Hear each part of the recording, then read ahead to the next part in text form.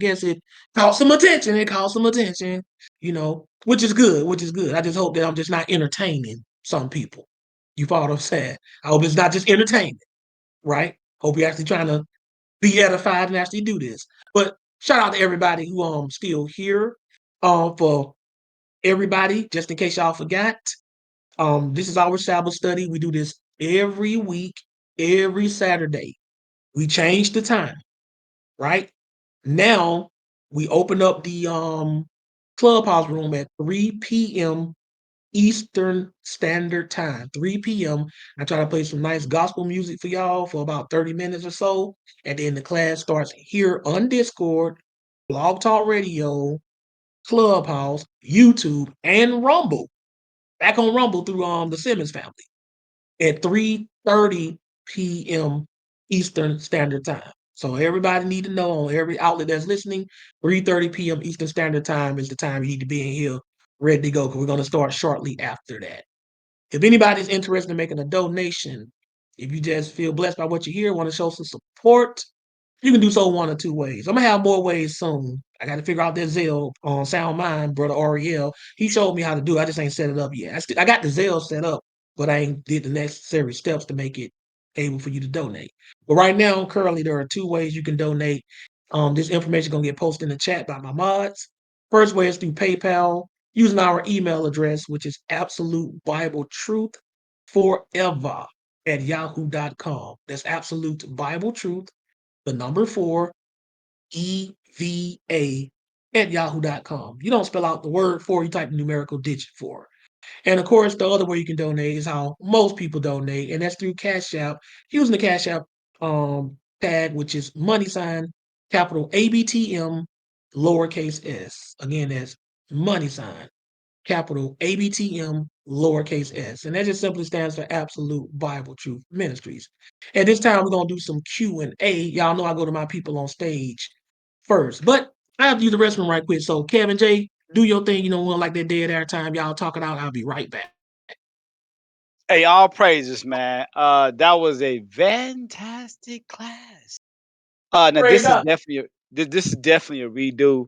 And Jeff, I don't know about you, but I know for me, when I first heard this class, especially coming from my old school of IOG, like Mhm. we used to break our neck to get people to like try to see where we were coming from in terms of the word of God.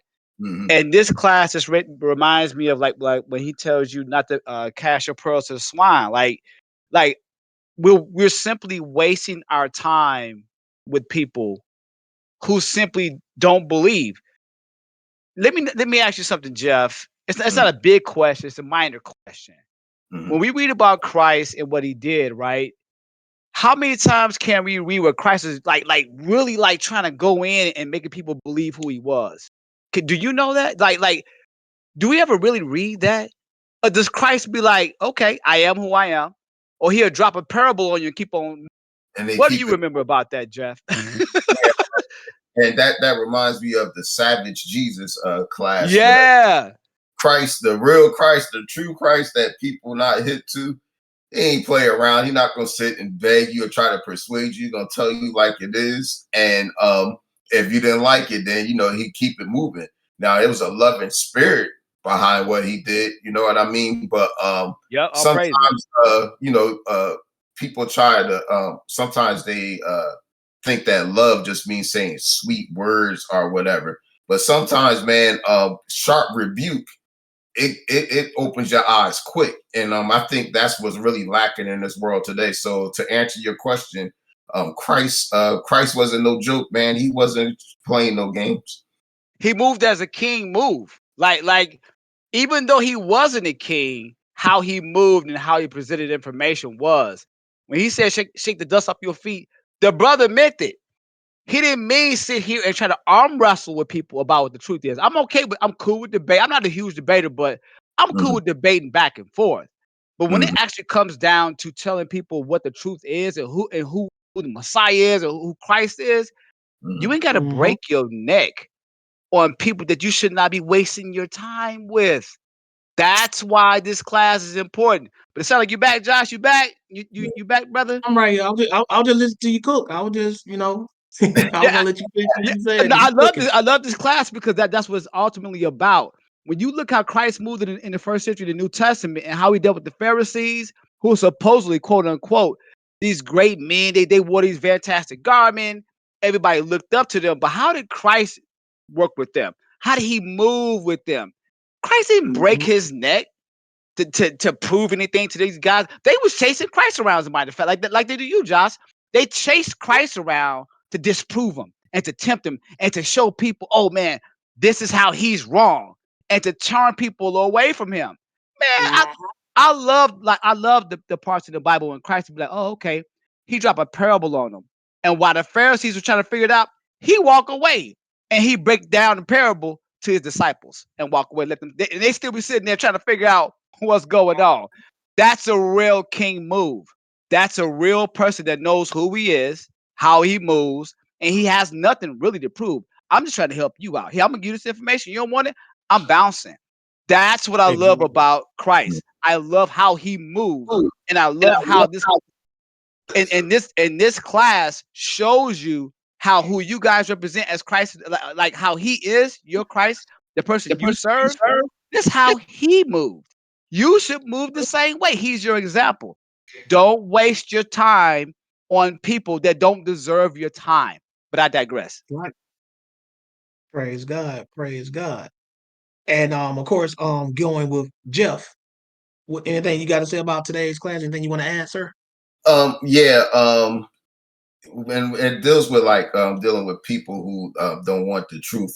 Very timely subject about something I've been dealing with recently. When I was growing up, most of my friends joined the 5% Nation of Gods and Earth. And in case people don't know who Oh that boy. is, yeah, they teach that the black man is God. 85% of the population is deaf, dumb, and blind. 10% conceal the truth. They know the truth but conceal it. And the 5%ers are the poor righteous teachers. And they teach that the Bible is based in spookism. The God of the Bible is a spook God. Even though if it wasn't for the Bible, their belief system wouldn't exist. Why do I say that? Because they just stole concepts from Islam and the Quran, who stole from the Bible. Like they'll use terms that are made popular with the Bible that we actually read in Psalms, like wisdom, understanding, things like that. Emphasis on the word, the number 7. They don't eat pork. That comes from the Bible. The issue is when they joined this organization, all of them were teenagers. And as we get older, we evolve and we start believing different things. We believe differently. The problem is they're scared to admit that they believe in the Bible. How do I know? I've had private conversations with them. Every funeral that they have is a Christian service. Okay. Now, to leave the organization, you got to get a beat down. I only know one guy. Yes. Oh, I didn't know that. Yes. I know this one guy. His name is Marshall. He's the only one that ever went through that process because he wanted to go to the army. And so he went downtown, took the beat down, and he left. And we only see him on Facebook.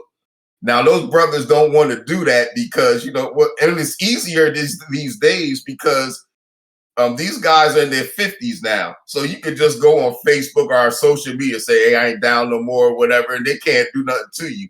But they don't want to lose that camaraderie, and, you know, it's the peer pressure. But a lot of these brothers know the Bible is the truth. So, you know, I just wanted to throw that out.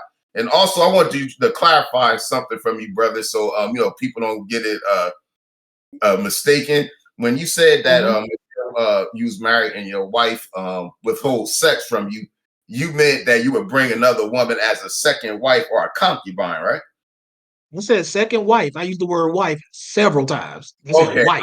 I didn't hear. All right. I ain't hear. Okay. You scared me there, but okay, good. I'm glad that Yeah, you yeah, did. not no prostitute, not no 304. I Okay. said a second wife. And I said yes. I said it. I even said sister wife when I first started out. I said sister wife. Okay, brother. I didn't hear that, but I'm glad that you said that. But that's Oh all yeah. I got. Great class, brother. Great redo. Definitely needed that that redo. Great class. I hope everyone took something from that and applied and teach it where you can. God willing, be back next Shabbat. And like always, I'll be in and out. Thank you. Praise God. Praise God. Appreciate that input right there. And Keanu, you or Tom, you got anything y'all want to add? Matter of fact, That was a great class, but go ahead. oh, I was gonna say, I thought I had saw you had say you'll be right back. That's what I was about to say. I'll let you steal out. But go ahead. Oh, I did, but that's all I was gonna say was what I posted in the chat because it's a lot of people who you'll tell them the truth about themselves that they are delusional about, and they'll choose to Mm-hmm. cut you off instead of just accepting said truth. Mm-hmm. Yeah, that's what this reminded me of. Mm. So great class, Delusion is a great class. praise God. Delusion is a powerful thing, y'all. I mean, people get comfortable in their delusions. I mean, they even want it. I mean, can you imagine being in ancient Israel and witnessing a group of people telling the prophets, teach us delusion? I mean, that's the Hebrew word that was used, and that's what it means. Delusion. This is what they're doing now, right? And we need to know this, man. We need to know that this ain't just, oh, they deceived. They don't know. The pastor ain't ever taught them about that. That ain't always the case. The case is, you just don't want this truth. And you can tell when you show it to them and they can't get around it, they ain't got no excuse, none. Okay, the truth just ain't for you. What about you, Gideon? You are the kneecapper. Got anything y'all want to add? The kneecapper's not here with me right now, but I really enjoyed the class. Oddly enough, the big takeaway I got from it is because I feel like I have a big problem of like beating around the bush and Mm, not being straightforward and just telling it how it is. So kind of weirdly enough, like I know that's not what you were going for with this class, but like this class just kind of like spoke to me about just like just being more straight up. Like I be like it's like I be having people put me in like weird circumstances where it's like, I mm, really don't know them and then they're asking for money, or it's just like it be some weird circumstances that like I be in and like I be trying to like coddle people and and then it end up being to my detriment. And so mm, like what I kind of got from this class was just um, you know, it doesn't matter if you say it nicely. It doesn't matter if you like how the truth isn't for everybody. Like if I tell the truth, like so I might as well just say it straight up, because if I say it, just blunt, then oh, I'm an a-hole. But if I say it all nicely and stuff, you just don't want to do it. Like, either way. So it was weird, but that's what I took from the class.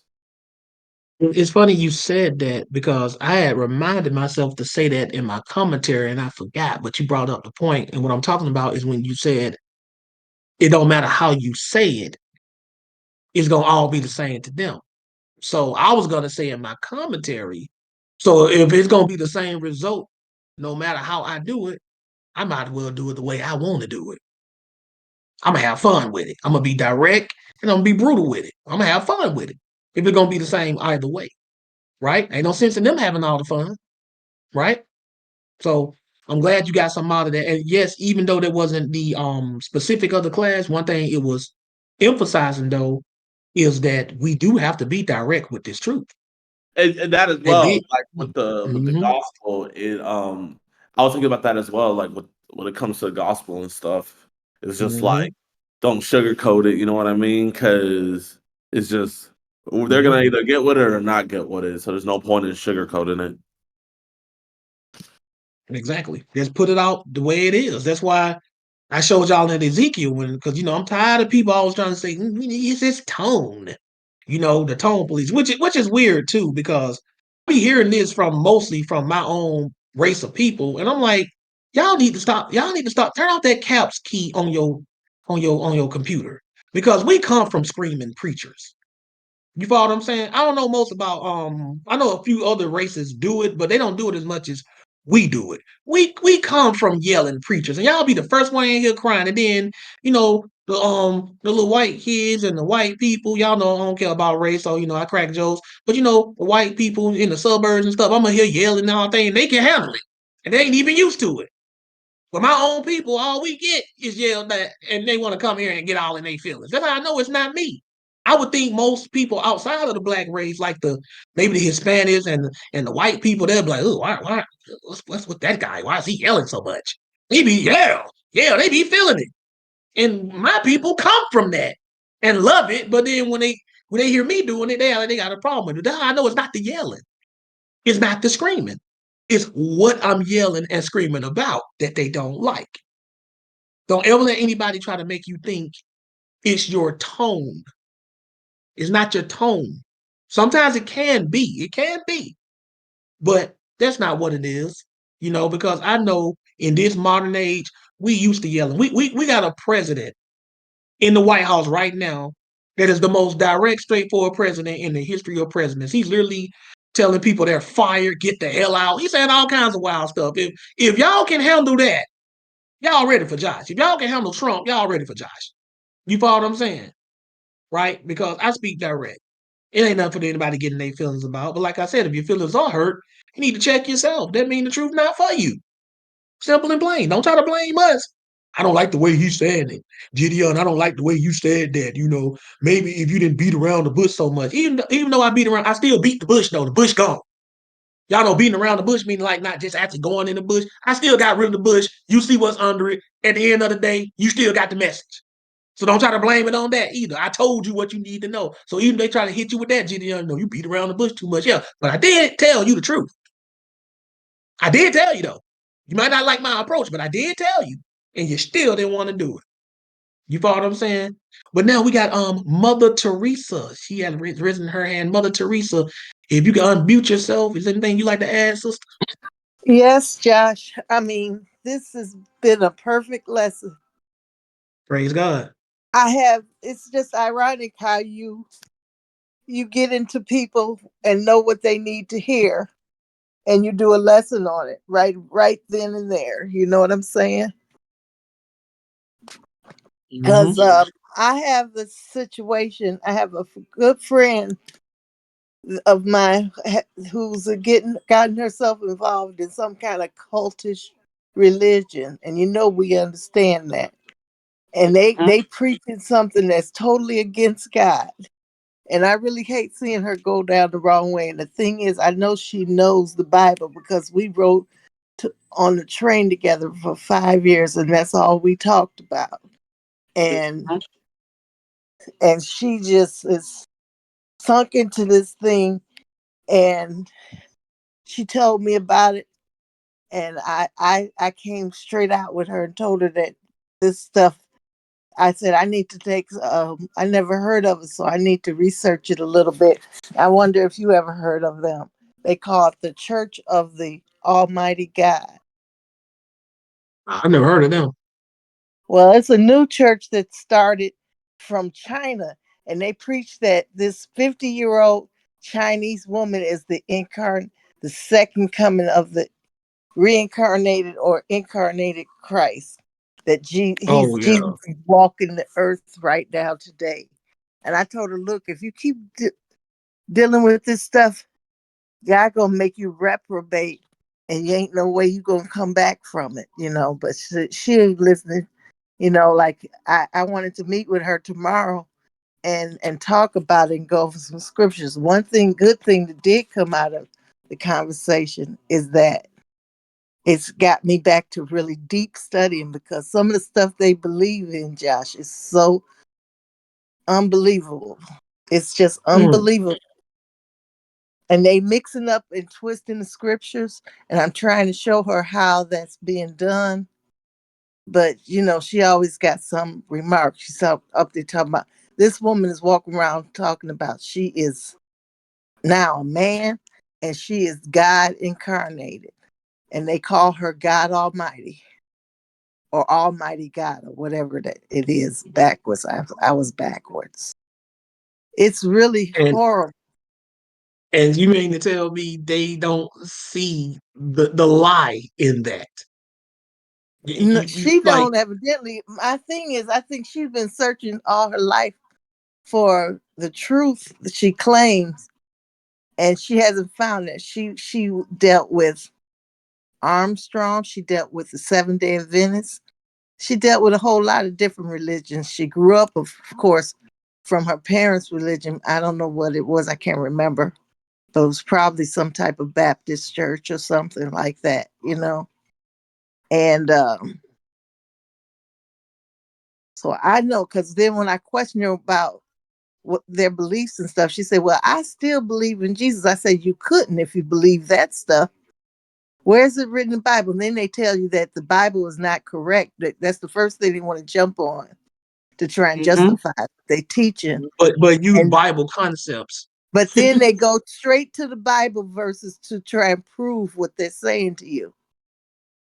Now, not only is this woman walking earth saying she's God, Almighty God, they say she's got these that this Holy Spirit has talked to her and given her utterances, new words that she wrote a book, or many volumes of a book, and she's teaching people these new words. Now she came from China.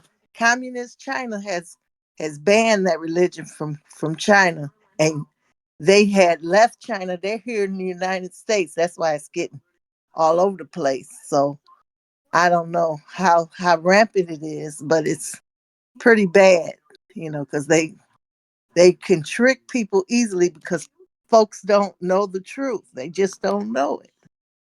They They don't don't know know the the word. Bible well enough to combat that stuff they coming at them with, you know. So And I'm see, just this is our textbook.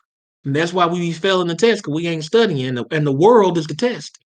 yeah, And we don't study the and this test. lesson, because I was just today I called her because I wanted to see what she was doing, because they use that Matthew 24 a lot, talking about we in the end times, and we in the kingdom period. We passed the age of grace. We're in the age of the kingdom. That's what they say, Mm. which is not true. And so I called her and she says, because when I last talked to her before today, I told her, she said she was going to church on Sunday. I said, well, you need to just not go there. You need to stop listening to that stuff before you get drugged in it so deep that you can't come out of it. Lord is going to reject you, you know. And she says, well, I deeply believe this truth. What she believes, why she says it, that she was laying on her bed one night and praying for God, because she had a hard time dealing with it at first. And she woke up because she felt the presence of God and heard him speak to her. And he said that I am God. Yes, I am. I'm like, yeah, your mind is sending you delusions, man. Yeah, I said, you It's know how always powerful. that calling. Yeah, God you know talking to how powerful. everybody. I said, the spirit of God is in us. You know how powerful the mind is? The mind can do things to you that nobody even knows or haven't even studied yet. I said, you have deluded yourself, with that. And God ain't Sounds talking to schizophrenic to you. me. If you want to know She the said, truth, sound like she and hear when you voices. say that, this other thing they said about this woman, that she was diagnosed with mental illnesses and stuff like that. So you following somebody. When I told her who she was following, she said, well, how did you find it out so quick? I said, because I looked and I researched it. Google, Yeah, Google. just Google it. And she said, because they didn't tell us about that till we were way into it. And they have these fellowships and stuff. That's what dig you in. They get a whole bunch of people around you pounding that stuff, making you read that stuff that she wrote and convincing you that this is the way. I don't know what else they do, because I haven't really talked to her too much about it because I haven't had the chance. I don't want to do it over the phone. I want to be sitting in her presence with the book and with other stuff that I could go to counter what she's saying. But after this lesson and what she said to me today, you know, she's just one of those who just it's not for everybody, like you said. And I'm gonna have to accept that. She's just gonna have to dig out of this one on her own. I may speak to her one last time and that's it. Sounds You know. like she one of those people that it said they shall turn from the truth and shall be turned unto fables, Yeah, she's stories, turned onto fables. That's exactly what it is. talking about this woman is Christ reincarnated. And, like you gotta be that's like a different level of stupidity, because why would Christ reincarnate as a woman? Why not And as then a another dude? Chinese woman at that. Give me a Yeah, break. I mean, yes. I mean, and see, here's the thing. Their reincarnation doctrine, this is what people don't understand. That is the most deceptive one, because that gives you the ability to be not only yourself, but somebody from history. You could be Mm-hmm. Paul reincarnated, Jacob And they already. reincarnated. She also said to me, yeah, that when I asked her, I started asking her a Mhm. lot of things that's supposed to happen at the end times. And I asked her about Elijah and why hasn't he come back yet? So she said he's already been back. John was Elijah. I said, no, he came. They thought it was in the spirit of Elijah. That's something different. He wasn't Oh, she the incarnated, freaking. huh? Oh, she the freaking. Oh, she the freaking Christ reincarnated. I'm telling you, man. But some people are deceived because they love the lie, Yeah. right? And that makes them feel good. She wants to believe I that this don't know woman what it is is that Christ she's reincarnated. looking for, but I do know this. Her husband passed away 2 years ago. And who knows if that has something to do with it. Sounds like when she lost her head, she lost her head. Yeah. That's a two. That's a 2-for-1, by the way, y'all. For the sisters who understand that the Bible call your husband your head. You know what I'm saying? You can't lose your head. When you lose your head, you got to still do what the words say. You follow what I'm saying? But that would sound like that's what ended up happening with this woman, right? And see, a Mhm. man is supposed to lead a woman. Like, you're supposed to lead your wife, but your wife don't supposed to be dumb. She's supposed to be able to hold it down and still be in this word. God, forbid something happen to you. Like, you just can't be like, well, Right. I ain't gonna do this no more. Like, yes, you're supposed to grieve and you're supposed to be upset. That's natural. That's what we all supposed to do. But you don't supposed to be like, well, he ain't here no more, so I'm just gonna stop I'm doing just it. gonna No, do anything. right. Right. You know what I'm saying? That is absolutely insane. But yeah, like, give her one more shot, Mother Teresa. Give her one more Yeah. shot, and then see what she, like, try to help her one more time. Then after that, That's be it. like, I'm yo, done. the Three truth ain't for strikes out. everybody. I talked to her first time. I talked to her a second time. You know when she called me? She called me Friday, talking about I haven't heard from you. I'm checking on you. This was after I talked to her on Sunday about this nonsense.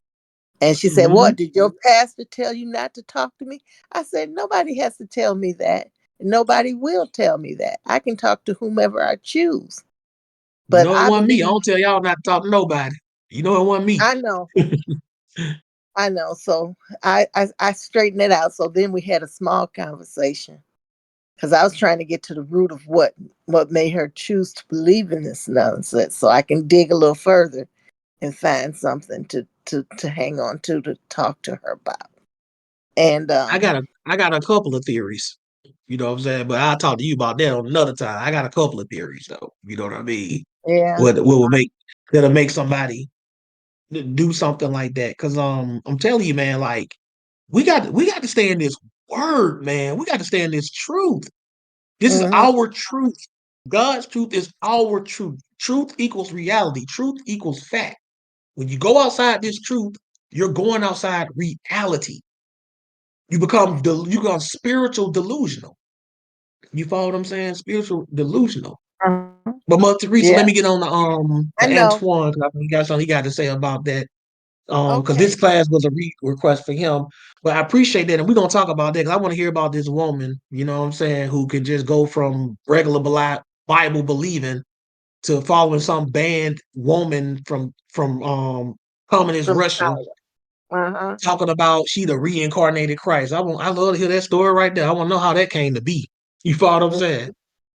Yeah. But appreciate Okay. Well, it. thanks. Y'all, shalom. Y'all have a good evening. You too, Mother Teresa. Okay. Praise God. And then we got the ravishing one himself, Antoine. Oh, for everybody who's wondering, that's Mother Teresa. That's Elder David's wife. You know, the late great Elder David, the one y'all here singing and stuff about CDs. That's his wife. You follow what I'm saying? And y'all know I get everybody nicknames. So, you know, I call her name Teresa. I call her Mother Teresa. But also because she's been like a mother to me, as well as Elder David was like a father to me. So y'all make sure y'all give her a shout out in the chat. Shout out to Mother Teresa. That's the elderess of ABT. You know, you got an elder, you got elderess, right? The ravishing one. I know you got something to say about this one, man. This one was what you've been asking me for some years, man. Go speak on the ravishing one. Oh, peace, everybody. Can you hear me? No, I'll be You are having loud and clear. issues. Yeah, you good this time. You came in swinging. Oh, great, great, great. Yeah. Hope everybody had a blessed Sabbath. Obviously, I'm just overwhelmed like I am every week just to make it to another one. But just to hear another lesson is it's always a blessing. Big honor to Mother Teresa. It's great to hear you on here. Hear your voice. Actually, I saw a picture of her day at the wedding. Yeah. I was looking at our Mhm. old wedding pictures. And I saw a Mhm. picture of her, and my wife always bring it up. She's like, she's the first person that came up and spoke to me was her. Like Mhm. after we took the pictures, like when everybody started walking in, she was the very first person that came that she saw. And she Mhm. talked about that a lot. But yeah, man. As far as the lesson, man, great lesson, man. The truth is not for everybody. I think over Praise time, like God. sometimes to learn the lessons early on, it's kind of like a hard pill to swallow. Sometimes maturity is what kind of gets you past it, trying to because you want people to learn and you think everybody's going to get it. Sometimes it's going to be family members that's not going to get it. You got friends that's not going to get it. People that you respect, and you're going to feel a certain type of way about it. But at the end of the day, like you showed in this class, this truth is not for everybody, and you're just gonna have to, um, it's gonna be that pill is gonna be a lot easier to swallow. The older you get, and you're gonna stop being, as patient, and you're just gonna move on. You're gonna shake the dust of your feet, and you're gonna keep it moving. Um, a lot of times when people are out there, they say that they're looking for truth, and it's kind of like a sensitive topic when it comes to like religious beliefs because people don't want to offend anybody. Um, but this book says what it says, and when people are like they had or they're telling people that they're seeking truth. Y'all, I'm telling you, a lot of times these people are not seeking truth. They're seeking what Thank you. makes them feel good. That's what they want. They seeking stuff that they like. They seeking stuff that make them feel good. People pick up this book. Y'all have no idea. People pick up this book to not only to try to get them the sense of feeling good or find things, hold on to things that they like, but they also pick up these books and spirituality and religions for money, for power, for gain. Y'all seen the book of Eli when he said religion is the opioid for the masses, and that he wanted to get this book because he wanted to control people in the book of Eli movie. And it had nothing to do with spirituality. He wanted the power. I'm telling y'all, I've seen people get into the word to get women in the word to get and lie, manipulate stuff to try to get. I mean, we see it every single. This is like the big this is another class you need to do a topic on ASAP, because I had a discussion with a guy the other day and I left it at it because he said he was talking about whether the law was done away with and all this stuff. It's like of course they hit you with those. Oh, are you still doing this? I said no. Well, I can't do that because there are other requirements. But let me ask you this: are you paying tithes every week at church? He said yeah. I said okay, show me that in the New Testament where you supposed to pay tithes and money to your pastor. 10% of your paycheck supposed to go in them, just like that outline in the New Testament. Show me that. Well, I say, all right, you have a nice day, sir. You know what I'm saying? So Mm. that's a whole nother. But I was saying that to say this: people get into the word because they see how a lot of these churches flourishing through the tithing. You know what I'm saying? They beat you upside the head all day. Oh, we ain't got Yep. to keep that old law. The law done away. We ain't got to do that. Do nothing. This, that, and the third. But they take your tithe money. They require. I mean, I saw Mhm. one pastor. I think he down there in Houston. I can't think of his name right now. I just know he's married to Shaq ex-wife. I just can't think of his name, but he had like a viral clip talking about like if you give to the poor, you just gonna get your God's gonna repay you back. But if you want to get increase, you gotta pay your tithes, and that's when you get your Yep. overflow. And I'm like, bro, I saw that. man, and I just wanted to slap I wanted to put some ammonia on my hand and slap him across the back of the head. And everybody end up amen in it and championing it. Like it's Yep. like, I'm like, but you know, well, we the crazy ones because we the ones trying to keep the lie. And we know that you can't pay tithes. And tithes wasn't Mhm. money. You know what I'm saying? Like Never we was. know that stuff. And We not robbing and y'all, it but was I'm and it was sorry. just for the Levites. And And it was it just was for the for the Levites. and it was just for the Levites. Mm. So stuff like that, y'all. The more y'all study, the more y'all gonna start to realize that not only is the truth not for everybody, but a lot of these folks they just not even looking for the truth. They are really not looking Mm. for the truth. They have some other ulterior motive. They're trying to get power, money, people, celebrity status. Yep. They're trying to get things. You Women. find something that Women. make women, yes, or something they're trying to make them feel good spiritually, because that's something that people really do care about too. They care about having a certain relationship with God, but they want to have God in only the light that they want to make. Even Gideon said it earlier about Mhm. how people they don't want to talk about that vengeful God. They don't want to talk about that. Yeah, but guess what? He's there, Old and New Testament. You know what I'm saying? Like he's the same person, right there. But they just don't want to hear about it because it doesn't make them feel good. So they don't really care about the truth. They don't really care about all this other stuff. But it's because it's just not for everybody. So man, I appreciate y'all, man. Appreciate everybody that's that's been coming out, man. Y'all been more than a blessing to me. I know y'all been blessing this ministry, and man, what's the word? I said it the other day to my son. I was telling him, I was like, man, just the newfound energy that has Mhm. been like circulating within the ministry. It's just been like it's been fantastic, and I'm just so happy, of course, to be a part of it. And all glory to God. So thankful. But yeah, man, that's all I got, man. Y'all keep praying for me. I'm gonna keep praying for y'all. I love each and every last one of y'all. Peace. Praise God. Love you too, Antoine, man. That's the Ravishing One. His favorite wrestler is Ravishing Rick Rude. You know what I'm saying? That's why I call him the Ravishing One. But I also call him that because, Antoine, he's smoother than the lies the false prophet was telling in the Bible. He that smooth. Not the lying part, just the smooth. The smooth part about it. You know what I'm saying? Y'all should have been at his wedding, man. That man was clean. Beautiful bride. Loved every moment of it. Right? And we got my guy on the stage, man. Shout out to the head of the Simmons clan, Tommy X. Tommy, you gonna come off the your camera and let them see you, and also, or if you can, and can you also tell them about what y'all got going on during the week? Let's All right, go, one Call them second, one Tommy. Tommy. second.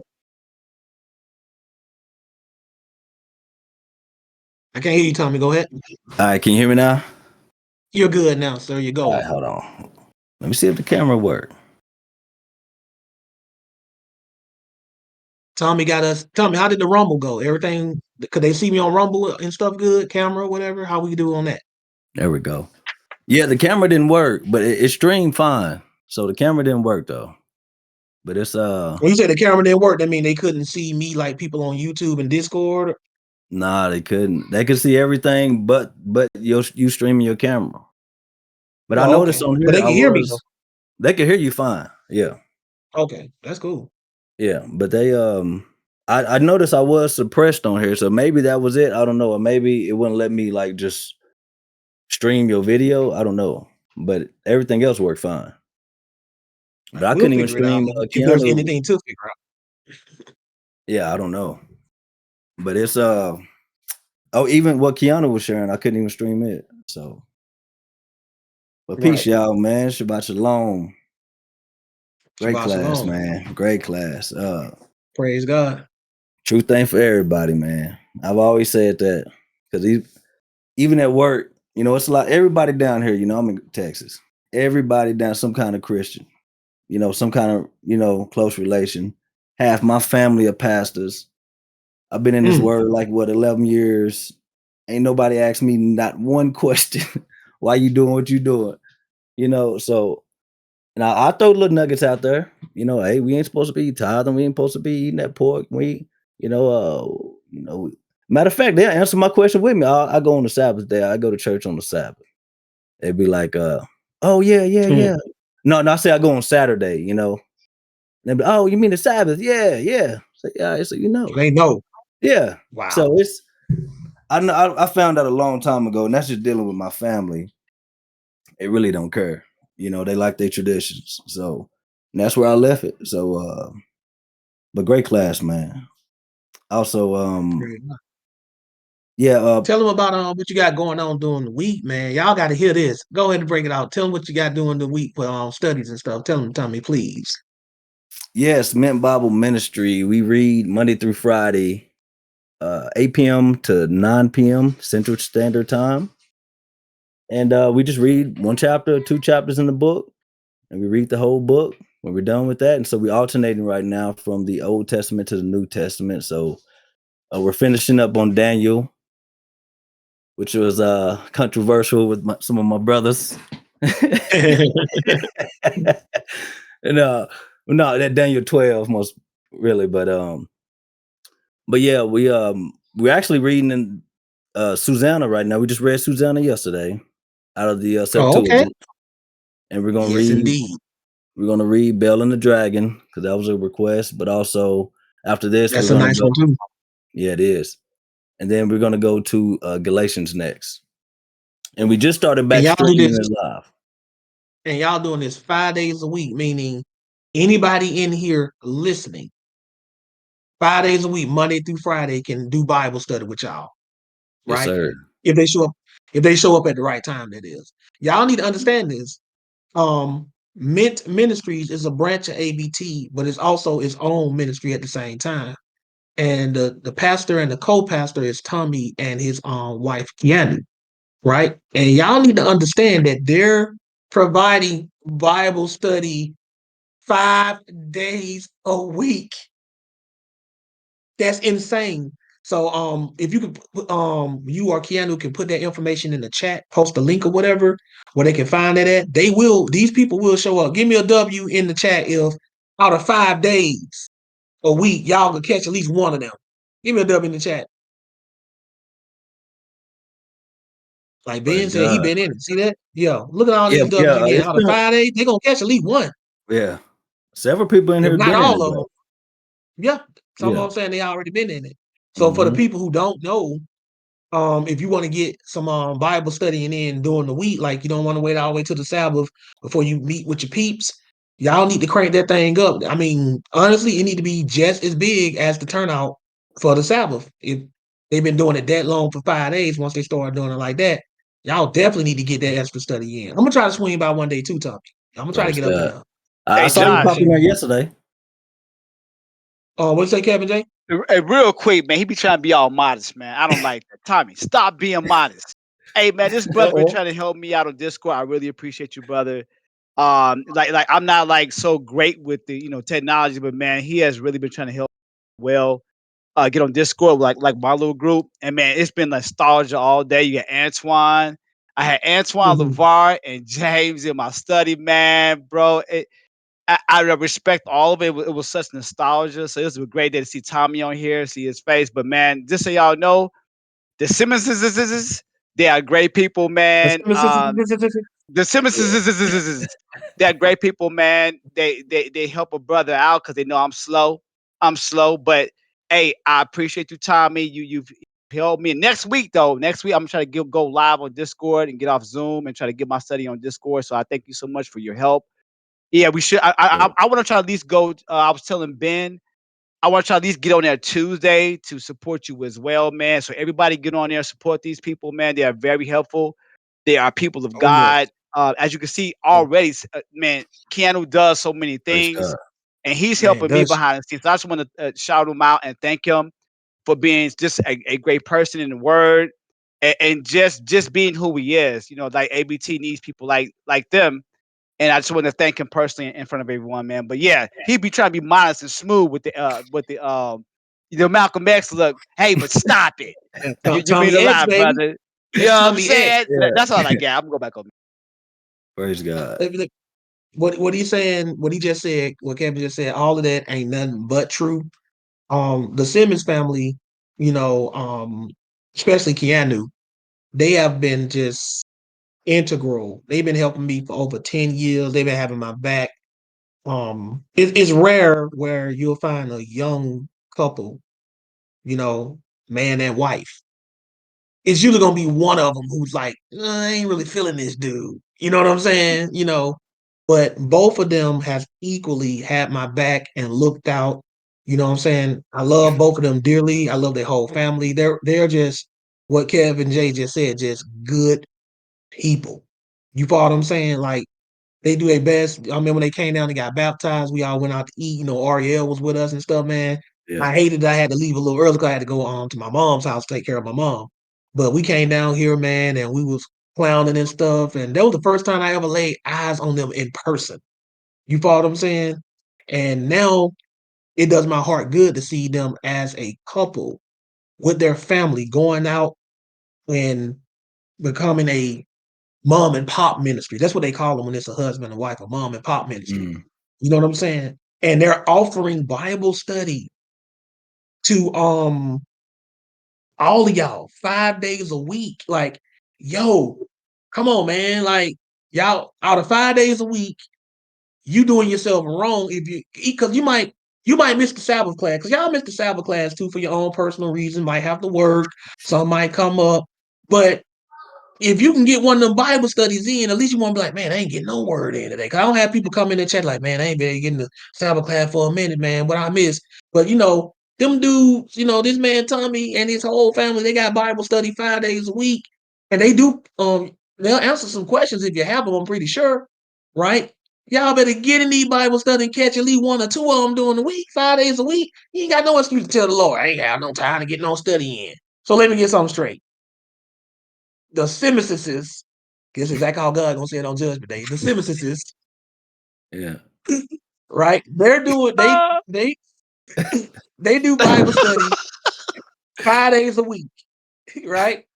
They do it 5 days a week, and Brother Josh does it on the Sabbath, right? And you trying to tell me out of the 6 days you couldn't run a fade on one of them classes, one of them studies? Come on now, you ain't got no excuse now, y'all. Like, so I know a lot of y'all don't be able to make it on the Sabbath, but you know, 5 days a week, and they're doing. I like to call it classic Bible study. Classic Bible study is how they did it in the synagogue. See, the style that I'm doing like the break it down and break it up. Classic Bible study, they go to the synagogue, they just read through the scriptures, right? And they break stuff down and they answer questions. That's how they did it in Nehemiah and Ezra. You know, when they came out of captivity, they said they read through the entire law of Moses, just from morning to evening, straight, just reading, hanging around late like y'all do, right? So they do that classical Bible study, which honestly, that's the best way for you to learn. Just like you read any other book, you read it all the way through, cover to cover, right? So if y'all are getting that during the week, and then y'all coming here on the Sabbath, y'all gonna be some beasts. But I'm telling y'all, man, and spam, by the way, Tommy, spam that link. So other people coming in, like, you know, put it in a few Mhm. times so people who miss it. Cause y'all need to catch participate. And give me a W in the chat for all of y'all who's already been up in there. I know Ben, give me a W in the chat if you've already checked it out and let people know what you like, what you think about it. There's been several Give me a people. W. You know what I'm saying? I got to switch over just so I can see the what you call is coming in. Yeah, look how many people in that getting them W's in the chat. Right. You follow what I'm I would saying? like to say this though, man, because you know, Josh been doing this a while, and this man raising families now. You know what I mean? My son was like 1 year old. I got 3 kids. My oldest was 1 when we got into this, when we got with ABT. And I got 2 more after him. Ariel got 3. He finna have a 4th. Mm-hmm. Same age as my son, his oldest. Brother Antoine, he got 3. You know, it's a lot of families now that's been raised under ABT, and when you Praise sit this God. long, you got no choice but to start teaching. You know, that it was never my plan to do this. I got family that's pastors and stuff, but I start feeling like that one, like I tell everybody in the Bible study, I start feeling like we that wicked servant with that one talent.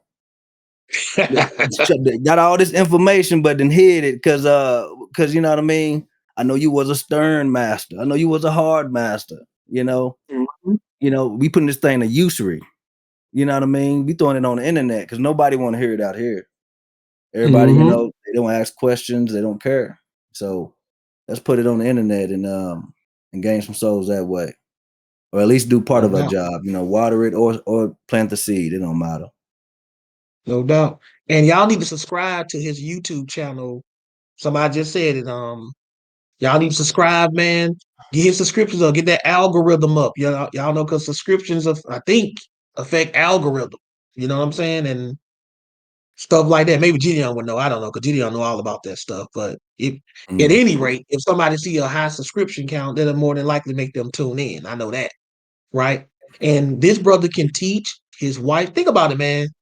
We got a whole couple over here that can teach. We got Tommy can. Oh, and by the way, my bad, Tommy. I forgot to mention Tommy is also an absolute Bible Truth University graduate. And Oh let me yes, tell sir. you, man, Yes, sir. him and his wife Keanu, boy, they were Hey, competitive.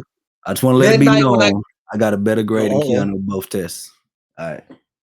That's it. That's all I'm let gonna me say. tell you what happened. Keanu, Yeah. uh, they wanted, like, he wanted to tell me, like, hey, Josh, man, you graded my test yet, man? I want to know. Did you grade my test? Because I want to Yeah. know if I did better than Yeah. Keanu. And so I had been a little busy, but I finally got around to it. And I just went through his test. And it was the final. And I was like, yeah, Tom. I said, hold up. Let me let Keanu tell me what she made because I had forgot what she made. And I went Yeah. back and I looked it up and I looked at I said, yeah, Tommy, you beat her, bro. You beat her. Yeah. Because Yeah. Tommy was like, because when we first did it live, I think you were driving trucks, right? And you was on the road a lot, right? No, I was Or a you, mechanic. I was on the field truck. I was still out oh, though. okay. Yeah. Right. So I remember when Keanu first signed up and Tommy's like, man, I want to do it so bad, man, but I can't, man, my work schedule. But he told me, I thought he even had forgot about it. He said, as soon as my schedule clear up, Josh, I'm Yeah. taking this online university course and Yeah. I'm gonna crush it. Right. So, Keanu, she did her final presentation and stuff. She did good, you know what I'm saying? She showed out, right? Tommy came in up, he told me off the rip. Whatever she did, I'm gonna try to because they be competing like that. It's friendly competition. I Yeah. love it. Tommy came in like, yo, I'm gonna beat him, man. I gotta do it. He took them tests. I gave him that final test. I mean, final grade. He had to let him know. I said, man, this man is clowning. He is like really clown. Cause that test was hard. Though, one it, Tommy. That test Yeah. had some. Especially them filling the blanks. Yeah. Oh yes. So we about to start the I'm already getting that ready too, y'all. I got a lot of stuff. I got the book, documentaries. We about to get this university back up and popping too. This time I'm gonna do it from Discord. Ain't gonna do it from Zoom this time. And Gideon told me it's a way where we can lock it out where only the people who pay tuition can come in for the university, right? So we finna start university back up. And man, if y'all ain't ever took this university course, you better tell them, Tommy, man, this Right. ain't nothing like it. I'll let y'all know when y'all can start paying early tuitions and stuff. I ain't asking for nothing yet because I ain't got nothing to give. I don't like charging people for a product I ain't even started working on yet. But once it's getting ready, I'll let y'all know. Yes, Anything else you sir. want to add, Tommy? No, that's it, man. It's a great class every week. Thank you for being consistent, in everybody's lives, man. That's huge.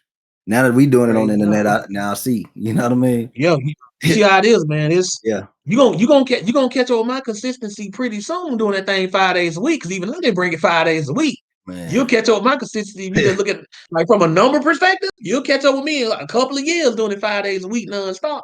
Mm. And And that's that's some part of dedication. and that's part of just with the family because my kids join in too. Like on the Shabbat class, the two oldest they joining in now too. They be on Clubhouse though, or Caleb will be No in here doubt. with me. But it's with that Deuteronomy 6 and 4, teaching it to your kids, Mhm. day and night. And as you walk through so it's part of that, just teaching it to them as they grow up. And so I decided to let's just put it on the internet, and get some more Five, brothers and sisters five with the same. days a week. 6 if you uh, count what you and your wife doing on the Sabbath. That's 6 days, bro. Because y'all still help me out on the Sabbath. So mm, that's 6. That's 6 days a week whole family involved in the ministry. Y'all better put some respect on the Simmons name in that chat. Y'all better put some respect on it, because that's dedication right now. That is some serious dedication. They care. You know what I'm saying? Even Brother Josh ain't finna get y'all on 5 days a week. Not for free anyway. You follow what I'm saying? That's a lot of work, bro. That's a lot. Hey, I can't even cap, bro. That's 5 days a week. Whole family involved. You know, don't y'all know this man got to hold down a whole job. His wife got to hold down her part of it. I don't know if she working. She in school, ain't she? She still in she school, or full-time student, but she got clinicals right? like she got a full-time job. Exactly. Got clinicals, full-time job, mother and father, raising a whole family, and giving y'all 5 days a week of Bible study, plus helping me out every Sabbath for a 6-day. Man, y'all better come show them folks some love. Come get some of this word and learn. Y'all ain't gonna have no excuse, man. You gonna I ain't have time, man. This man married. This man married with 3 kids. Right?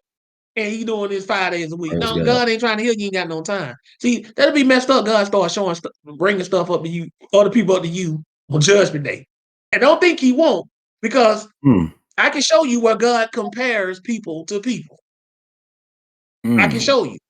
I can show y'all that.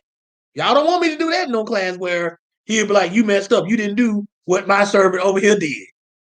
He'll do some stuff like that. You don't want to be on Judgment Day. Ain't have no time. You're like, Tommy, we're married with 3 kids. Full-time job. Man. He gave me 5 days a week. 6 when you count the Sabbath of his time. So you just a little 15-year-old kid with no kids and no job, and your parents take care of you, but you couldn't give me 1 day? I'm just saying, y'all. I might have to do that one next week. The compare and contrast class. I might have to bring that out. Go in and show y'all what time it is with that. You follow what I'm saying? Might have to, right?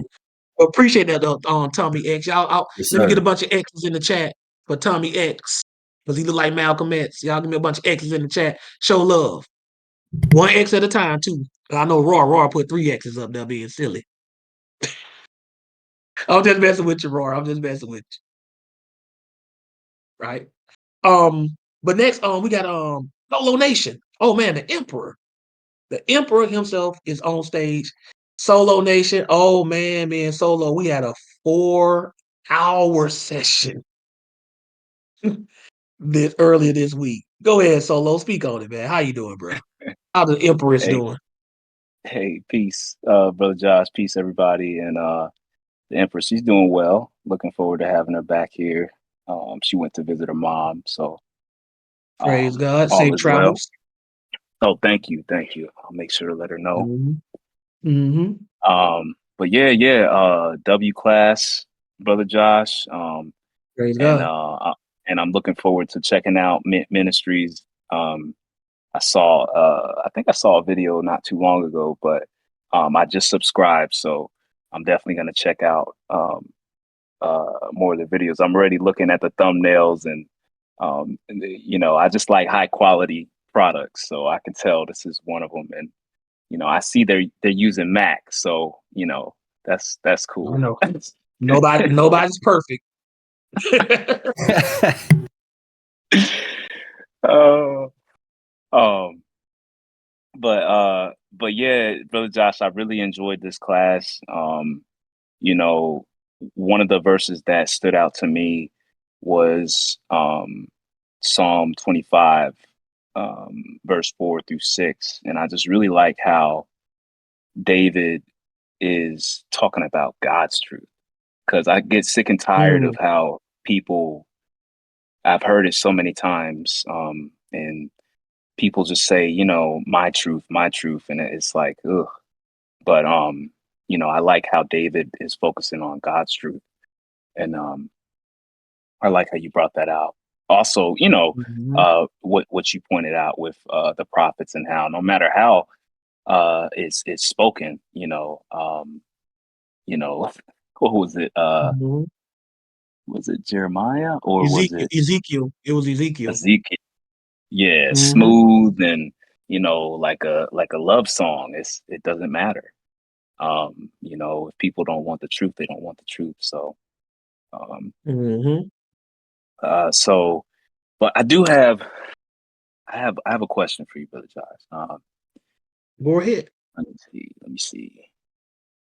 Look, okay. So, I think it was something that you had showed me during the session the other day. We went over a lot of stuff. You gotta be more specific. I know. We hit the paint Okay, hard, man.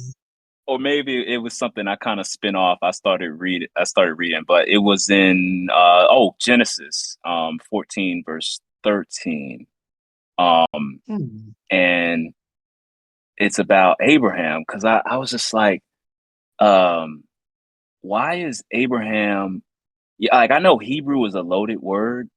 Um and I was just curious about, from the perspective of Abraham's time, why he's called the Hebrew, and like why not a Semite or any other ancestral name. Like, was there Because something specific that Eber did? yes, well, there Mm, are two reasons given for this. mhm, Some people say it's because he's a direct descendant of a guy named Eber, mm, mhm, right? But the more accepted scholarship of it is that the word Hebrew actually derived from an action that Abraham performed when he crossed over like the Euphrates River when he on his travels, because that's what they say oh, is the Hebrew word Ibrit, which means like to mm, cross over. You follow what I'm mm, saying? mhm, So that's mhm. how he got that name. It's like based on an action that he did. Wow. Yeah, that's cool. Um, Mhm. okay. Well, that kind of narrows it down. Yeah, when I looked that word up um in eSword, I think it even gave that definition about that crossing over. So Mhm. that's good. Yeah, that's pretty much it, Brother Josh. I don't want to take too much time. I enjoyed the class just as always, and I thought it was Mhm. interesting what you said about uh about tears, because I don't know, I kind of I had read some article about how mankind, we're the only ones that shed emotional tears. Um Mhm. and um man, what was I gonna say? Oh, when you were talking about in the last class, you were talking about senses. Um, Mhm. for some reason, that just came to mind, just like that visual indicator, because um, scientists, like, they don't really understand why humans shed Right. tears. Um, but it has ties with some sort of emotional response, or um, Mhm. but yeah, I know yeah, some I people. I know some men, and they are not punks. Like mm, they ain't punks. They ain't effeminate. They can't. I know men who can't get angry without crying. mm, You follow what I'm saying? Like when they get mm, angry, they cry. Like not like, but tears be running mm, down. You mhm, know what I'm saying? Some people cry when they're angry. mhm. I've seen that. Oh, those the scary ones right there, man. You know what I'm saying? Yeah. You know what Yeah. I'm saying? Dude, angry and he crying because if somebody angry and they cry, man, you don't know what going through their head. You know what I'm saying? They like, it's just scary. You know what I'm saying? Like, I man, like what he about to do? I hate to I don't want to spoil, but like I had saw somebody's thumbnail. It had that one cat, the cat ant from Hunter x Hunter, and Gong, he was like he was beating that, whatever, that creature, and he was crying. Mhm, But he was just beating the mess out of it. And I know it was a mhm. cartoon, but yeah, the ones that be crying and angry, gotta watch out. Yeah. Mm. I seen a dude So like that. That dude was tough. He almost got into a fight on the job, and we broke him up. And he went out to the side like he was crying, like he wanted to hurt this other dude so bad. He was crying, like, but it wasn't like no punk crying. Don't get it twisted. Like, Mhm. it scared me. Tears don't supposed to scare you. Tears supposed to make you feel sad, right? That dude tears scared me. You follow what I'm saying? And I wasn't even the one he was mad at. I was like, yo, this dude might about to seriously pop off. Because, when you get mad to the point when you crying, like, it sounds like you unhinged. Like, you ain't no telling what you gonna do. You feel Mhm. me? Yeah. So, and I'll Yeah. never forget, he started doing a bunch of push-ups, like trying to get that anger, trying to get that energy out of him in a more Mm, positive way. He had to start doing push-ups like, boy, woo, that mm, scared me. But he calmed down and he was cool. But he told me that, man, I'm about to kill this dude. You mm, know what I'm saying? mm. So that's why I don't mess Another with people so long. You know what I'm saying? Yeah, That's why I don't do yeah, that. I feel you on that. Another thing that I was looking into, because I know I mentioned a little bit about, uh, um, I was looking into like anxiety and just trying to understand, people's minds that are going through like some sort of anxiety or panic. Mm-hmm. And um, I know you showed me how there was a connection between that and depression. I forget the word it was used. It was like cove something. But I also stumbled across psychosis, and I didn't know um, Mm-hmm. too much about it. But as you were kind of talking about things in this class, that's all I kept thinking of. Like there are some people that, like what Antoine was saying, though, they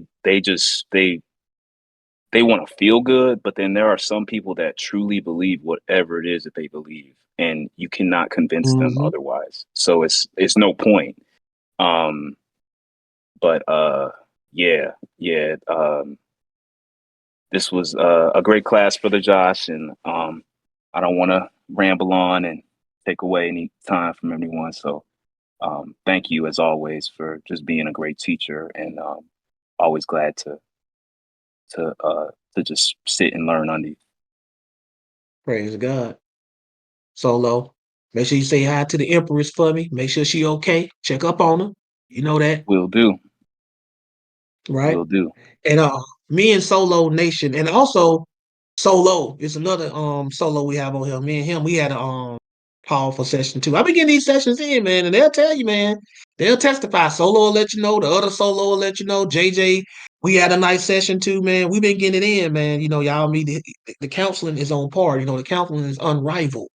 You know what I'm saying? Yeah, I charge because that's you pay for what's good, right? But they'll tell you, man, we be talking about some stuff. We talk about the Bible, we talk about life, we talk about video games. Like I just try to get people straight on everything.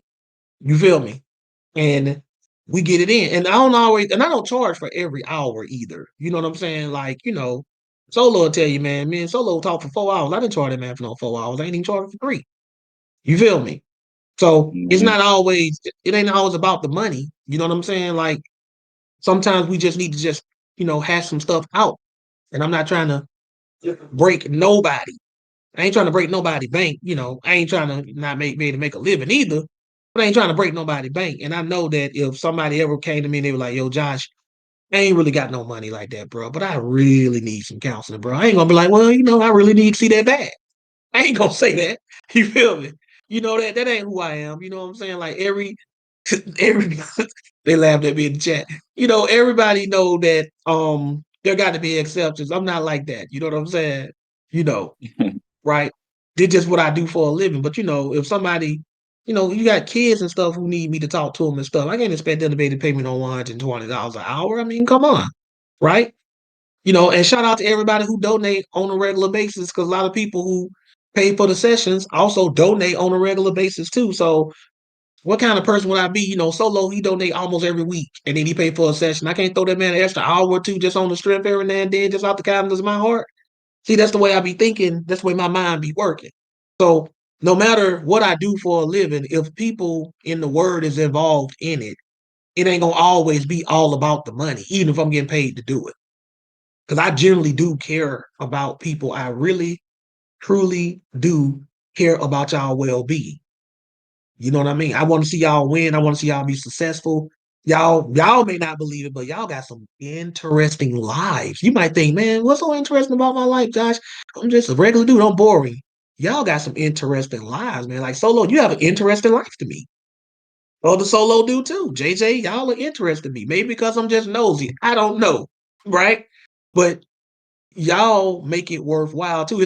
I'm telling you, man, if you like getting in people business, you need to be a psychologist. You need to be a therapist. You need to be a counselor. People pay you to be in their business. You're not sending it because you're not being a busybody because they made their business your business. Right? So if you like that type of stuff and you like helping people and like being in people business, not telling people business, don't get it twisted. Everything I do is confidential. The most you'll ever hear me tell about these people is that I had a session with them. They may tell you what we talked about, but I'm not. You know what I'm saying? Not in no detail anyway. I might be like, we talked about the angels. That'll be the most you'll probably get. Right? But thanks again, Solo Nation, man. Appreciate all your support, man. And then we got Dex. Dexterity. What's up, Dex? What's on your mind? Hello, hello. Can anyone hear me? You sound a little muffled. I can hear you, but you sound muffled. Mm, It's, because it's I'm on like you my got a phone. bad mic connection. You know what it Yeah, sounds like? It sounds maybe like the, you got the mic real close to my like. That's what it sounds like on my uh, end. um, I don't know how to fix that. It's Can getting you clearer. still? It's getting clearer as you talk. Just keep talking, please. Okay, okay. Then I'm gonna start. Hello, everybody. Hello. It was a It's great still hard. class. Okay, I got that part. Great class. Praise God. Great class. Yeah. I got just a little question about being truthful. You know, Hmm. yeah, on a daily basis, I am a very truthful guy. You can ask anyone, like no one can like recall one time of me lying. This is very important for me. And one of my close friends, he also knows that, and he asked me a question. He said, um, "Would you lie if it was for your like for somebody you love to wait? Let me rephrase that. Would you lie to save like for example your mother?" He asked me that, and Hello, will you then lie for what? for to save your mother, for example. You said to save your mother? Yeah, Save her from what? I don't know, just somebody that kidnapped her or yeah, I don't know. Just it's just a random question he asked me. Oh, he asked you, would you lie for that? Right? Yeah, yeah, See, here's the thing. yeah. I've had people ask me questions like that, right? This is what I tell people, and I want people real with you. If you lie, the lie is still wrong. But that doesn't mean that God, under certain circumstances, won't excuse the lie. Like, for instance, Rahab the harlot, she lied, right? When the spies that Joshua sent to Jericho, she hid them, and when her people came looking for them, she lied to protect them, right? Mhm.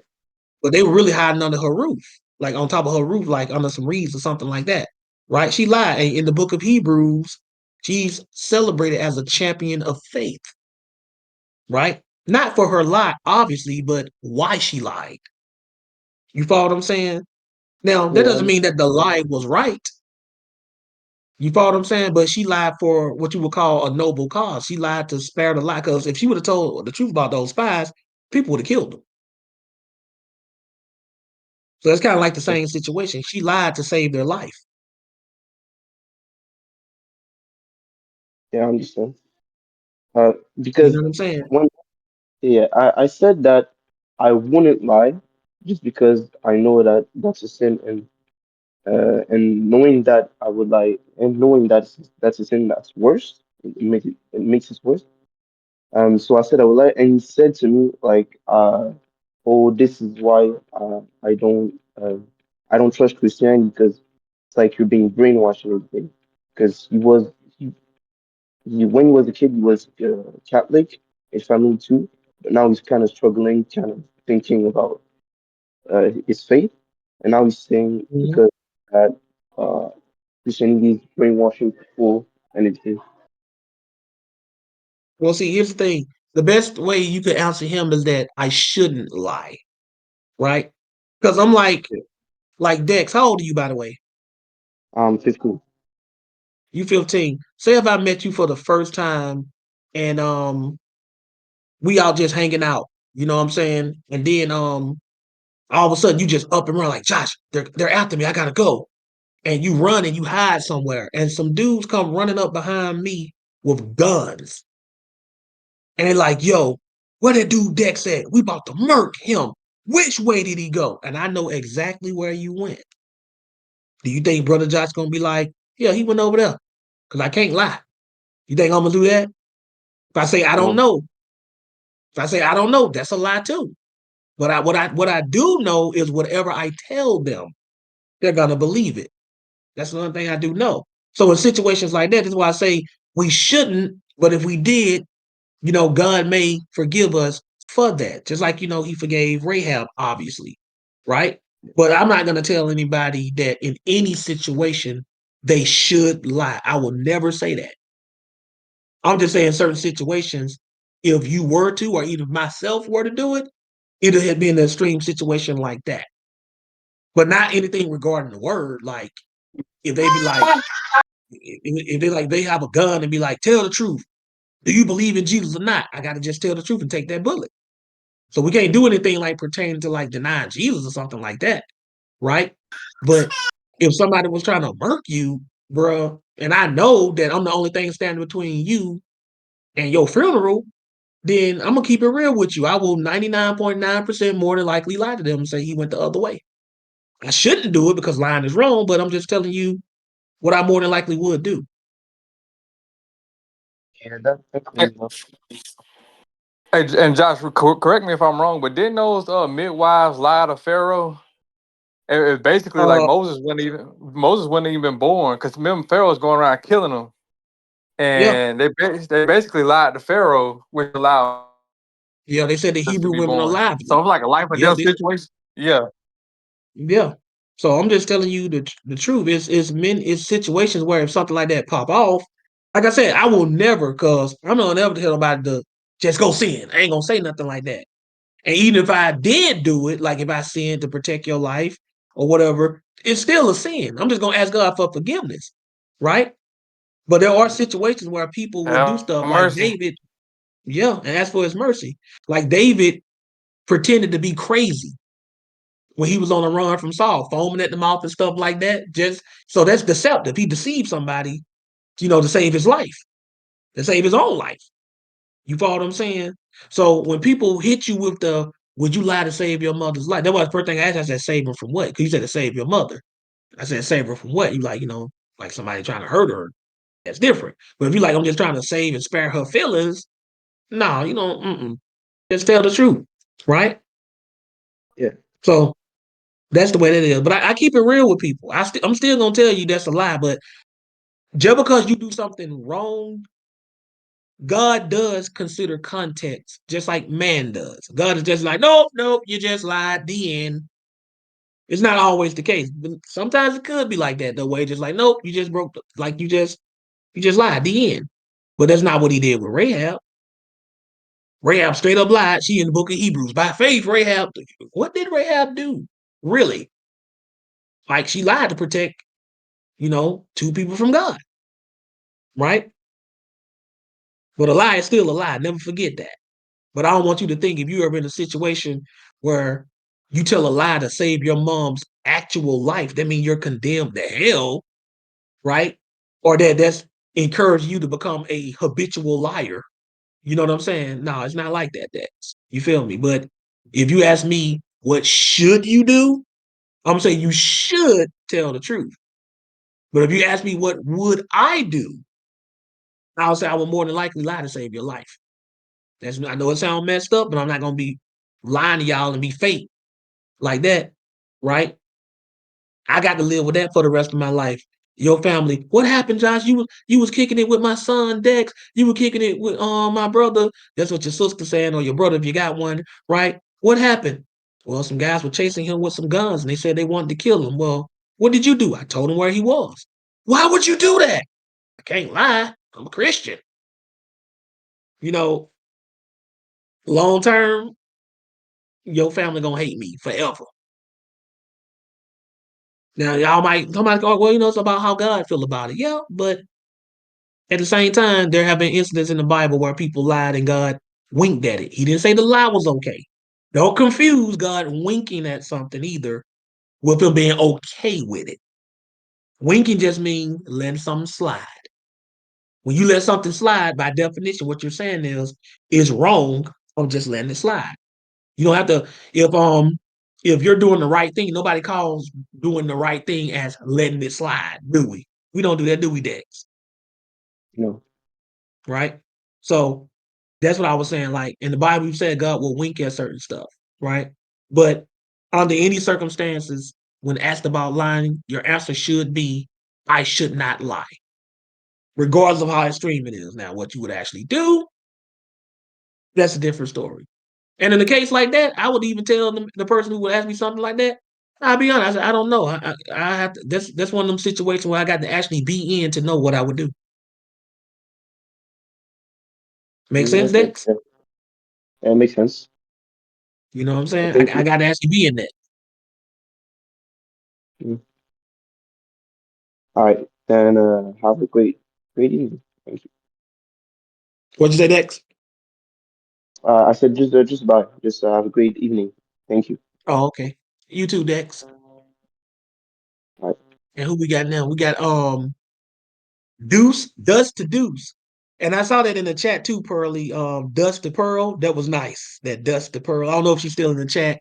I told everybody to try to modify their name and put that dust on it. And she called herself Dust to Pearl. That was dope right there. I like that. Dust to Pearl. You follow what I'm saying? Go ahead, Dust to Deuce. I think Antoine Aurora's in front of me. Oh, Roar. Yo, Antoine been up here, so it got to be Roar. Roriton. What's up, Roar? Future Chef. What's going on? What's going on with your Roar? What's on your mind? I'm getting an echo too, Roar. What you got going on, man? What you doing? Oh yeah, you're on the TV. Hold on. Switch you over. Is there echo now? Oh, I'm cool. I don't hear it now. Yeah, you good now. Yeah. Can you go? Can you go to what's the name? Now go through what? Deuce. You Oh, you go want to to go to Deuce Deuce first? first. Yeah, if he's okay with it, Yeah. yeah. You cool with that, Deuce?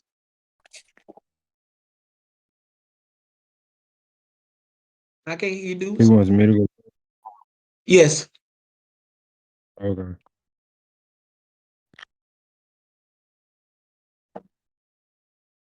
Hold on.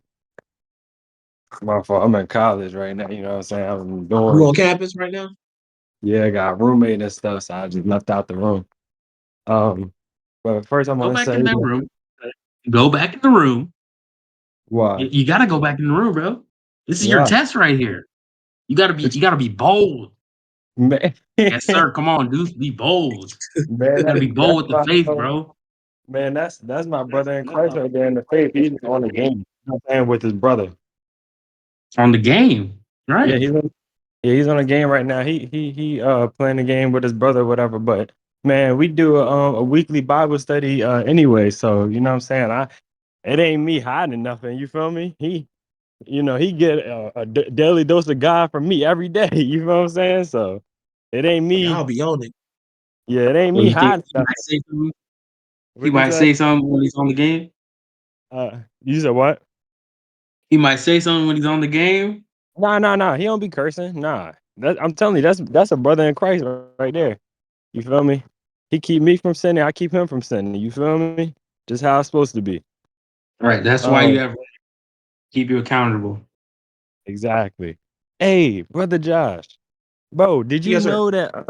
did you know that Blog Talk Radio is going down? Yes, I said it at the beginning of this class. I told everybody. Yo, that was so sad. I'm over here trying to listen to one of your past lessons from like 4 or 5 years ago. I get a message as soon as I get on there saying January 31st, man. I'm like, damn. They told me January 25th. It said 25th on my message. For me, it said 31st. Said the last day of January.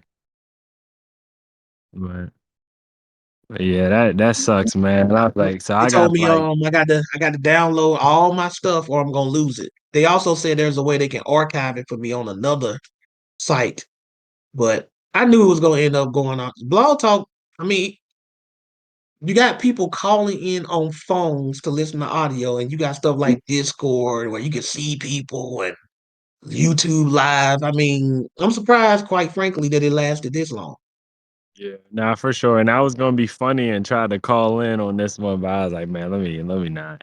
You Yep. know, Yes, sir. but I don't know what they're gonna do. I get a lot of replays on my stuff. Nobody listens in on Blog Talk Live. When I have it up, nobody is in there. And I'm thinking, okay, no, nobody listen on Blog Talk. But then when I check my replays still getting replayed. So somebody's still listening. I don't know who it is. I'm one of them. I'm one of them. I'm listening to it almost every day. I'm telling you that right now. Almost every day. My recent stuff, like the class I just did, like if I did this class, you gonna listen to this very class on Blog Talk tomorrow? So the way how I do it is I'll listen to it live on Discord, and then if I decide not to take notes, I just decide not to take notes, and then I'll go to Blog Talk Radio and listen to it, and then take notes. You know what I'm saying? So Right. that's how. So that yeah. So Because a lot of yes, people, I be getting a lot of replays on there. Like it'd be like 20, 25 people on there when I check. And I check it every week when I do another class. And I'm like, who are these people listening in that never listen in live? And I know it ain't any of y'all because y'all be on Discord and y'all be on it, Clubhouse and YouTube. it be me. I'll be listening. I'll be there right there. You be racking up 25 replays by yourself. No, probably two though. Probably two. That's what I'm saying. It'd be like 25, 30 people on the replay. That's So who dope. are they? That's dope. Yeah, praise God, man. Somebody trying to get the truth, man. Somebody. Probably my old people who listen in through there, but they finna be hungry for a minute, bro. They gonna have to come over here because I'm finna start downloading all this stuff because it's gonna go on my online store because it's not gonna be on Blog Talk because they getting rid of it, right? Yeah, and yeah, yeah, and that's what I was going to do. I was going to listen to all the older ones that's not on Clubhouse and just put them in my notes or something. I don't know, hmm So but get it while they say get it while it's hot. no, literally. But I was going to ask like about like Jesus. Like we know he's called God, right? The Father calls him God. The apostles, called him God. But when I was Mhm. reading the book of Hebrews, I think it's verse 8, I'm pretty sure. It referred to him as like one of the angels. And then when you go to Hold up, whoa, whoa, Colossians, whoa! It referred to Jesus as one of the angels in Hebrews. it says that which one of the angels did he call my son? Did he say you're my son? That's a question. Right. That's just Jesus being compared to the angels. So if I Exactly. compare So you to something, oh, so if I compare you to something, that means you're the something I'm comparing you to. no, That's but the way you reason. that's why I came to you to ask you that question. Like, was he one of the Well, angels? which one to what? Was Jesus one of the angels before he was called the Word or something like that? Or No, before he was called God? no. What the author of Hebrews is doing is showing you that Jesus has a higher status than the angels. That's why he asked the question, which one of the angels have he ever called his son? He ain't never did that. He only called him that. So it's Okay. what the author of Hebrews is doing is showing you Jesus' superior status to angels. That's what he's Okay. doing. Okay. So when you go to okay, and I accept that. And I never thought that he was an angel. I was just, curious about that, Right. that verse. Right. Um, but my next thing was like the word or Jesus, was he created? You feel what I'm saying? Like, cause I know the Father was never created, but was the Son created? Remember, I guess that wasn't you who I had that session with. I thought me and you had a session before, right? Yes, we have. Uh, I thought it was you or maybe it was somebody else, but I dealt with this question. I talked about eternities past. Oh, it was Hmm. Solo Hmm. Nation. Yeah, I had the question with somebody like it's talk about eternities past.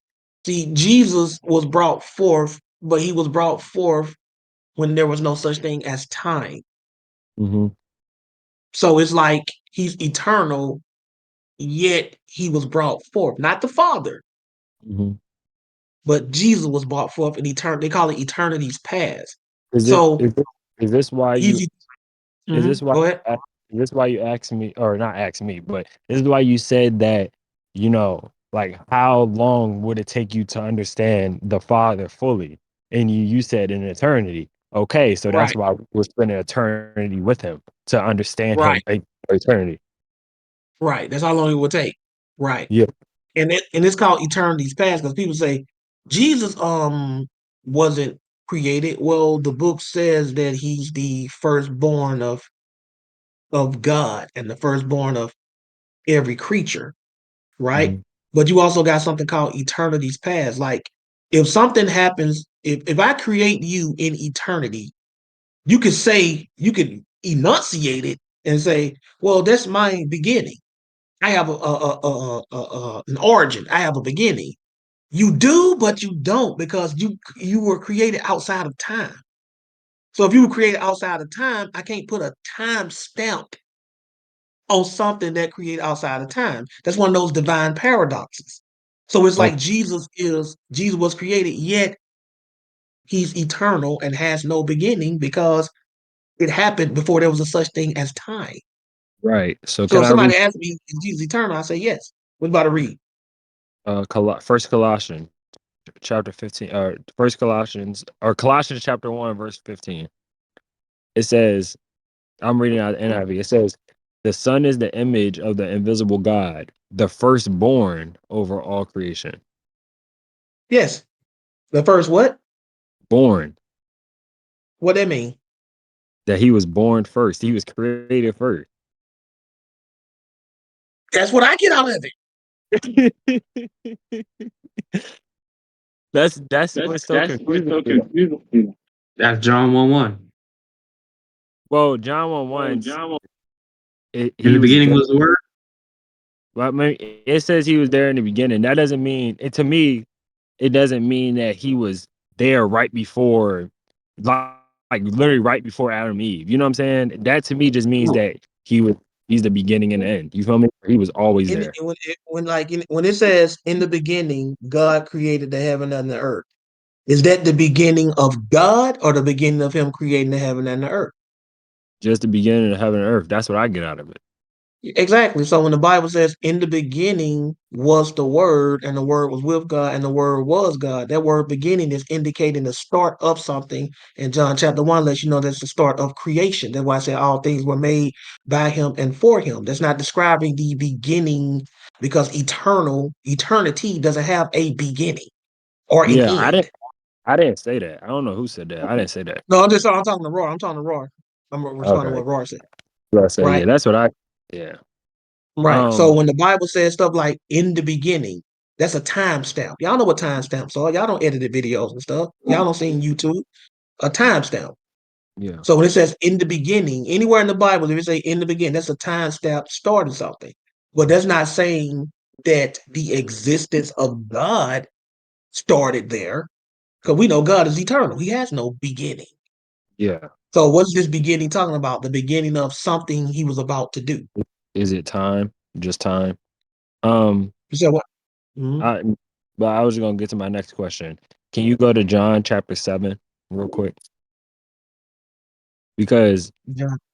I truly believe that Jesus never sinned, but this confused the heck out of me. The more I read it, You the talking more about also confused. not only had he broken the Sabbath? That what you talking about? No, no, no, no, not that. Because I understand the Sabbath thing wholeheartedly. Because I know Okay. that Jesus was just telling us we can do good on the Sabbath. So him just doing John something that man's law, whatever. John 7 and what? 8 through 10. So John 7, 8 to 10? yeah, John chapter 7, verses 8 through 10.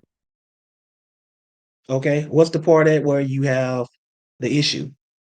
Okay, so it has it in red right here when Jesus was talking at first. In verse 8, he's talking. He says he's talking. I think he's talking to the 12, but he says, "You go to the festival. I'm not going up to this festival because my time has not yet fully come." He says, after, Mm-hmm. and then it says, after he said this, he stayed in Galilee. However, after his brothers had left for the festival, he went also, publicly, but in secret. Mm-hmm. So, So like, where's the saying? I want to know, like, how is that not a lie? Because he Look at what said, he said again. He said, "Go ye up unto the feast. I go not up yet unto the feast." You know what the word "yet" means, right? "Oh, that's in the KJV." See, in NIV, it don't say that. Well, that's a contradiction that exists in another translation. Yeah. But it says, "Yet I go not up yet unto this feast, Uh, for my time is not come." But let's take out the word "yet." okay. Go ye up to the feast. I go not up unto the feast, for my time is not full come. Yeah. That's So, yeah. so he's still indicating the reason why he didn't go Mhm. is because he was on a time frame. Yeah. He's anybody reading it can see he's just telling them to go ahead of me, Okay. right? Then when you keep reading, when he had said these words unto them, he abode still in Galilee. Hmm. Verse 10. But when his brethren were gone up, then went also up unto he also up unto the feast, not openly, but as it were in secret. This is another Yeah. thing you got to realize. They went up there to keep the feast. He did not go with them. He went by himself, but he didn't go openly. He didn't want to go up there with a large group. Remember, at this time, Jesus wasn't just traveling with the disciple, with the 12. Yeah. He had like whole groups of people he would be walking around with, Yeah. right?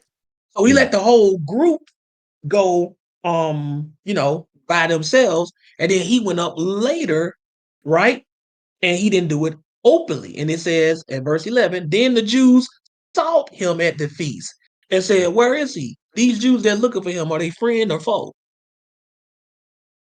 Oh, they were foe. They were enemies. Exactly. Yes. So all he was saying to them is, "Go ahead, I'll catch up." Okay. That's it. Yeah. Because I know, because it says in the NIV, it says, because my time hasn't come yet. Because obviously he wasn't supposed to die yet, so Exactly. And if he would have went up there openly, he would. then they would have tried to make his time come right then. Yeah, but it wouldn't even have happened. But yes, you're right. Right. Right. But okay, so in the same chapter, can you go down to verse 27? Hmm. It says, and I kind of like answered this my own. I just want to see if I was right when I answered this my own. Because at first it says, verse 27, it says, but we know where this man, talking about Jesus, where this man is from. When the Messiah comes, no one will know where he is from.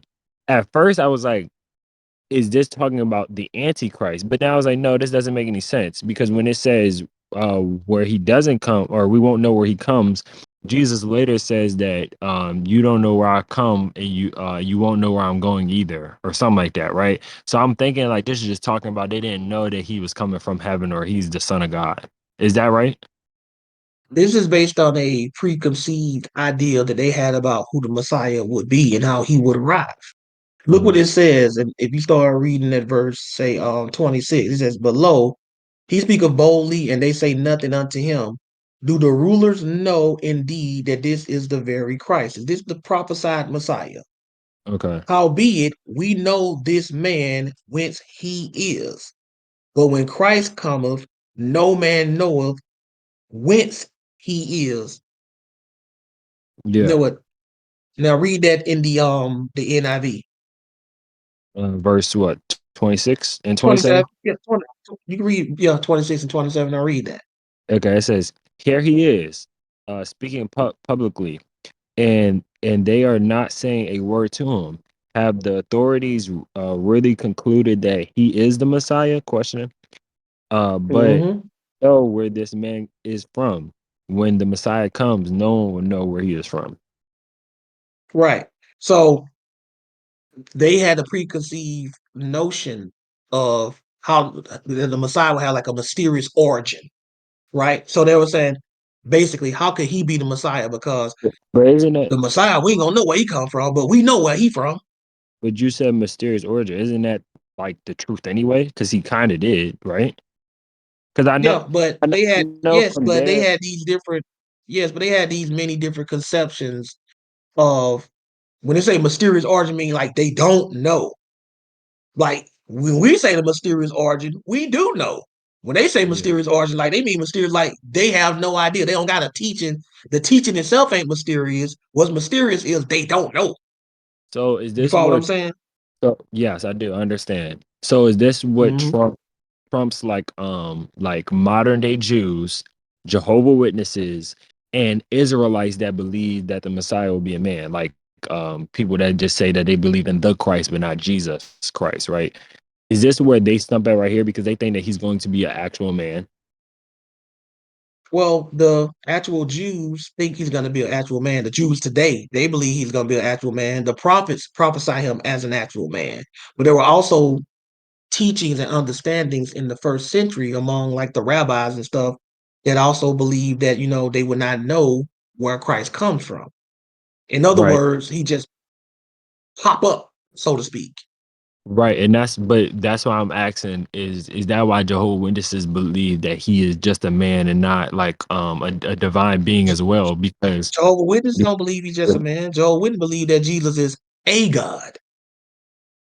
well, the In their Jehovah Witness, in their Greek translations, John 1:1 says, "In the beginning was the Word, and the Word was with God, and the Word was a God." so they believe in So two Jehovah gods. Because I know that they don't believe the Holy Spirit is God, so they just believe that it's two gods, I guess. they believe that there's only one capital G God, and Jesus is a lowercase God. That's how they make that separation. Um, Okay, because yeah, because I mean I've talked to different Jehovah Witnesses, and it's just yeah, It's and I right there in just their talk. Greek text. That's the way they translate. They say, "In the beginning was the Word, and the Word was with God, and the Word was a God." That's what they say, a God.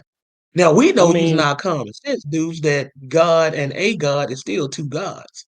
We know that. yes, But the way I'm just yes, telling you the way they break it down. yeah, yeah. They believe Um, Jesus is a God.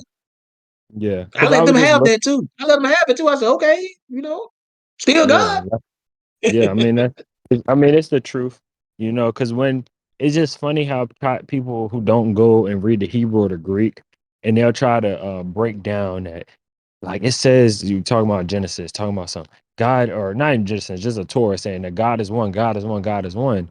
But that same word one in Hebrew is the same word that says that when a man and woman, are married, they are one flesh. That's the same Hebrew word, one. So we know that a Right. married couple is one person. You feel what I'm saying? But as I was explaining in a session, we talked about this, not me and you, but whenever the Bible in the Old Testament talks about God being one, in the ancient world, which the Israelite lived in, they believed in many false gods. Mhm. So whenever you read where the Bible talks about God being one, it's always in comparison to these false gods. So it's saying like one true God. Is that what you mean? Yes, that's what it's really saying, one true God. And in as opposed to the false deities out there, because there Oh, are gods in the Hebrew pantheon. We call them angels. They're gods yeah. too, Yes, they are. right? Well, when it says there's one true God in the Old Testament, that's comparing the God of the Old Testament to pagan deities. It's not Yeah. saying that there's only one God entity that's alive. Yeah. It's You not you've saying that. A lot of people try to make it say that. That's not what it's saying. you've touched on this before, but my whole thing is I just think it's funny because even if that was the case, right? Say that's what the text was saying, like there's only one God, right? It's just Hmm. it's fine with the New Testament. Talking about Christians, when you get to the New Testament, you read John chapter 1, it says in the beginning was the word, and the word was with God, right? And we know Right. that the word, right? The word title, right? Because it's capitalized. Hmm. It's not saying name, it's just saying it's a title. Hmm. So what the title of word mean? It means that he spoke the words of the Father. You get what I'm saying? Well, that's how he got the name, the word. Ex- That's how he no, got that name.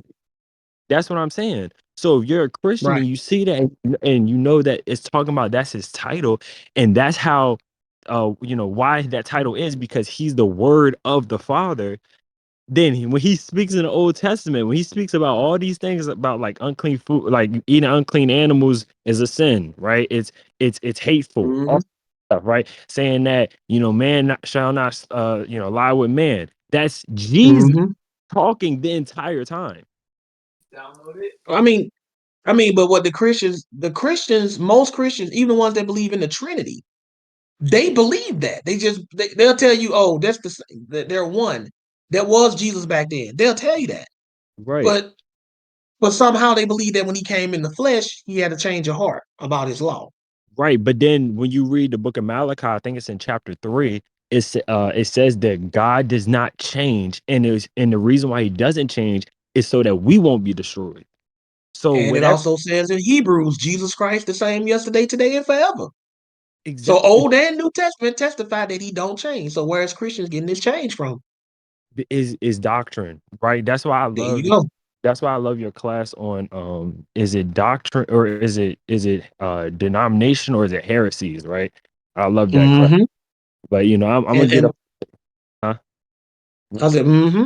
And praise God too. And see, most Christians do not like to be forced to think about their belief system. It's a Yeah. lot easier just to go along with it. See, I make people think, right? That's all I want y'all to do. See, somebody who wants to brainwash you don't want you to think. I Yeah. can't brainwash y'all and tell y'all to think at the same time. How could Yeah. I do that? That's why Exactly. I'm always telling y'all to think. Yes, and that and Don't believe me? and that's Mhm. why I think it's so important for us to meditate on the word, like the Yes, law. indeed. The law Hmm. is the Torah, That right? truth. The Torah Meditate on that truth. exactly. The truth says to meditate on the word. In Joshua, I think it's chapter 1, verse 8. It says to have it on your lips day and night, so you can have it in your heart, so you won't do wrong, right? You stay away from wrong, and you just know what the word says, and that's That's right. exactly. But because, and like say, because I post a scripture almost every day on my Instagram, right? Just whatever scripture Hmm. like is coming out, just popping out to me. But if I post something like that, it's like, oh no, that's an Old Testament. Or if I pull out that Psalms, what you pulled out today, in 139 verse, I think 142, where it says that the law is truth. Say I post that on my Instagram. You feel what I'm saying? Moms wouldn't want to see that because it's like, oh, that's an Old Testament, whatever, whatever. But if the law is the truth, right? If David said the law is the truth, who is a prophet? Talk to God. I always mention that. If he talked to Hmm. right, he's a prophet, talk to God. And he says that the law is truth, and you say the law is done away with, you're calling the law a lie. Straight up. Right. And that Or and you that's saying it's no longer true? yeah, oh yeah, You that say, too. yep. It used to be Yep. true. You know what's It funny? used to be true. Yeah, it used to be true. And you know what's even funny? I want anybody to ask a pastor, like the Sunday pastor, any of these questions, or your parents, right, who still practice Sunday Christianity. Ask them, is the law like good? Like as far as like the commandments in the law or all the laws, are they good? Like in general, are they just good? I like to hit them with that incest. Is incest a sin? Yes. The Or hit them with that. incest is not specifically condemned in the New Testament, except in that one case where a guy was messing with his father's wife, Hmm. right? Yeah. Yes. But ask them, is incest a sin? I hit a Mhm. preacher with that on Debate Talk for You. He wouldn't even answer it. The one I was debating, I Yes. said, is incest, because he was trying to say the law done away with. I said, is incest a sin? And I pointed that out. I was like, we got a whole pastor on here struggling to tell you if it's wrong to sleep with your sister or not. Exactly. Look, and you That's know supposed to what? be an instant, yes, that's a sin. Uh-huh. And you know what's crazy? When I first got my first job, my mom was trying to make me tithe. She was trying to make me tithe so much. And I'm like, well, I struggle with, trying to tithe because like, I've never heard nobody saying that tithing is, what you're supposed to do, but she tried to make it seem salvific. And once I got into the word and found out that Hey, tithing, salvation. Hey, yeah. And once I found out that tithing isn't even in the New Testament, so, if she ever brings up like whatever to me. I'm like, okay, so where's tithe in the New That's Testament? that's what I always try to figure out. How did they nuke the entire Old Testament, but that tithe law must be cockroaches because it survived. You know how they But, say if you ever nuke the area, cockroaches survive. yes, You know what I'm saying? just like in the movie Wall-E, all the humans ain't there. No animals there, nothing. But the cockroaches are still there. But Right. So they nuked the whole Old Testament, but the tithe survived. but you know it's How crazy. how they say the law done away with, but the tithes survive. Literally, but it's even crazier. The ties weren't even money. It was like clothes and And the stuff. tithe, yeah. And the tithes weren't even for anybody but a specific group of people called the Levites. Bro, That is it. it's crazy. This one pastor tried to talk to me on a TikTok live because I was trying to, this one brother said law versus grace, and he was just trying to, help people out with the truth. And this one pastor gonna come up on the stage to talk to me, Sunday pastor, saying that we can eat whatever we want, this and this and that. I'm like, well, okay, so if we can, like, take me to a verse in the New Testament that says that. All of the verses he brought up to me. First Timothy chapter 4, Romans chapter Of course. 14, Of course. Matthew chapter 15. All of the verses he brought to me. Acts chapter 10. I, brother Josh, I completely divided the word of truth correctly as possible, and he still asked me how I couldn't see that we can eat whatever we want. I'm like, how can you not see that we I still mean, can't? you Or it's can not even- physically put anything you want in your mouth, but that don't mean God is cool with it. Exactly right. But you And remember the class I did on that, where I yes. showed the poison animals that God created. Yes, and I mentioned that to my mom, and I said, "Well, we can't eat like poisonous dart frogs or or a whole bunch of butterflies." And she said, "Well, those are just for those animals." I said, "Well, it doesn't say that in the Bible, though. You said all See things. now, You said all things are she clean." said those just for those animals. See how they make all mean all until they don't want it to be all. No, look, brother Josh. They make all a categorical all in their sense when the all is a categorical all in the New Testament. Right, You and feel? that's what I'm saying. Like that's what they try to do. Like they'll say he said we can eat anything we want. And then if God made anything clean and anything we want, then that means that he said we can eat anything. Then if that's the case, then how come some animals kill us if we eat them? Exactly, and it's funny And because then if your mom or anybody else try to be like, well, he didn't mean those animals. Then now you're making your own divisions of what we can and can't eat. That's you making. Now you got your own dietary law. Exactly. That's what I'm saying. And she said, "Well, not the ones that can kill us." I'm saying, so I'm like, okay, But how so would they? But Paul didn't say that though. e- How would they know that? exactly. But my thing is, it's like, okay, so you're gonna eat whatever you can if it doesn't kill you. If it don't kill you, it's good. What? As long as it I don't guess kill me, it's good. if it don't kill you, it make you stronger. I guess that's where she at with it. I guess whatever don't kill you, make you stronger. I guess I don't Literally, know. All I know is this truth is not for everybody. it's not right. And this class helped me. This one, and I think it was one other one you did in the past few weeks, helped me so much with this because it's like I can't just if you tell. Well, oh no, it was this one, and it was the one that you did saying like how long will you last? The how long will you last one, and this one. Oh man, I didn't. Did I do that on Discord or was that somewhere uh, you found that somewhere? I don't even know if I did that on Discord. That was Blog Talk. It was like 4 years ago. Okay, 3 years. Yeah, I yeah. was just watching that one too. That was a good one. Yes, it was a great one. Oh my gosh, I Praise love. God. And I needed it too, bro. Because I know the truth and I'm doing so much studying and stuff like that in the word. It's so hard for me not to just share with everyone. I'm like, yo, we'll have like this is so great. Like we'll be able to live forever and have all these kind of different like powers, all this other stuff, and we'll be with God, bro. It's just it's not for everyone though. No, not everybody wants it, bro, and it sucks because we'll see them in hell. You know what I'm saying? Like, go ahead. Hey, I'm not mad at them. I'm walking around like this, man. I don't force my money or my business. There's two things that I don't force on somebody. I see a homeless dude on the street. I try to throw him a five, and he's like, "No, I ain't asking him twice. Yeah, yeah, It going right back in the wallet." yes. That's how we supposed to be with this work. It's too valuable to be trying to force it on people. We're not desperate out here. Bro, it's so crazy because even when you just go to just Isaiah 66, all you have to do is just show them that prophecy. That man, that same pastor, when I was on that TikTok live, said that's not really that's in the Old Testament. Like that prophecy is talking about the Old Testament people. I'm like, huh? It didn't happen yet. It even tells you it's going to happen in the time when he make a new heaven and a new earth. They I did know. that in the Old Testament. Yes, and he said, well, that's in the Old Testament. That's the old law. That's the old covenant. See, he's one of those people that think that just because it's in the Old Testament, it's been fulfilled. People need to understand that there are things in the Old Testament, prophecies that go beyond New Testament times. See, prophecies, you know how you go in the New Testament, you read about end of the world stuff. That Yeah. stuff is in the Old Testament too. Yes.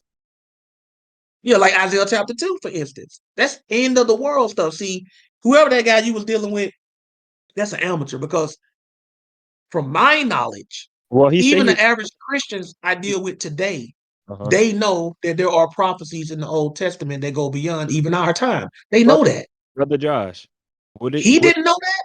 Brother Josh, you're Was he an old pastor? brother Josh, you're what, 45, right? I'm 44. Or 44. This brother is 40 years old. 20 years he said he's been in the word. He's 40 years old. So he around your age. 20 years he said. Same round. He ain't Same. been, he ain't been in the word 20 years. He been around 20 years. Literally, but Don't let nobody fool y'all when they say I've been in the word 20 years. No, you just been hanging around the church 20 years. That ain't the same thing as being in the word. that's a fact, Show man. me, show me 20 years of knowledge. What do you mean by that? Y'all look at my stuff. All my stuff is archived. Y'all see that's not the whole 20 years, but it gives y'all a good indication of what he been doing for the last 20 years. Yes. Right? Yes. That stuff is archived. Show me 20 years of studying and research that you got. Because see, my classes are not just a testimony to what I teach, it's also a testimony to the research I put in. Yes. And It's a record. it's even crazier because he says like he just like taught because I guess he's like a pastor or like a youth minister or whatever, and he just was teaching the kids about how like we can eat whatever we want type thing. And he said he just Yeah, like because that's what they want to hear. That's what he wants to do. right, but he said this to kids. So I'm thinking when I hear like youth teacher, I'm thinking like that's around 13 to 17-year-old. You feel what I'm saying? So they're newbies. So that's the first thing that's gonna be in their head. That sucks because it's like that's a damnable heresy. This is what Peter was talking about in chapter 2 Peter chapter 2. Said like these damnable heresies, bro. Can't be teaching people damnable heresies. Man, I was reading But these are children though, so they got an opportunity to hopefully, come but up out of that and shake that. hopefully, but you was talking about spiritual sacrifices. That's a spiritual sacrifice What are you talking about? because a spiritual sacrifice is you already loving something or you already knowing something at a young age and being taught it and thinking that this man is like, oh my gosh, he's so educated in the word and stuff like that. Like that's what they're gonna hold on to for a long time. Like, and I hope obviously they come out of it, but I'm just saying. Well, but you do know that is the norm for church in general. Yeah. Oh, hold on, I gotta let my guy Kev of the dust. Oh, I got to get him on here. Yes, sir. I'm I gonna get love. back into those dudes. Wait, I got to get Kev of the dust. he never heard my name. So this is the first time. You told him about it though. Oh, okay. Yeah, I told him about it. All right, Kev of the well, dust. have a good night, everyone. Stay on the stage though for one more second though, All dudes. I want you to right. get that word in with Kev of the dust so you can comment on your name. Go ahead, Kev of the dust. Peace to everybody on the stage and the audience. What's going on? Deuce to My Dust. Wait a brother. minute. Yeah. Hey, Dust to Deuce. Yeah, man, I Yeah. feel like I did comment on that. Did I Yeah, not? you I was did. like, yeah, that's tough, man. I like that. I like what y'all doing out here. Advocated for you, man. Hey, My appreciate elder. it, man. We all And from the dust. man, For sure. I was reading the book of Ecclesiastes, man. It said all came from dust and all to dust, everyone shall return. You know what I'm saying? Yes, sir. Yes, sir. Kev of the dust. Yes, sir. And then Pearl calls herself, she said, from dust to pearl. Oh, she did the reverse on us. Yes, from dust to pearl. Like she came out, God created her from dust and he made pearl. You know what I'm saying? Oh, that Right. works too. Yes, sir, man. I just want to just leave off with this, man. Luke chapter 24, verse 44, man. It says, Jesus said, this is what I told you while I was still with you. Everything must be fulfilled that is written about me in the law of Moses, the prophets, and the Psalms. Right? Mm. So, everything I'm has gonna to have to be do a class fulfilled. on that, showing that everything ain't been fulfilled. Everything I has have to to do be a class fulfilled. on that. Yep. The word of Jesus Christ himself, man. Shabbat shalom, man. Everybody have a great night. You Shabbat too, shalom. dude. Shabbat Thank you. shalom. Thank you. Thank you. Praise God. Praise God. Care about the dust. What is on your mind, man? Hey, first and foremost, man, great class as always. Praise Um, God. yeah, every time I make an attempt to listen to other pastors, more so out of obligation, because I got kids and trying to do the physical church thing. I'm just like, dang, man, this dude, they making it difficult just for me to sit here, man. Like, it's be like just like sermons that just typically are filled with a ton of errors. You know what I'm saying? And Mm. and they just don't have the meticulousness that you have. Um, I feel like when you put classes together in such a way to where you're like, okay, here's my concept, but how can this concept have holes poked into it? And Right. you go into your prep work like, all right, let me be my own opponent. And that way when I'm done preparing this class, it'll be airtight, you know? I You feel know me like too well, bro. You know me too well. because like that's how I would do it. And you know what I'm saying? Like that's one of the things that gravitated me towards, you and ABT is like you would like be in the middle of a sermon. I'm like, dang man, that's how I would have did it if I was in this position. So like that was the first time I Mm-hmm. ever came across somebody that was almost in my head. Like, what? Oh wow, he went where I would have expected him to go, or he broke it down the way that I would have expected him to. So like, I Mm-hmm. maybe unfairly like I kind of hold other pastors to that standard. And actually, it's not unfairly. It is fairly. It's I it's hold him called it's called setting the bar, Kev. That's all it is, setting the bar. That's what we back. all supposed to do. Exactly. So it's just interesting that you ended up doing this class because my wife and I we were just talking about this type of stuff earlier, and one of the things that used to frustrate me about my old church is that I felt like first of all the style and this is a bit like just almost like a personal thing, but I don't like sermons that are in style similar to how like a professor gives a lecture in college. I hate that because Mm.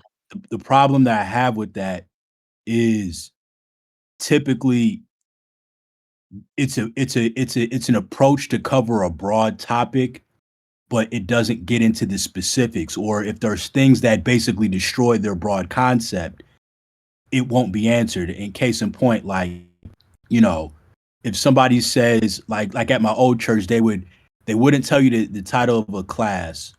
They would just kind of talk, and you were left to figure out, okay, where are we going with this? You're taking me down the stroll of the New Testament. I don't know Mm-hmm.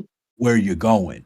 So as I've mentioned to you before, Josh, I just appreciate that your sermons or classes really are just laser focused on one thing, and you prove that, you beat it up, and then next on to something else. But the reason why I came on stage, other than to just give you your flowers, is I kind of want to just make some comments about you know basically like other people and this word and how they don't care. And I just Yes. just listening to Deuce, reminded me of, like my younger self, young, firebrand Kevin, right? Just trying to get at everybody. And like, for me, I had to do a self audit where I was like, okay, like why am I just flaming these people like this? Why am I so upset with them? And I think deep down, it just had to do with the fact that I felt like I was somewhat under obligation. And I've made this point many times before, just about how what freed me up was coming to the conclusion biblically that I'm not obligated to be an evangelist. Like that Matthew 28 doesn't apply to me. So what that ended up doing for me is just taking the pressure off. Like, all right, listen, if somebody doesn't want to get this, like God's not gonna come, he's not gonna punish me because, oh, well, Kevin, you didn't spread the word enough. You didn't convince this person. Like, so I was like, I was just on chill mode after that. I was like, okay, bet. Like, hey, you're not trying to get it? Cool. You know what I'm saying? I'm gonna keep it moving. And when I went back into the word, you just see like that's basically how Jesus wanted us to be. And just one example I'll give is Luke chapter 10, starting in verse 10. I'll read down like to 12 or whatever. But this is when Jesus appointed, emphasis on the word appointed, the 72 others, like that he said sent, that he said this. Now after this, the Lord appointed 72 others and sent them in pairs ahead to every city and placed them in place where he himself was going to come. And he was saying to them, the harvest is plentiful, but the laborers are few. Therefore, plead with the Lord of the harvest to send out laborers into his harvest. Go, behold, I am sending you out like lambs in the midst of wolves. Carry no money, belt, no bag, no sandal, and greet no one along the way. And whatever house you enter, first say, peace be to this house. And if a man of peace is there, your peace will rest upon him. But if not, it will return to you. Stay in that house, eating and drinking what they provide, for the laborers deserving of his wages. Do not move from house to house.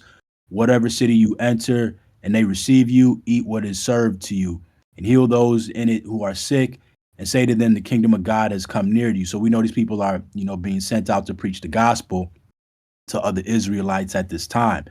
Verse 10, but whatever city you enter and they do not receive you, go out into the streets and say, even the dust of your city, which clings to your feet, we wipe off and protest against you. Yet be sure of this, that the kingdom of God has come near. I say to you, it will be more tolerable on that day to Sodom than for that city. So the reason why I wanted to read this verse is basically to emphasize the point that even when Jesus appointed people to go preach the gospel, he didn't require them to stay there long. Like if people were not trying to receive the word, like immediately, it was time to get up out of there. It was time to get up out of there. And like I feel like a lot of us, we spend far too much time trying to convince mama, daddy, brother, sister, friend, cousin, etc. And like we really got to ask ourselves, why are we doing this? And if your answer is, oh, I'm just trying to get them to accept the truth, the question I would have for you, okay, well, who told you to do that? Who told you to do that, and why are you making that your mission? If you do want to be an evangelist, cool, but like, why focus on one person for an extended period of time? Move on. And that's the thing, we don't want to move on.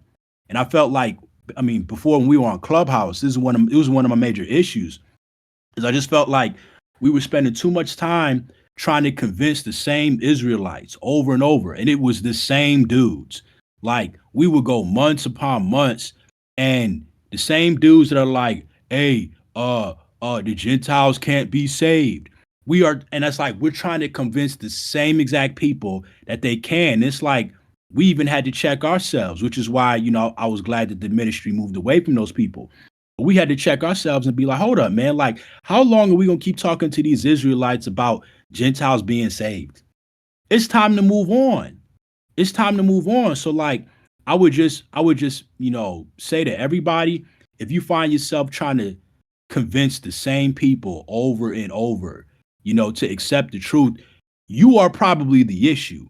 And it's more than likely you are not even following the rules of the gospel. But yeah, that was it. It's funny you said that too, Kel, because I was on Facebook yesterday, and Tazaria got a debate coming up. I think it was today or maybe tomorrow. Can the Gentiles get salvation? Oh my goodness. Still doing that. I'm not even playing. Still doing that. And this is why I try to tell the black Hebrews all the time. Because they think they're this force to be reckoned with. Nobody fears y'all because y'all are a movement that's not moving. Nobody is afraid of y'all.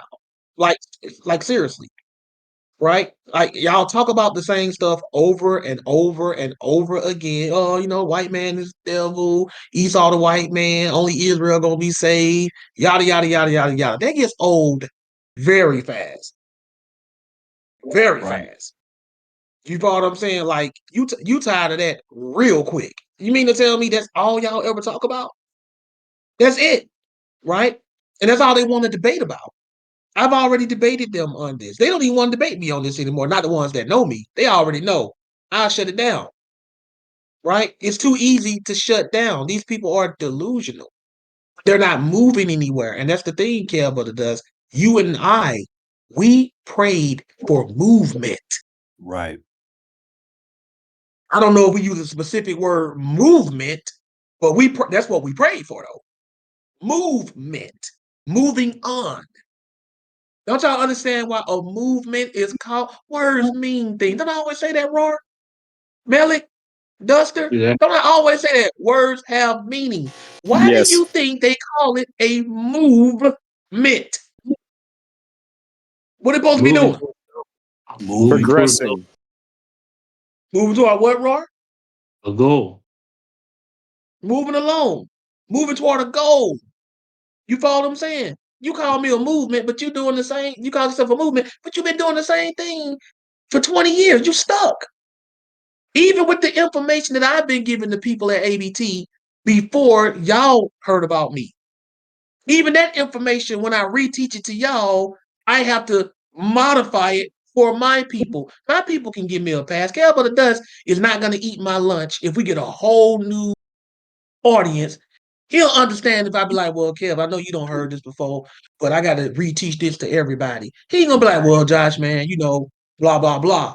But even though I still, because he's loyal and faithful and helped me with this ministry, I owe it to him to at least try to still stimulate his mind when he show up. So even then, I still try to modify stuff and add new stuff so my old people can still learn. I don't see how they do it, Kevin. I really don't. The ones who go there, how do you go every week and hear the same things over and over again? I had to stop going to the Israel of God because in 6 months I had heard everything they had to offer. Right. That's why, We like, on repeat. I agree, and that's why I came away. With I basically I concluded for myself at least that I think a lot of people they just love the sport of debate. They get a rush out of it and like, oh, Mhm. I'm gonna hit him with this angle and then that angle, and he not gonna be able to say anything about it. He gonna get shut down, and then the crowd gonna go, ah. That's how I look at Mhm. it, man. Because otherwise, why Mhm. would you keep trying to convince the same people for a year, 2 years, 3 years, like on the same exact people? The same Yep. exact people. Like to me, and I'm gonna keep it all the way real, like a lot of it feels like laziness. And what I mean is the people who have desires to be teachers and put themselves out there, create a ministry. If you are trying to convince the same people over and over, it makes me feel like you are lazy if you keep talking to the same people who don't want to change. Move elsewhere and gather new people if you know how to do that. Or did you just fall upon some followers when you hopped up on an app and now you don't want to lose that following, that notoriety? Mhm. See what I'm And saying? that's why when I went on Facebook yesterday, Kev of the Dust, and I saw that freaking Captain Tazaria, the dude he was debating, I think his name was called God Logic. You ever heard that dude name before? Nah, I never heard of that dude. He been on Sonetta TV before. God Logic, right? And I'm like, can the Gentiles get salvation? I'm like, how many times? I debated that with Captain Tazariot's captain before Captain Tazariot got the upgrade. You follow what I'm saying? Look at Bill Stewart, Alvin and the Chipmunks, Right. Buster, I used to right? watch that, man. Alvin and them in tough, bro. Put some Which respect on ones? Alvin, man. The 80s one? The 80s one. Yeah, we're from the same time, brother. So, you know, I used to watch that. Didn't know Right. Duster. Bill knew about that though. Oh yeah, man. Bill Sturby. You know, he young, he ain't nothing, but that Alvin he got is from today Alvin and Chipmunks. It ain't from our Alvin Oh, and that's right. Chipmunks. They did remake it. I forgot about that. I forgot they did Yeah, that. you know what I'm saying? They ain't got them hardcore 80s. Not Alvin and the Chipmunk met Mr. T. Right. You know what Right. I'm saying? They They did. met Mr. T. You follow what I'm saying? But yeah, like I was saying, when I saw that with Captain Tazariak, I wasn't even surprised, bro. You know what I'm saying? Next, he gonna be doing one about the virgin birth again. You know what I'm Right. saying? He wouldn't debate me on it though. I've been saying I want the smoke, or he wouldn't debate Dre either. Both me and Dre said we'll debate him on it, and then he told us no. And then a month later, he debating a random Christian on it. Right. I'm like, man, come on, bro. Like, really? So they know who to mess with. But what you said, Kel, that really stuck out was that if you spending too much time trying to teach these same people the same thing, it may not be them, it may be you. It may be you. Y'all got to learn, man. The truth is not for everybody. Everybody don't want to hear it. First thing we do, and it's natural, when we get in this truth, we want to say mama, we want to say daddy, we want to say sister, brother, children. That's what you're supposed to do. That's your family. Who want to try to say their immediate family first? But the reality is, if you are blessed to get into this kingdom, a lot of people know who you call family ain't gonna be blood. You follow what I'm saying? Unless you Right. read by the blood of Jesus, they ain't gonna be blood. I know it's ugly, right? I know it is, man. And that's what we want to try to do. We were supposed to try to say them first, but fortunately, that's not always the case. It don't work like that. You know what I mean? Think of it. I like to use modern concepts that I know y'all understand. Y'all all seen Avengers Infinity War, right? Yeah. Yep. Y'all all remember that. Y'all remember what happened with the Thanos snap? It took half of creation out of existence, right? Mhm. Half. It did it indiscriminately, meaning when he did that snap, whoever disappeared, think of them as the ones that didn't make it into the kingdom. People lost family members. I lost his whole family. Right. You follow what I'm saying? That's how it's gonna be in the kingdom. Like the Thanos snap. You're gonna get up in there and where my mom at? Where my brother at? Where my son? Where my daughter? Oh, she got snapped away. But it ain't gonna be random in the sense that, I don't have no choice. You feel me? Right. And all of it assumes, and this is the thing too, you know, don't assume everybody else getting snapped out of existence, but not you. You might be the one that doesn't make it. And this is one of the Exactly. things, you know what I'm saying? Like, this is one of the things that I think about a lot. Like, I'm like, there's no guarantee I'm gonna make it, like, at all. So how do I ensure I do? And my time is spent focusing on that before anything else. So before I could even attempt to try to convince my mother, my father, whoever, you know what I'm saying, to, see some things in the scripture that they're resisting. Like, I got to make sure, first of all, am I following the rules of the gospel? Am I not being a hypocrite? Right. And that's a work in Mhm. progress. So, like, unless you are 100% airtight in your approach and your understanding of this word, I would suggest fall back and not do any evangelist work until you are absolutely rooted and strong out here. And then once you are, then yeah, hop out here and do what you need to do or do what you feel you need to do. But until then, like, get focused. Get focused on making your life right and correcting your own, sins. And from that standpoint, you'll be better. Maybe you'll be better suited to convince other people of this word, because certain people who know you and see that, okay, well, now you're rooted in this word, they might be looking at you and they be like, hold up, you still do this, you still do that, but you want to tell me about the word? I'm not trying to hear it. So got to make sure that we're not being hypocrites out here. And that takes, introspection. In other words, get the beam out your own eye, Exactly. right? Or some translations say get the plank out of your own eye. Because a lot of us, man, even if we were called to be evangelists, we ain't got no business evangelizing. You feel me? Because we ain't got our own life right. Right? And that's what I'm all about. See, that's why y'all don't see me on social media putting all these other random pastors and stuff on blast. That's why I don't do that. I'm too busy working on me and y'all. That's what I'm working on, me and y'all. I'm my loyalty, my focus, my energy is to y'all. I am y'all minister. Minister don't mean leader, y'all. Minister means servant. I'm here to serve y'all. And minister You also feel me? doesn't mean evangelist, just in case It somebody don't mean thinks the two are evangelist. the same. They're not the Not even same. close. No. Not even close. Right? That's what minister means. When you say you want to be a minister, that means you want to be a servant. Like Jesus said. Jesus said he did not come to be served. The Son of Man did not come to be served, but to serve. But Melik, you've been sitting there, Melik. What's on your mind, Melik? Melik King. Oh, wasn't Raw right in front of me? Yeah, Roy ain't ready to do nothing yet, man. Roy, he still contemplating. Yeah.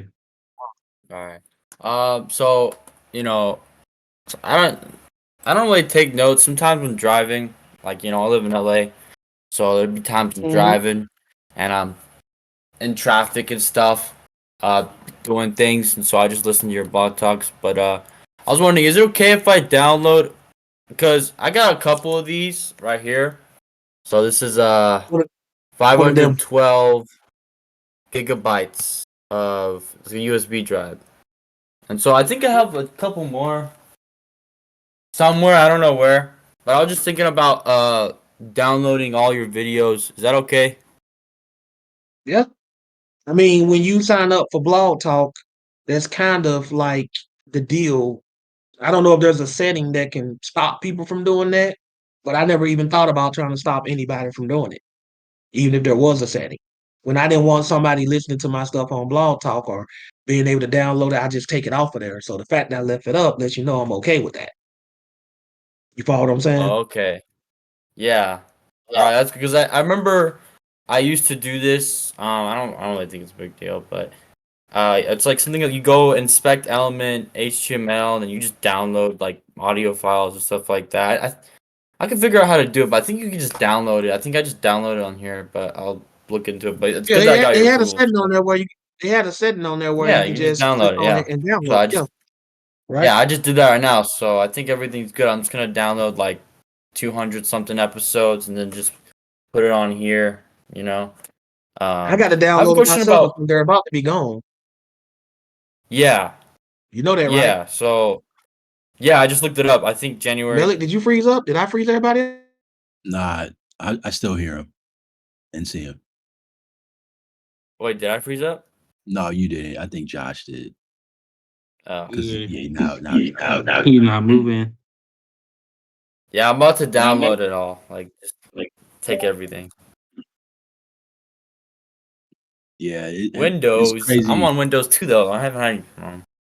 Yeah, exactly. Solo no. He on that Windows. Sleep, broken windows. You know what I mean? But yeah, Malik, yeah, I don't know how long it's gonna take you, but it's crazy this is even happening because it feels like I don't know, maybe like every 5, 7 years, maybe something happens. Josh loses a bunch of classes, and then he ends up having to redo them. Oh my gosh. I'm Yeah, downloading everything. he Or used to have a maybe bunch of stuff. it's part of the plan. Maybe if he can like Oh, move you're your class. unfrozen. You're unfrozen now. Yeah, frozen for a minute. Something happened. I saw that it was frozen too. I was moving my laptop around and then it did that. I think I might have hit something. I don't know. Yeah, I'm moving okay now. Am I in real time? Yeah, I'm good. You're good.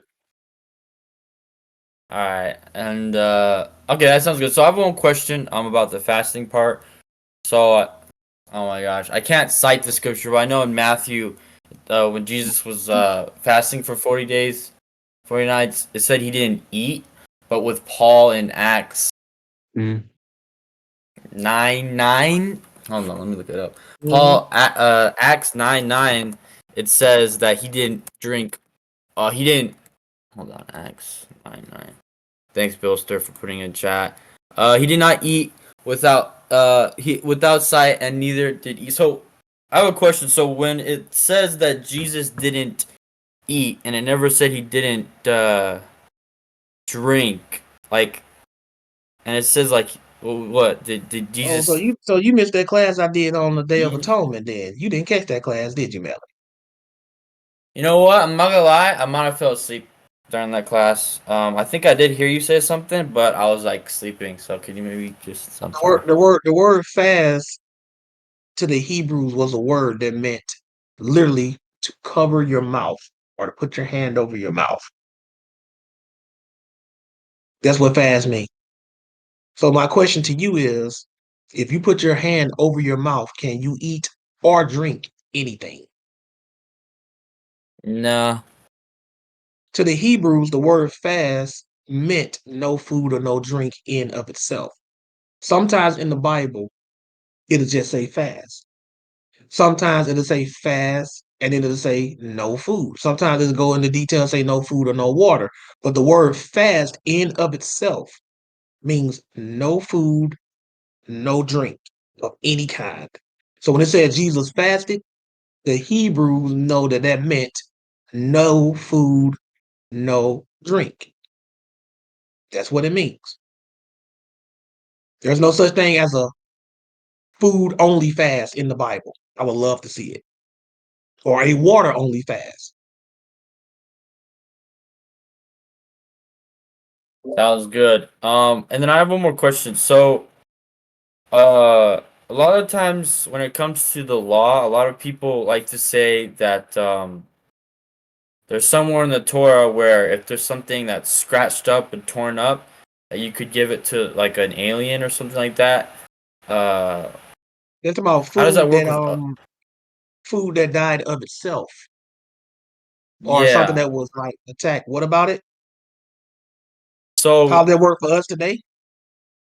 yeah, because people try to say that that commandment, uh, so that they try to use that to say it's okay to eat pork because the That's in food that they were allowed to eat. That if it had been yeah like killed by something, they could give it to a stranger, a foreigner, and not yeah necessarily because Kelvin the Dutch talks about this, not necessarily the foreigner that was like residential among them. You yeah yeah follow what I'm yeah saying? yeah yeah So that's not talking about pork. yeah. They're just saying that if something that they were allowed Well, to eat died they that try. way. They yeah, but they try to make a distinction like the children of Israel and then the sojourner, and they try to say how the sojourner can eat it or take it, but Right, the because these native were not born That's true. yeah residents.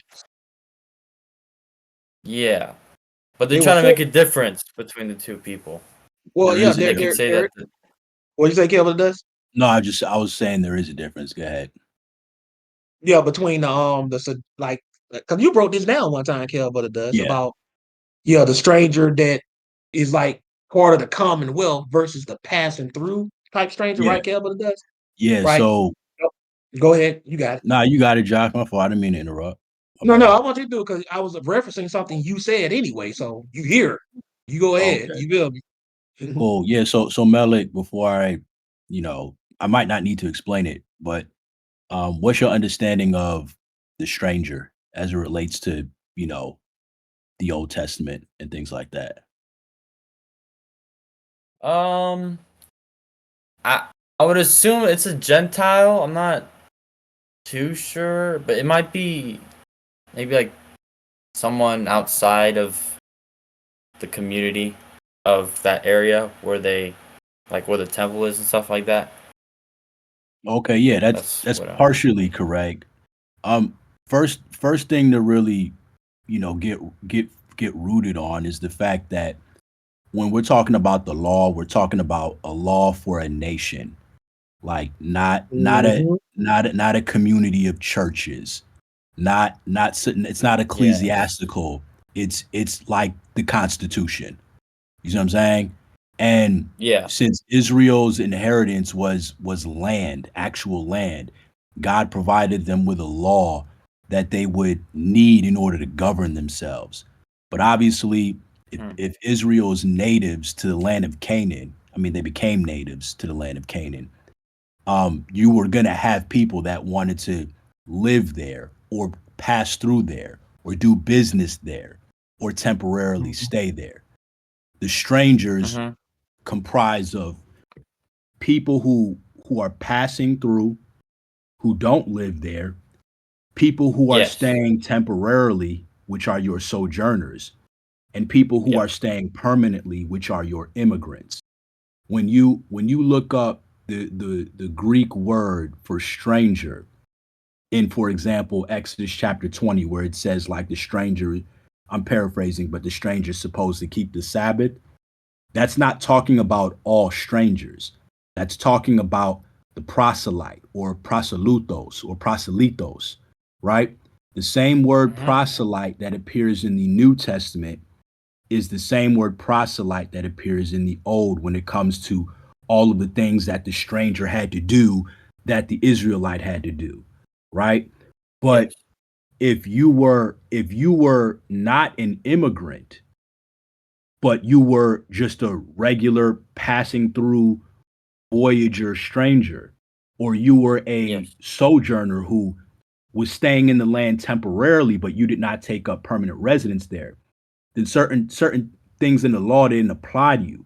And that's where we get into the whole conversation of meat dying of itself and being passed to those strangers. So when Israel saw, for example, a cow that died on the side of the road, it was not allowed to eat that, but it could give it to a stranger, but not an immigrant. Israel was allowed to give that dead cow to a sojourner. The same concept applies when you go to Leviticus chapter 25 and you read about the slaves. It talks about how Israelites were able to go to slaves and purchase a permanent class of slaves. Although if they had Hebrew slaves were not able to be permanent slaves to other Hebrews. Like, I think the maximum they could serve underneath their brother and sister would be like 6 or 7 years, unless they wanted to just stay with the master, in which case they would then they get that thing on their Exactly. But if you were an Israelite living in those days and you wanted to buy slaves, you could not buy immigrant slaves. You had to go to the sojourner. You see what I'm saying? Yes. You had to go to the sojourner, or just like we're going to call him the voyager, the passing through stranger, and you would buy slaves from that stock of foreigner. So when you read about some of these weird laws, like, well, hold up, why is it that Israelites could charge interest to certain strangers, but they couldn't charge interest to their own? Or why could they, or slave their own? Exactly. Or why could they, give, meat that died of its own to certain strangers, but not their own? Because there's a distinction here. The immigrant was to be regarded as no different than the native born Israelite, but the sojourner did not have that function, did not have that designation. So if you decided you're just a passer through, or you're living temporarily, there were certain laws that you didn't have to keep, but you were not to be regarded as a native like the immigrant.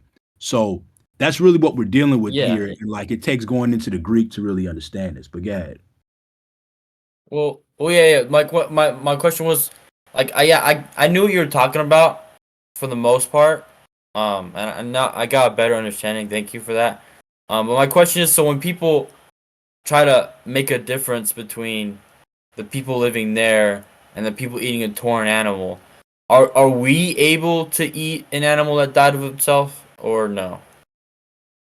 Well, no, I would say no, and for one simple reason, because you have decided to take part of the covenant.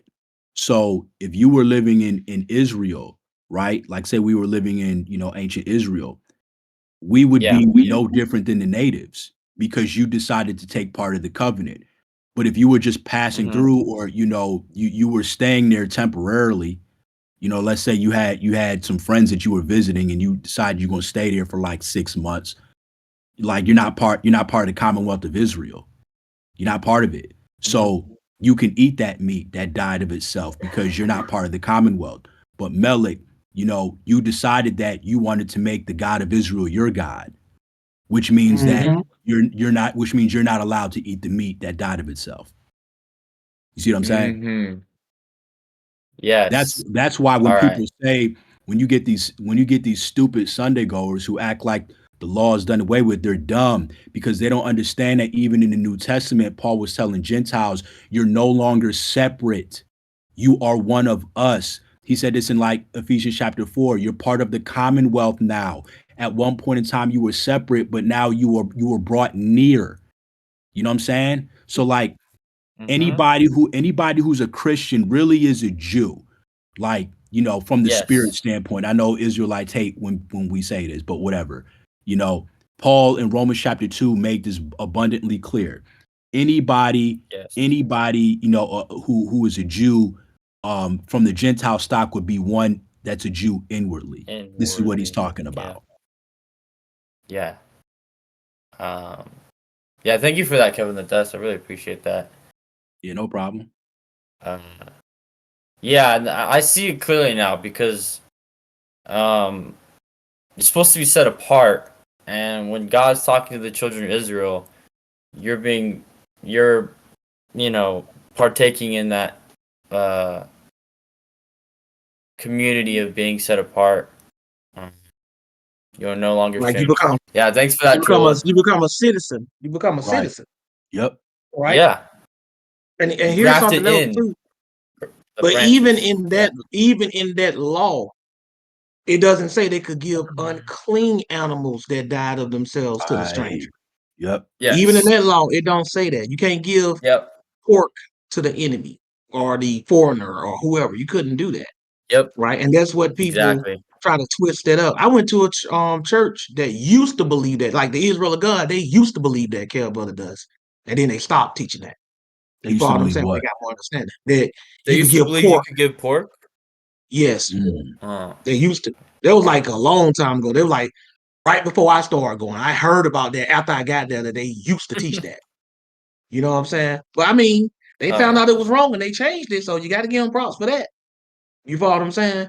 But Melly, it's a reason why like when I was referencing Kev, like Kev, this is his specialty, breaking down the different degrees of stranger in the Old Testament. Like that's his specialty. You know, I wasn't gonna do nothing but just reference the stuff that he said anyway in the way, because I think he breaks it down better than I do. I got my own way of breaking it down, but I think his is better. So I was referencing his info, and I'm like, hey, why am I citing? I don't believe in citing people when they're right there to speak for themselves. I just don't do that. Like, why am I telling you what Kevin says? He's right here on the stage. Let him do it. Right? I would never do that to anybody. And you see the way he broke that down, brilliant. You follow what I'm saying? Just Hey, brilliant. Josh. And that's what, yes, sir. Roar. What's up, Roar? Can I go last? I want to go last because I want to talk to Gideon. I mean, he's on the stage, but you can do it if he's available. You follow what I'm saying? What'd you say? Real. I said he's on the stage. Go ahead, Kevin Dust. Yeah, last point I wanted to make to you, Melech, just about the whole, well, you know, could Jews give unclean animals to strangers? Like, so, where am I at? I'm in Leviticus 22, right? And I forget, I think this issue comes up elsewhere as well, but, you know, I just jumped to Leviticus 22. But Leviticus 22 chapter, or 22 verse 6 says this. It says, a person who touches any such thing shall be unclean until evening, and shall not eat of the holy gifts until he has bathed his body in water. But when the sun sets, he will be clean, and afterward he may eat of the holy gifts, for it is his food. And it says, he shall not eat an animal which dies or is torn by animals, becoming unclean by it. I am the Lord. Now, what's interesting is if this was in reference to unclean animals, then it's like, wait a minute. If I'm eating it, I'm becoming unclean by it, right? Like, but it's already unclean. You know what I'm saying? So it's kind of a weird way of phrasing it, but it gives the indication that hey, like this animal, you know, because we're talking about like an animal that a Jew would decide to eat. Like a Jew's not going to decide to eat or even think about eating unclean pork. You know what I'm saying? Given the fact that the dietary laws were given chapters previously. But it's like, you know, in the context of what is food and what a Jew knew he could eat, like God had to let him know, well, hold up, like if it dies of itself, you still can't eat it. And even though it's clean, technically, you know, like under normal circumstances, because it's dead, if you eat it, you're going to become unclean by it. So, you know, Yeah. just wanted to throw that out there. There's some other ways to break it down, but yeah, go ahead. I have like a half question though. So like, will I don't I know there's sometimes possibly pork gelatin and fruit snacks that are in my house. To be honest with you, I just throw them out. But a question is, it's like a half question though, because this is regarding the topic of giving people pork or unclean animals. So my question is to Brother Josh or Kevin the Dust. Would it be a sin if, let me say, you're a chef or someone wants you to get unclean food for them, and they're requesting it or they're ordering it and you have to cook it or you have to go buy it for them, or Hold up, if just somebody is give hold them what up, they I want to want. make sure I understand. You say if who's the somebody requesting it? Well, anybody, whether it be business or a family member, like if they just want some pork. Are you a chef or something, Is it a Melvin? No, not chef. No, I was just like sometimes found things like one. It was about a couple months you're ago. My asking mom you're got ham. asking you're asking if your mom said go to the grocery store and buy me a pack of ham or cook some ham for me. Yes, that would be a sin. Oh no, yeah, I don't do that. Oh my gosh, I can't even imagine doing that. Or Oh buying it for them. If I no, gave I you don't buy it money, from. Mm-mm. okay. So what was the question again? Would it be a sin if you did what then? No, yeah, that was my question. Yeah, that was my question. Right. That would be a That's what I'm sin, saying. right? Yeah. Would it be a sin Woo. if I gave you some money and I said it's on me and gave you the money to go sleep with a prostitute? Would it be me? Would I be sinning? Not you. We already know. Would I be sinning? I didn't do it, but I gave you money and said, "Hey, take this money and go sleep with a hooker." Yeah, Would I be sinning? yeah. I mean, I think you would. To be honest with you, You think or you know? Which one is it? If I I know you would if be sinning I because tell you're trying to. Yeah, you're trying to get me to sin. if I Yeah, tell you to do something sinful, yeah, if I tell yeah, my brother to do something sinful or encourage it, am I sinning? yeah, yeah. You Right. are. It's the same thing with that, right? You can sin by Yeah, proxy, in other words. You can sin by proxy, bro. sin by proxy. So that's Yes, kind that of hard means though, because if you want to be a chef though, like if you want to be a chef and you want to cook somewhere, that's pretty tough. No, and that's like a I you would need to tough. find agree. you another profession. You need to find you another profession. Yep. Sorry, my brother just ran in. Who's the But oldest? anyways, what? Oh, we're twin I said, who's brothers. the oldest? Oh, me by Oh, no. 13 minutes. Hold up. Wait a minute. So does that mean that theoretically we could be thinking we talking to you and it's actually him sitting in for you then? One time my brother did do that. One time my brother did do that. With us? No, but he let you guys know. He let you guys know. I let you guys know. I let you guys know.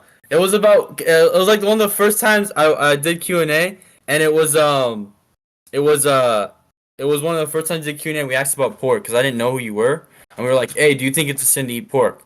And then you kind of answered it. Like I let you know it was my brother. I didn't. It wasn't like. If you did, I forgot. That means I was talking to him and didn't know it was you. I mean, talking to you and didn't know Possibly, it was yeah. him. You might have Oh, that forgot. is Yeah. good. You What's know, his he's name? my. It's Xavier. My name's Molesio, so it's just Melec and then IO. So instead of the H, you just put IO. Does he wear glasses too? Yeah, he wears glasses too. Yeah, he just And do doesn't wear y'all them got y'all sometimes. hair? Are y'all wearing your hair like in similar, like beard and everything similar right now? Y'all about the Yeah, same he's a similar lifeguard though. build. Yeah, everything. Yeah, he's a little bigger than me though because I haven't been working out. But yeah, same build and everything. So That is crazy, man. To find out that you are one of a half all of a sudden. I did not know that. yeah, Right, you just slid that in yeah, there. I know. Yeah, he Guys, did, man. man. He got his double. His stunt double came out the back. Yeah. So Came all out the right, thank back. you for answering That my looked like you. I questions. said, is that another Mellick coming from back there? That was the first thing crossed my mind. Like, it's another Mellick from back there. Anyways, You yeah, the I older don't brother. ever want to give people pork. I don't want to give people pork. I remember a couple months ago, my little brother. Here it is, Mellick. This is where you want to look at it, Mellick. Yeah. Anything that we are not allowed to do as believers, we cannot pass it on to somebody else. We cannot encourage it. We cannot be a part of it. We Yes. cannot do it for them. That's how you got to look at it. And don't support it. Don't support it And as don't well. support it. Yeah, don't support it. Yeah, don't support it. Anything we can't do. And proxy, somebody asked in the chat, what is proxy? Proxy means like when you do something through somebody. Like, for instance, you can murder somebody by proxy. How would you do that? You hire a hitman, right? Mhm. That's murdering somebody by proxy. That's how when somebody say proxy, they mean just using somebody else to do something or working through somebody or something else. That's a You sin can too. make someone How do break we the know that? Sabbath through proxy as well, like making someone else work. Exactly. But, David did Mm. that when he had Uriah killed in battle. When Nathan Yeah. confronted David, he said, "You have killed Uriah with the sword," even though technically it was the Philistines that killed him. That's called sinning through proxy. That is a real Yeah. thing. You can't be like, "Hey, God, I didn't sleep with the prostitute. I just gave him the money and told him to do it." I No, didn't it don't kill work him. like I didn't murder him. I didn't I kill got him. I just someone else hired a to get him hitman. murdered. Exactly. No, that ain't how that works. You can sin through proxy too, right? But here's the All thing, right. though. You can also get praise and credit through proxy too. Like if a king had a successful nation, it'll be like Solomon did this, even though, like it said, Solomon built God a temple. Solomon did not lay a single brick, according to what we read in the Bible. He had other people Mhm. do it, but it says Solomon built the temple, and he got praise and credit from the Lord for that because he put forth the commandment to have it done. So that also means Mhm. that if somebody does something righteous by proxy, like if I teach you something, Melly, like I just did now, and then you go out Mhm. and you teach somebody else and they do it right, God gives some of that credit to me too. Because I taught that person Yeah. through proxy. Yeah. That's how it goes. It goes both Yeah. ways. Might have to do a class on proxy. I mean, I did the class on the angel of proxy before, but I might have to do a class on just proxy in general. There's a lot you could do about that. There's a lot you can do. Mhm. And I have more questions. I was thinking about doing a session, but honestly, I feel like every time, like, for example, like when I was sleeping during the what was the class you last did? Not the last. The Oh, Day of Hunger Atonement one. Humbles. The Yes. Day Atonement one and the Hunger Humbles. Oh no, was that the same one? I think it was. Like I was sleeping, so it was like I gotta rewatch it sometimes because sometimes I might miss something. Like I heard you talking about it, and I was like on my bed, but I wasn't focusing, and I wasn't taking notes Mhm. either. So I saw that what was his name? Something Nation, Solo Nation. Solo I saw that Nation. he was taking notes. Yeah, so I'm just gonna download all your videos, and I'm just gonna have them on my computer. Why don't you put it on YouTube though? I'm just wondering, like, why don't you just put that on YouTube? Are you not able to do that, or what? Or you could? Well, they are on YouTube. They're just on Gideon's channel. No. I'm talking about the ones on Blog Talk, like the videos on Blog Talk. Yeah, I had started doing that. Yes, I was actually some of my old classes that I got are on there. But the reason why I didn't do it is because when I was downloading my classes, the sound from Blog Talk was just awful. And when I tried to use my Hmm. Sony Vegas to try to just raise the volume, it was like kind of like distorted. I don't know what it was. I really don't. Hmm. But, but yes, I'm gonna try to put some of them. It's a lot of stuff that I got to get around to doing, y'all. I've been lazy. I've been slacking. There's a lot of stuff. I got to get this book Mhm. done. Got to get this store back up. Everybody been asking about the store. I got these documentaries I'm Oh working yeah, on. You know what I'm saying? I got it. Yeah. Y'all better make sure y'all Oh cop yeah. this So book when it's come out. Y'all got to be promoting it. yeah. I'm definitely thinking. So yeah, the whole thing with the sound though, like if I made a YouTube channel, I just posted your videos on there. just so people could see him. You wouldn't care, right? That's cool, man. I don't care about anybody promoting me. If you promote me, you know what I'm saying, you got my back. Just don't make Gideon, no. did you just come off your mic? What's that, Gideon? What was that, Gideon? I What was that, just Gideon? saying, don't make no defamatory stuff or nothing. Exactly. The You know what I'm what? saying? I'm sorry. What was that He word said, as long as again? it's I not don't know. anything defamatory, that means defaming somebody. Oh He no, said, as long as ain't no. nothing like that, yeah, got no problem with that. I'm no, I want everyone to know who you are, man. I don't know if that's a good thing or not, but I want everyone to know who you are. Like I talk about you all the time, and it's funny because my dad was like asking, "Hey, so that brother Josh guy you like, does he talk about the Book of Enoch?" And then I'm like, "Yeah, he does actually." He's like, "Well, I was reading the book. I was looking at the Book of Enoch. And I was looking at the New Testament, and I don't know. I think it's part of Scripture because how influential it is." I'm like, "Oh yeah, I've heard my pastor. He talks about it all the time." He's like, that's good. Yeah, I think it's inspired Scripture." I'm like, "Hey, what do you know?" So We have this that's conversation right now. How many Malik, your folks you dad's a know? believer? what was What's that? good, Solo? Oh, that sounds like Solo. Said, What is up? your dad a believer? What's good, Kev? Gideon, What's going Gideon, Yeah. on, you got a Gideon? hot mic, Gideon. If you're trying to say something. No, yeah, I was talking to y'all. Oh, you said something about Solo? What you say, Gideon? You said I Solo thought what? that was Solo, but that was Kevin the Dust. Their voices kind of sound similar. Oh, okay. Yeah. Hey, funny story with that. Like, there's actually a Oh dude. boy. Yeah, there's actually a dude named Kevin. I mean, he was like, I think I first heard about him on Clubhouse, but like we got the same exact voice. We're from the same part, of like America, like the Northeast. And I think we got relatives like going back to South Carolina, but like this brother actually does sound like me, 100%. And his So name Kevin. And his yeah, name Kevin. right. It is weird. He get on here and they get to talking.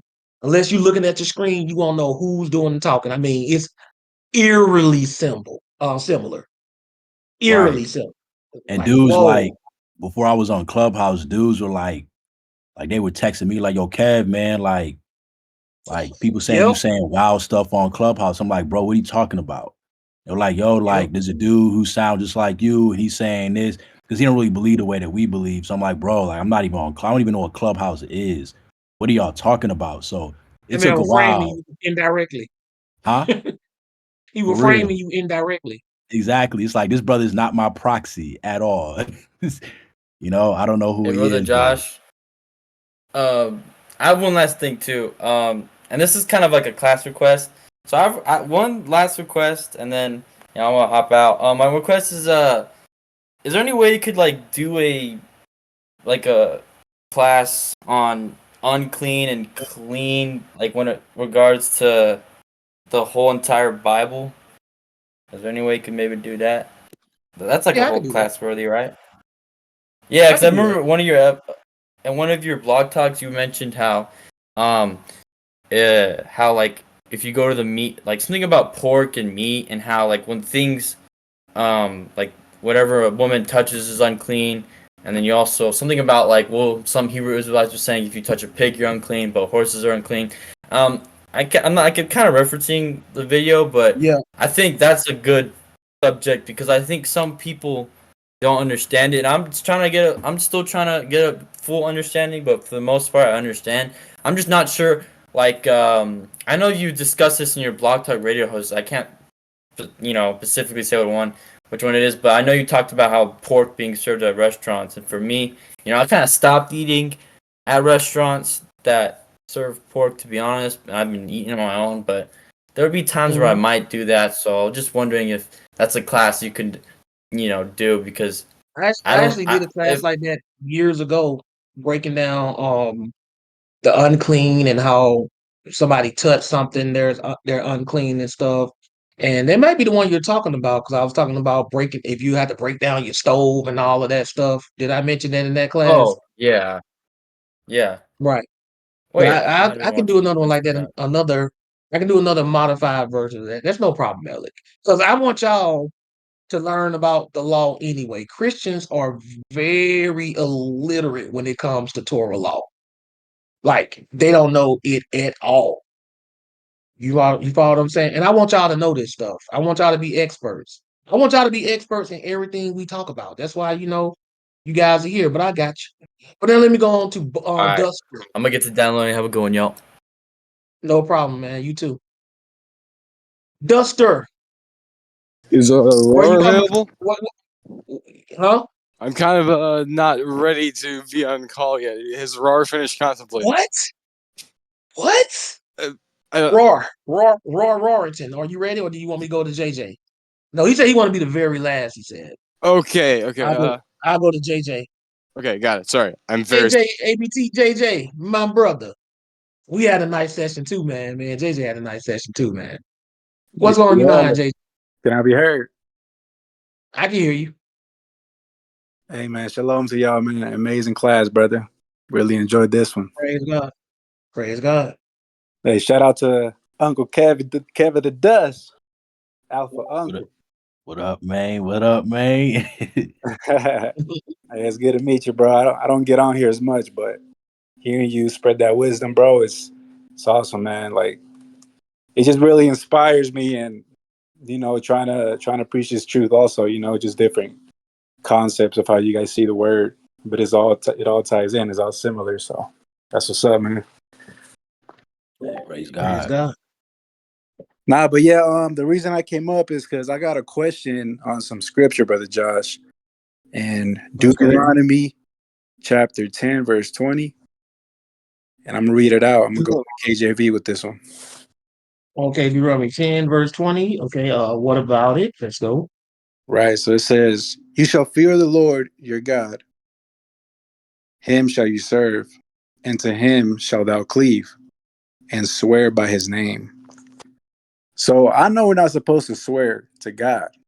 You know what I mean? But at the same time, it seems like he's saying, like, you can also swear by his name, like make promises, make oaths by his name.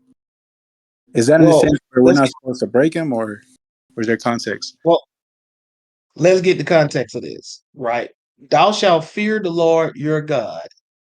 Him shalt thou serve, and him shalt thou cleave, and swear by his name. Then verse 21. He is thy praise, and he is thy God that have done for thee these great and terrible things which thy eye have seen. When it talks about you swearing by his name, right? Another way of saying that is like you're doing things in his name. You follow what I'm saying? Okay. Are you there? Yeah. Okay. Now, read it in another translation. You know how we always do, like when we was in the session? Yeah. I went to the ERV on this one. Okay. What does it say? It says, "You must respect the Lord your God and worship him, and worship only him. Never leave him when you make promises. You must use his name only." You see what that said right there? Never leave him when you make promises. When you make promises, you must do what? Use his name only. And what did I just say to you when I broke it down to you? Doing stuff what? For the Lord. But whose name do you do it in? You heard what I said, right? At the very beginning? In the name of the Lord, right? Yeah, but I said you're supposed to do it. It's saying like when you do stuff, you're supposed to do it in his name, right? If you make a promise, you're supposed to do it in his name. These are talking about oaths and stuff like this. Oaths are not forbidden. This is not the same concept as if when Jesus was saying, swear not by heaven, for his on throne, or by whatever, because it's his footstool, right? You got one that's everyday language, and you got one that's talking about when Israel as a nation and the oaths they make, like in the law, and the things that they do. They're supposed to be doing that in the name of the Lord, not some pagan god, not some idol god, right? Oh, okay. Because they had laws like considered what an oath. Like for instance, they had the Nazarite vow. That Nazarite vow would have been made in whose name? Because a promise, an oath, swearing, they all mean the same thing in the King James, right? Mm-hmm. What would that mean if you're gonna make a vow? Because there were certain vows. the promise, and you had to do it. Ooh, it says, "You shall swear by His name." Now read that in another translation. You had the ERV, right? What else you got? I'll go to the ESV. All right, bring that out. Let me get that with you. ESV. Yes. Not too many people mess with that ESV like that. Let me see. Okay. I got this one from Kevin J. He said this one is close to like the Septuagint Greek in a way. He says like it's closer to that version, so I mess with it. Right. That's similar to what it says in the King James. I like to try to find one that reads a little differently. Right. Try the Bible in Basic English. Let me see if I got that one. Now look what that says right there. Remember I said we I don't read think I promises. got that one. Okay, I can read it for you though. All right, bet. This is what it says right here in the C. Well, what ones do you got? What else do you got? Let's work with what you got first before I start bringing out other stuff. What's I'm on another the one you got? Bible app. I got a lot of them, bro. I got like 72 versions. I got the CEV. I got the Good Okay, read what News. it says in the CEV. All right. Let me get there. Well, Hold on. it says the same thing. What that says the same thing the other one said. Oh, yeah. You got the Bible in Basic English, the BBE. I got the Good News Bible, not the BEBE. Yeah, use the Good News because that's what I'm looking for. Well, no, let's say the same thing. I'm looking for the one that got the word oath in it. Do you got the GW, God's Word? God's Word. I think I do. Hold on. 1 second. Yep. Yeah, do that. I got that one. Do that. Mm-hmm. For sure. All right, I'm here. Read that verse 20. So it says, fear the Lord your God, worship him, be loyal to him, and take your oaths in his name. See, Okay. take it. You Okay. see how that reads right there? Yeah. And there were oaths that they had in the law. You know what I'm saying? That when you had to take an oath that you had to do it in his name. Right? Did you know that Jesus took an oath in his name? Did you know that? I mean, it makes sense why he would, but I don't remember like a verse that says that. Well, he didn't do it in general because he told us not to just do it in general. Mm-hmm. So, do you know that he did it? Anybody on the stage know when y'all think he did it? Kelvin does. When do you think he did it? When Jesus took an oath? Oh, wasn't that sometime? I forget. Sometime when he was walking the earth as a man. Nah. Well, of course it had to happen. He was a man, but do you know specifically when?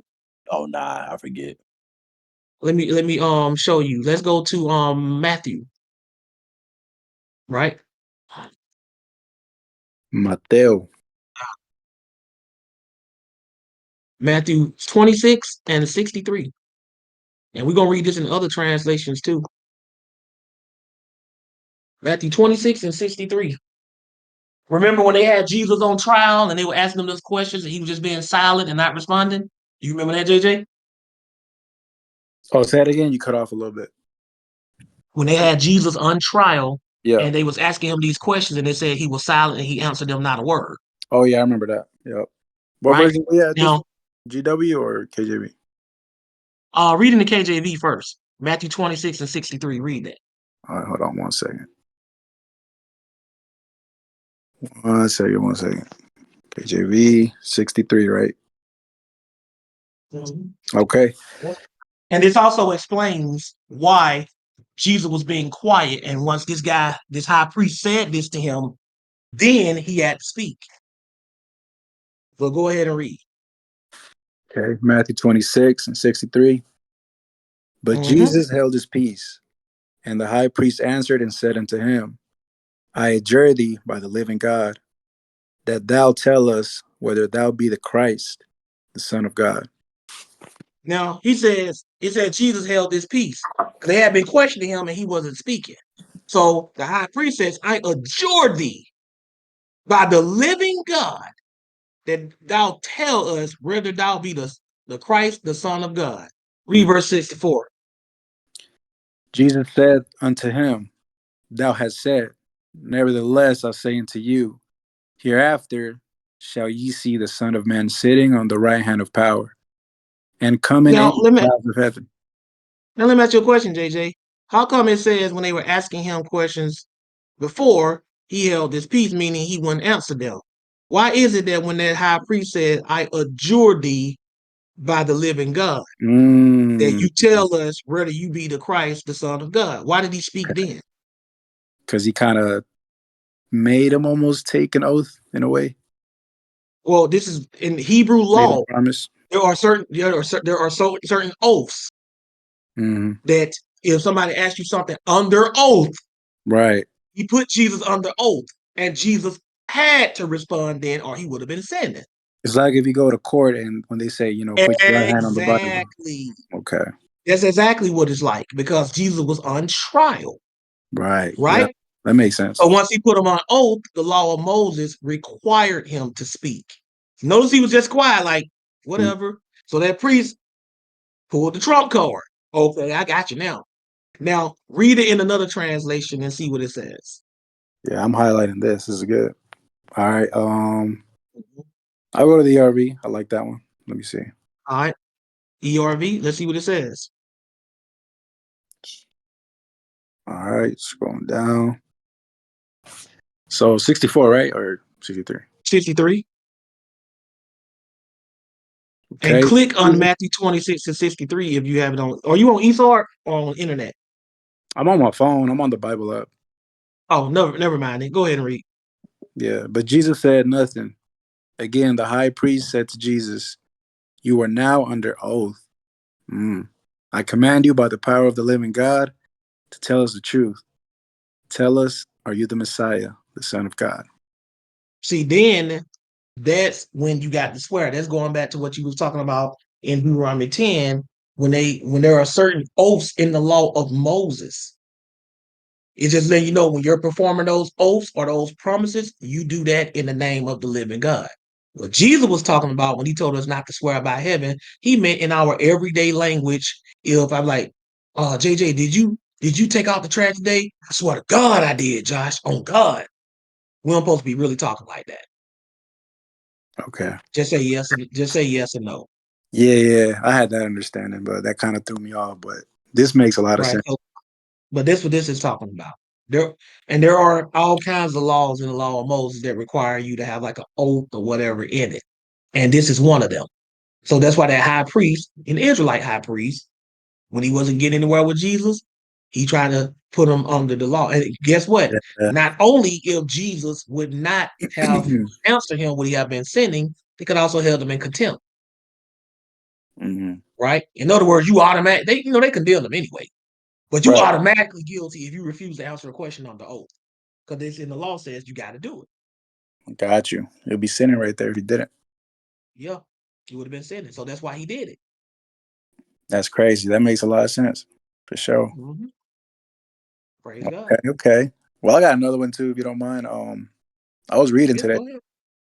I was reading today, and I'm on a journey of trying to like read the Bible, at a slow pace, but still getting some word in. And 1 Samuel chapter 2, verse 30, where God basically changed his promise that he had towards the priests because they were disobeying him. And they just 1 go, Samuel oh, chapter 2 and 30.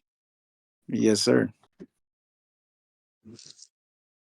Okay, when they're talking about it's about Eli's sons. Is that what you're talking about? Yeah, but I think it was more on Eli. Let me see. Oh, it's about Eli. Yeah. What about him?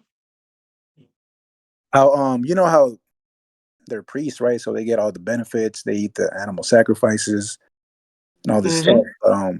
God punished him and he took away that promise. Well, if God rewards you with something and you sin and he takes it back. See, God makes promises with people too and oaths with people too. But you got to understand that if God makes an oath with one of us, it's usually predicated on us doing a certain part we're supposed to do. Right? Let's Or read the part that you're questioning. Go ahead and read that. Which particular verse? You said 30? yeah, 30. Okay, read that. Wherefore the Lord God of Israel saith, I said indeed that thy house and the house of thy father should walk before me forever. But now the Lord saith, be it far from me For them that honor me, I will honor, and they that despise me shall be lightly esteemed. So what is that particular verse saying to you that make you got a question? No, it wasn't really the question. It was like interesting how God can, really take away your promise if you just disobey Him. Yeah. For Like, for like the free graces, right? That they just think it's all good. yes. He can Let me take. ask you a question. What did God call the land of Canaan before they got in there? Before He put the children of Israel in? What did He call it? Oh, the land of milk and honey, What else did He call it? the promised land, The what land? the promised land, The what land? the promesa. Did He give it to them? Did He Uh, give them that land? Did He give it to them? Did He move them in? no. Yes, He didn't move the children of Israel into the Wait, promised land. you said you said the Canaanite, yeah, the children of Israel, yeah. Children of Israel, yes, the children of Israel. Did He move them in? Oh yeah, for sure. Did He kick them out? I don't think I haven't gotten to that part yet. You probably did. Yes, you have gotten to that part. You know that the children of Israel went into captivity because they kept on saying it. You know that. Or maybe you didn't, but I'm just saying you know that they did. So Right? they got kicked out of that land then for sure. So what that means, JJ, is He promised them something, gave it to them, and then when they sinned, what did He do? Take it away. See? Don't ever let the word promise means most definitely. Now, there are times when God will put a promise in place, and His promise is so rock solid that even if somebody break their part, He'll still punish the people, but not completely, because He'll say something like, nevertheless, for the sake of my servant David, the promise I made him, I'm not going to let this be a complete annihilation, right? Mm, But other people who still would have benefited from the promise, they don't get any part of it, right? right. For sure. Mhm. And even then, things can be temporarily because He kicked them out of the land, but prophecy tells us they're going to get it back. So, That's you great. know, To those who you obey. suspend somebody benefits. Where's that care for the dust? I was just gonna add, and in the law, I mean, like there was a bunch of conditions that Israel had to Right. abide by in order to stay in the land. I mean, repeatedly, just off top, like Deuteronomy 28, Leviticus, I think 26, made it very clear that if they didn't keep the law, and He's gonna kick them up out of there, as well as throw upon them a bunch of other curses. So when Israel decided, not to abide by the law, and they got kicked out of the land, it wasn't a surprise. They knew exactly what they did wrong. hmm Mhm. That's called a covenant too, an agreement, Right. contract. Contract. Yep. You You follow gotta what go I'm by the saying? contract. Yep. And people don't understand that a contract is contractual. You have a contractual obligation. And a lot of people don't understand that. Like, even when it comes to marriage, y'all got to understand that when you're exchanging vows and marriage is holy in the name of God, that's in that Deuteronomy 10 category. Because that's the holy covenant. Marriage is a holy covenant, right? And people just be making these vows, and I don't think a lot of married people understand the severity of the vows they make. You can't make all these vows to God and then just turn around and say, I'm not going to do that. Men and women do it. I'm just going to get a divorce. He didn't cheat. She didn't cheat. I'm just tired of her. I'm just going to walk away. You made actual vows, several. Some people even write their own vows,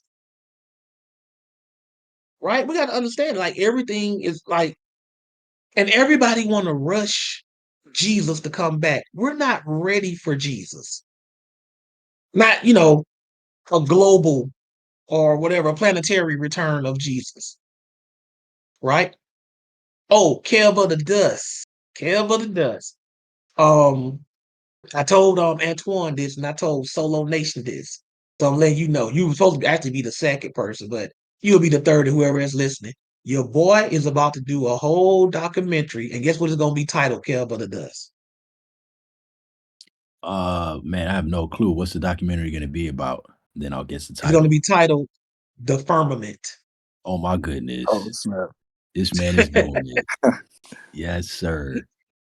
What made you? What made? Because I know you got a lot of things going on. What made you want to? I guess expedite this one. it's actually been in the works for a number of years now, right?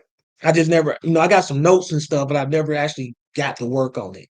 This bad boy is going to have scripture, of course. It's going to have hidden references to the globe or the firmament in movies and media. It's going to have scientific stuff showing you all of this. The lies we've been told, and this is gonna be something you gotta buy. Now, of course, Kev, but it does, since you one of the ones that helped put it on my spirit to deal with it over the years, you're gonna go and you gonna get your complimentary copy off the rip. You know that. You and the fam. You Yeah, follow but what I'm saying? I might want to pay for it. So Well, you can just, just write it off as a donation like you usually do, but you're gonna get a copy. That's the whole point. You getting a copy. cool. All right. You feel me? Yeah. Right?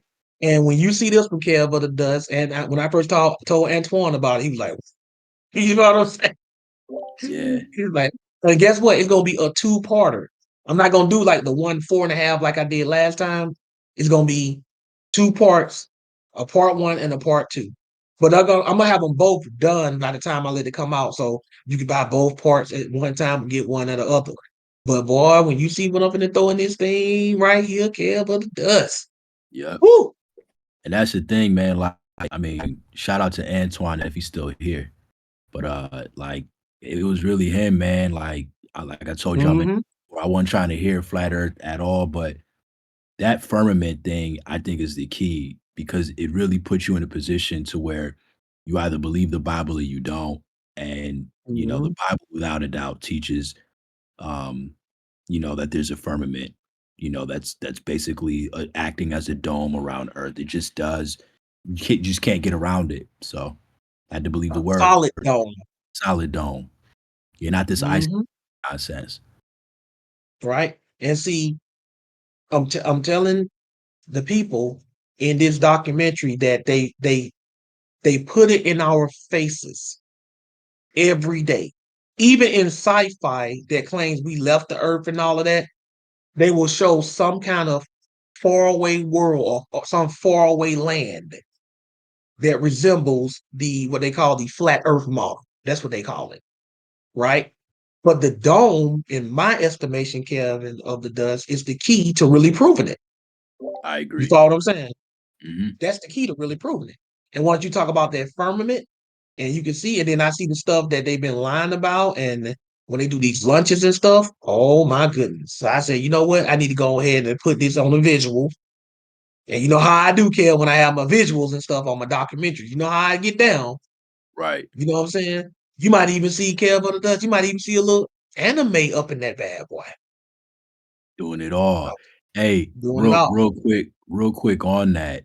I don't want to derail too much because I know we still got Raw and Duster, and then probably even JJ might have some other questions. But so here's my thing, right? So like, Book of Enoch obviously is a huge resource when it comes to this topic as well as many other topics. But believing the Book of Enoch, like if you're gonna believe the Book of Enoch, you really got to believe flat Earth. You really got to believe that. Like there's just no way around it. But even beyond that, like Book of Enoch, and I forget where, but it talks about how like the world is divided into 4 quadrants. And one of those quadrants, which I think he refers to it as the North Quadrant, is the land of man. So it gives this impression that the world in totality is not populated by man, but only a quadrant of it is. Right. Like there are a lot of that is? unpopulated area. Exactly. And that makes me think of Admiral Byrd back in like with the the ice 50s. walls. Exactly. Like when he was talking about land beyond the ice walls. And I'm like, dude, like, is that why the Antarctic Treaty, is the way that it is? Because they're preventing us from, or maybe it's God. Maybe that's God's way of saying, hey, listen, this land is not for you. Like y'all are stuck in the North Quadrant. You're not allowed to go to the west, south, or east. And that's what it is. Like, I don't know for entirely if that's the right connection, but the book of Enoch seems to reference that we're stuck in one part of the earth and we're not really even populating the whole thing. Well, I can tell you this. When it talks, the book of Enoch talks about the firmament a great deal. Mm-hmm. And there are even places in the Bible that I'm going to go to, Kev of the Dust, that makes references to the firmament that you're going to probably be like, whoa, I didn't even know that was a reference right there, Josh. Yeah. You feel me? Mm-hmm. Like, and even in this video, I'm even going to be doing some experiments to prove to people just anything you can do in your home to prove to people that this is what we're looking at. You follow what I'm saying? Like, I'm telling y'all, this society has taught us to trust them more than our own eyes. Right. That's what they have done. But when you see this man, y'all know how I do. Y'all teach me too, but y'all know what I do with any information that y'all give me. I amplify it. I Yep. dial it up to 11. You know that Kel Butter does. You feel me? Like, let me Mhm. go in and shoot this to Josh. Josh finna go absolute ape with it. He finna go all the way with it. And this gonna be a two-parter. It's gonna be probably 2 hours apiece for a part one. The part one, I don't know what order I'm gonna do it in. I just know that one of them gonna be showing the scripture part, and the other one gonna be showing like the scientific part and the movie references and the TV references. You know what I'm saying? Like, why is everybody so in love with this dome model if it's just some old fiction, right? And why do people talk about breaking through this glass dome? I know you saw the reference to it in the Simpsons movie. Didn't you, care what it does? No, I didn't see Well, not that. the Simpsons movie. Well, yeah, the Simpsons movie where they had the glass dome, right? But there was a regular Simpson episode where they was at a baseball stadium, and it was a dome stadium, right? And they threw the ball to the bat, to the guy at bat. He hit the ball. The ball hits the top of the dome, like it's a glass ceiling, and it cracked, and water started rushing down and flooding the stadium. Yeah, they know. Simpsons are weirdly prophetic and weirdly insightful when it comes to these things. Now, why would they just throw that rant and that joke had nothing to do at all, Kel, but it does with the overall concept. It's not like they already had water or they were underwater and they did that. And even if they put them underwater, that's still a hint, right? But they're just at a regular stadium and they hit that water and like I think like whales and stuff start falling down. You can Google it right now. Some of y'all know how to JJ, you there? Yeah. You know how to share stuff on here, don't you? You know how to share your page? I'm on phone, not really, man. Oh, I keep forgetting, man. I keep forgetting. I'll let and Buster definitely on this duster. We'll go to let me go in and get the duster right quick. All right. Yeah, he was in the dome too. Yep. Okay. That's gonna be that's gonna go be in the ahead. documentary too, Dre. You heard me, Dre? Yeah, that's gonna be in there too. Yep. I'm telling you, man, they got this stuff right in your face. And but Dre, what was the name of the guy who was running the whole show? Nope. Nope. His name was Christoph. It's literally spelled Christ and the word off. So you got a guy who's running the whole show, running over Truman's whole world, and his name got Christ in it. All things were made by him and for him, Drake. Right? So he's like God, right? What about the name Truman? Come on, that's an obvious one, Drake. Break that down. True man. You follow what I'm saying? True man. It's telling you right there. So he's kind of like a Christ figure too. I mean, they even had him look like he was walking on water at the end when he got to the edge of that, what you call it. You follow what I'm saying? When he got to the edge of the dome, if you look from a distance when he was walking up to the stairs, it's like he was walking on water. They be throwing little hints in there to try to show you that. But they called him True Man. And the whole show was about him, made by a Christ, and for another Christ figure. All things made by him, a Christ figure, and for another Christ figure. They throw it right in your face, man, and they put them in a dome. And what was the truth, Dre? What was the truth?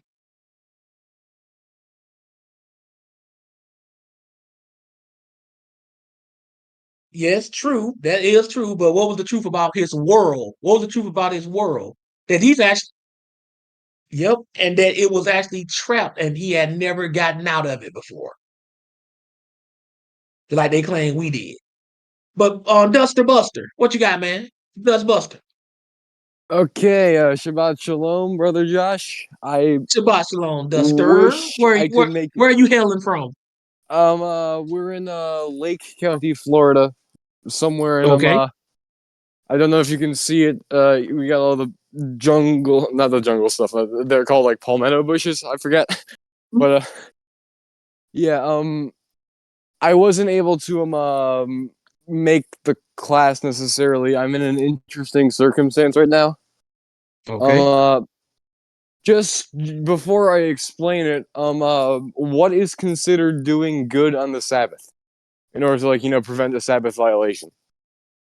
Well, helping somebody who's injured, um, anything that's like police work, firefighter, medical field, or even just in general, if you just out and somebody gets hurt, even if an animal gets hurt, because Jesus talk about the ox in the ditch. Yeah, You yeah, follow what I'm fell saying? into the yeah. hmm So That's what it means when it says doing good. Or, like I said, also helping people or doing God's work, like feeding hmm the homeless or the poor. You follow what I'm saying? got it. So I wasn't able to get in the class today. It's always the interesting named classes that I miss. I've noticed that.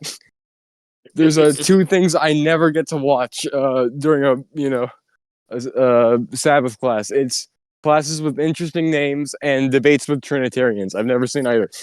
It's and It be but like that sometimes. yeah, but so I was I'm at I'm a camp counselor right now, and Okay. the camp our campers are kids who have cancer, and I was wondering if that counted. You were serving cancer patients. Essentially, yeah, not like medically though. Like, what were you doing? So this is kind of like a fun morale boosting weekend, you know. I mean, Making what do they have you out there doing? Like specifically? I ran the art studio. I think I still have glitter in my beard. I took a picture earlier. So they were just doing some pictures or something, just painting or something like that. Kind of, well, that's what I did at least. And it was for like the overall like we're helping them get out of like a bad place mentally. But Right. I I mean, didn't know if it I don't counted. see anything that. Yeah, I don't see anything like that. Um, defiles the Sabbath. All I ever tell people is that even when you do good on the Sabbath, you're still supposed to try to get that convocation in, that Yeah, study. You follow what I'm saying? I am But what you did, just go ahead. I I popped out every once in a while saying I had to take a phone call and listen to the class, but But that's how even they're still, responsible. sometimes you can't even get the study in. Even still, you can't because if you're a police officer, you ain't gonna be able to stop and listen to a Bible study if you're like on the beat, right? And Yeah. that's okay, right? hmm But just remember when they say doing good, it means something like when Jesus gave an example of it when he healed the people on the Sabbath. Yeah. Healing, that's obviously medical field. He did not condemn them for helping an ox in a ditch on the Sabbath. He condemned them for seeing that as more important as helping actual people, right? Got it. So something in that area, like if you're dealing with injured animals, injured people, sick people, right? Helping them hmm out, looking after them, being a caretaker, because you don't even have to really physically be working to be a caretaker. Sometimes you just got to be there to watch people. Yeah, You follow that's what I'm saying? kind of what I was You know, doing a little bit. yeah, We watching had cancer assigned campers. patients. Yeah. Yes, watching cancer patients, stuff like that. Right, that's doing good on the Sabbath. Okay. Working at McDonald's, Nah. no. Yeah. Right, I understand that. Okay. driving trucks or anything, no. I understand that some people are doing that now, and they know they're not supposed to, and they don't want to do it, and they're trying to get out of doing that, right? Mm-hmm. But that's not something that you can just say, "Oh, that's doing good on the Sabbath." No, they don't fall under that category. You need to try to get that day off if that's what you do for a living, or ask God to give you another job that don't require you to do that kind of work on the Sabbath. You follow what I'm saying? Another Yes. way you can tell if something is good to do on the Sabbath is if it's not done, somebody will die, society will break down, enemy nations can attack us Mm-hmm. and kill us. Like for instance, with our American soldiers, they can't they can't take the Sabbath off. If the enemy ever learn, hey, every Friday night, Saturday night, they let their guard down. They don't fight at all. Let's That's what invade then. We'll be getting invaded every weekend. You that's what feel me? Washington did during the the British were all off on Christmas, and they crossed the Delaware and surprised them. See, caught them literally resting, caught them sleeping, and that happened in the Bible too. In the Book of Maccabees, when they were getting persecuted by Antioch Antiochus Epiphanes, what they would do is they refused to fight on the Sabbath. So their enemies would just come and they just stand there and get annihilated. Yeah. So Judas Maccabees was like, yo, I got to make a new rule. This is how this going to be. We won't wage war on the Sabbath, but if they bring the fight to us, we going to fight back. Yeah. So that goes into the soldier aspect of it, right? Mm-hmm. So we need 24/7 soldiers. We need 24/7 police officers. We need 24/7 firefighters. We need 24/7 medical field, right? Mm-hmm. Yeah. That's how you can tell, like, if it's something that if somebody doesn't do, they in some serious trouble. Like the people they serving in some serious trouble. Like Got they'll it. die or they'll get sick. That's how you can tell. And what else? Oh, right, I'm up. So the question I was gonna ask you before I ended up on this retreat was you okay, so I was preached by one of those missionaries on campus. They were one of the Sunday church missionaries, and surprisingly, they actually had I told them I keep the law, but I'm a Christian, They actually had like a backup verse for people who did that, and I didn't think they would put the effort in. And Oh, you say you keep the what? You keep the wall. What did you say? the law, Oh, okay, the law. Okay, I got you. So they brought up the book of Galatians and used it as like this is what it means because Paul got mad at the Galatians because they were still keeping the law even though they've been saved by Christ. And like I know that's not true because Paul never said the law should be abolished, right? Paul did not get mad at anybody for keeping the law because they were saved by Christ. It Paul was got mad because at they were people. Go ahead. they were being like Pharisees, right? They were believing their works were mattered more than Exactly. yeah. Exactly. They were justifying themselves through that. Why would Paul get mad at anybody for keeping the law when he himself kept the law? Well, that's the thing that they didn't know. It's The like, missionaries right? weren't believing that. Of course they didn't know that, right? Yeah. Like, so, and that's another thing that Christians don't understand. Paul himself kept the law in front of them, away from them. So you got this guy. Can y'all imagine this? Like, let's picture this for 1 second. Brother Josh coming to y'all, telling y'all that something I'm doing. I'm keeping the Sabbath. I'm not eating pork. And y'all know all of this about me because I'm coming to teach y'all. Y'all sitting in my presence, right?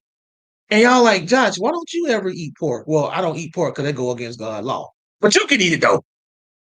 And you're like, Josh, Mm-hmm. how come you going to church or having this holy convocation between Friday sundown and Saturday sundown? Oh, because that's the Sabbath. But you ain't gotta do that though. What would y'all look at me like every time I'm talking about what I'm doing it, but y'all ain't gotta do it. Who want a teacher like that? I What think kind you'd of be disconnect would we have? I think you'd be purposely misleading us. Right. But that's what Christianity wants you to believe. They want you to believe that Paul continued to keep the law, but he was teaching others that they didn't have to do it. Mm-hmm. Even in their presence, most of Paul's interaction with these people was in person, right? The letters Also, make a small percentage of how Paul communicated with people. also, what about Romans 4? Mainly because there's one person currently arguing against the Mosaic Law in chat. Romans 4. Who's in the chat arguing against the Mosaic Law? Tell Uh, them, bring it on to the stage. Connor McKee. Do you want to raise your hand, Connor? Raise your hand. Get his hand up. Is it? Connor McGee. It I is, see yeah. it. It's up. Let's go to Romans 4. Romans 4 and what? I think rather there was just a misinterpretation in the chat. I was rather referring to how Paul was constantly dealing with the Judaizers. Okay. Yes. Sorry. Yep. I'll leave. And Thank you. who are the Judaizers? What were they doing specifically? Oh, I mean, you can read in Hebrews because Hebrews is kind of like the very similar to Galatians, except for obviously Hebrews is for the Hebrews. But rather they were constantly trying to revert people back to Judaism. So, like in They were trying to Galatians, it was a matter of revert. circumcision. Yeah, They they were were trying to trying to revert revert people. people. Who were they trying to revert back? The Galatians? I mean, well, in Because Hebrews, the it's Galatians definitely were the pagan. case. Because the Galatians were pagan Gentiles. Yeah, So how you gonna revert them back? convert. My bad. Yeah. So convert to Judaism, Convert but like them. specifically to You said Judaism, or convert at them least in to some. Judaism. Yeah, in some sense. I mean, so the point is that like Paul, the whole idea he's saying like that none could be like if one person could be made righteous by the law, then Christ died for nothing, right? In Galatians 3, right? So I'm Yes, he not said saying that we're righteousness totally came by against the law. if righteousness came by the law, then Christ died in vain. Correct? Yeah, and obviously you have Matthew 5:17 through 19, right? And so like, I'm not at all in any sense against the law, I think God's law is You said perfect, right? you said you're not. Hold on, I want us to slow down here. You said you're not at all in any sense against the law. Let me be clear. I think God's law is perfect in some sense, and I think that the New Testament expands upon a lot of the more applications of the law, but I'm not What about the Ten Commandments? because what Are is they perfect? The Ten Commandments, are they uh perfect? yeah, it's it. Yeah, Is honor your mother and father still in effect? yes. Is So I mean, like, don't have in what is sense? don't huh?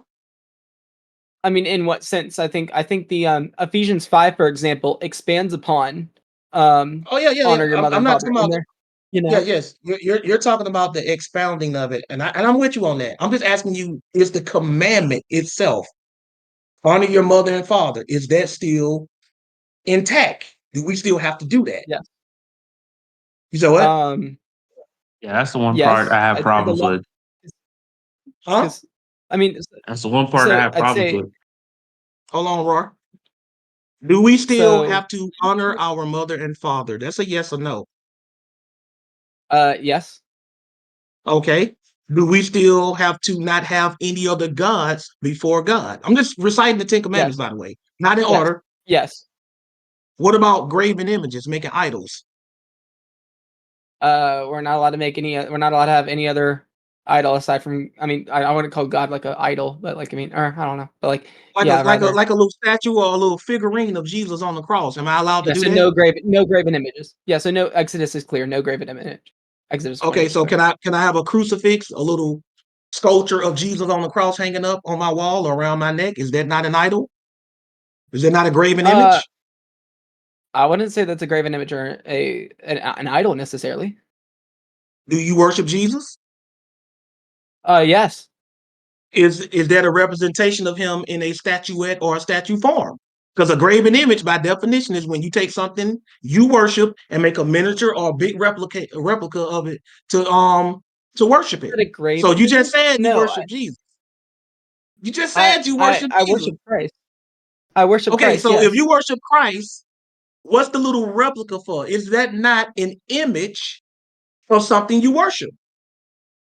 I think it's like is image being used in the same sense as the An context that image Exodus means is in? is an image is something you can see. Can you see a cross with Jesus on it around your neck? Can you see that? That's what image means. Something you can see. Yeah, I don't think there's anything wrong with that by chance that at all. But you just said that the law is still intact. You just said that law. Oh, I don't.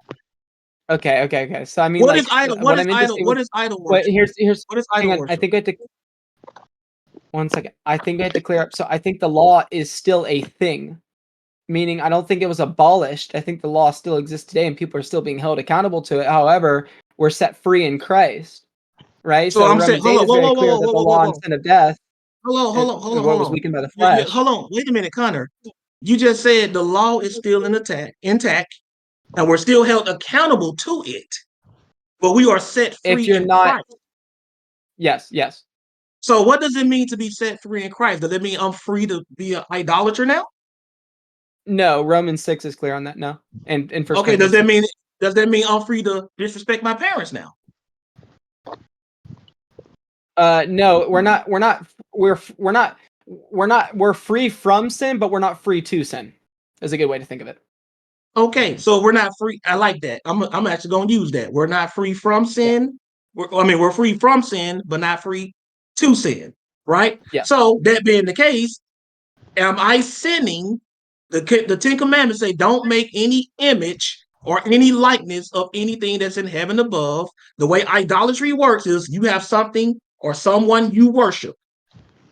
To show that worship, you make a replica of it.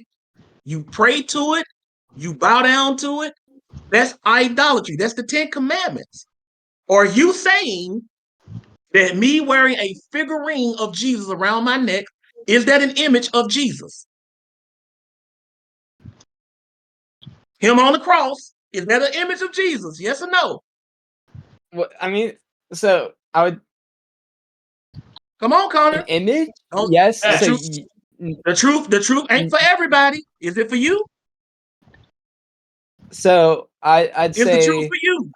Is the truth for you or not? That's what I you want could to know say before we it's continue. so it's and no, but seriously, like I think the word image. I'm not trying to be silly here. I'm not trying to rant or ramble. I think image is used in a lot of different ways in Scripture. Exodus Well, 20 will how's it talk about used? graven Okay, images. fine. How's it used in the Ten Commandments? How's it used in the Ten Commandments? Well, Exodus 20 would talk about graven images. What's right? a graven image? What's a graven image? You could talk about pagan statues, pagan idols. No. You said no. Let me rephrase that. When I say graven, what is meant by the word graven? What does that mean? Graven. I'd actually have to look at the definition of it, but I don't think it's a good thing. Graven, no. The word graven in of itself is not a bad word. Graven just meant how you made it. It just meant how you made it. You know how they make statues, right? Oh, okay. An inscription, sure. Okay. Exactly. So a graven image just means like a statue.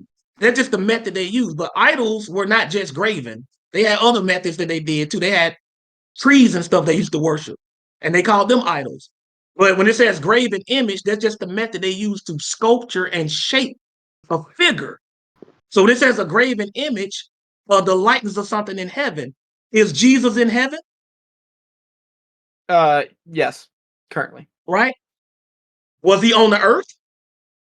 Yes. So you make the likeness is a crucifix with Jesus hanging on the cross. Is that the likeness of Jesus? If I build a statue right now that looks for you, Connor, is that statue in your likeness?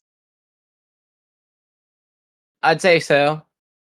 So when it I think this is says kind of like don't make any iconoclast. likeness, right? Who was that basketball player that just got a statue? Y'all know what I'm talking about. LeBron James. LeBron James. That was LeBron James. Is that a likeness? Maybe. Is that a likeness? It was D Wade. Dwayne Wade. Dwayne Wade. Yeah, D Wade. Right? My bad. Is that a likeness of Dwayne Wade? No, yeah, I'd say so. No, I mean, no. It's supposed to be. Dwayne Wade. Is it supposed to be? Is it supposed to be? Sure. Right. So if I told you right now, Connor, if you told me right now, Josh, I want you to build me a statue in my likeness, like you're a king, and you say, Josh, I want you to build me a statue in my likeness. What would that statue look like, Connor, if I do it right and do it good? What would it look like? Who would it look like? It would look like you. It'll look like you, right? If you told me to do it in your likeness, right? So these crucifixes, are they meant to be in the likeness of Jesus on the cross as a man? Yes or no? Don't let your pride get in Yes. the way. Don't overthink it. Thank you. So are they graven images? Are they? And do you worship Jesus? Do you? Yes. Yeah. So if you worship Jesus, the Bible defines idolatry or an idol as something you use to represent something you worship. That's the biblical definition of idolatry. They will worship they worship a bird god. You know what they would do? They would make an idol of that bird god and they would wear it around their necks. They have it on their walls. They have it hanging up. That's what they would do. God said, don't do that in the 10 Commandments. So you got a crucifix or an image, a picture of Jesus. Let me ask you a question. Do people pray to the idol of Jesus? Do they do that? Hey, mute yourself right quick, please, Dustin. I think that's definitely a thing that people do. I don't know. Yeah. You've never seen anybody bowing down to a Virgin Mary statue or a Christ statue praying? You've never seen that? Is that idolatry? No, I've definitely seen that. I've definitely seen that. Is that idolatry? It said, "Thou shalt not bow down to them." It said, "Thou shalt not bow down to them." I'd say that's an interesting topic because I'm not Catholic by any means. I know that they would have a different understanding of the word tradition, worship, latreia, like the Have you types ever of seen worship. non-Catholics do it? Have you ever seen non-Catholics do it? No. I mean, so like You've never seen a praying to a hold cross. up. You've never seen a non-Catholic wear a crucifix around their neck. Oh no, I've seen that. Is that idolatry? I don't know, to be honest. You don't know what idolatry is. That's what you're saying. It's not that I don't know what idolatry is. I think. Then what is idolatry then? See, first you define it, and then we see if that fit the description. What is idolatry as defined in the 10 Commandments? To be fair, I think we've defined what a graven image is. Yes, but what is idolatry though? I'd say idolatry is worship of something other than God. Is making an idol, and it doesn't have to be a physical thing. It can be a physical thing.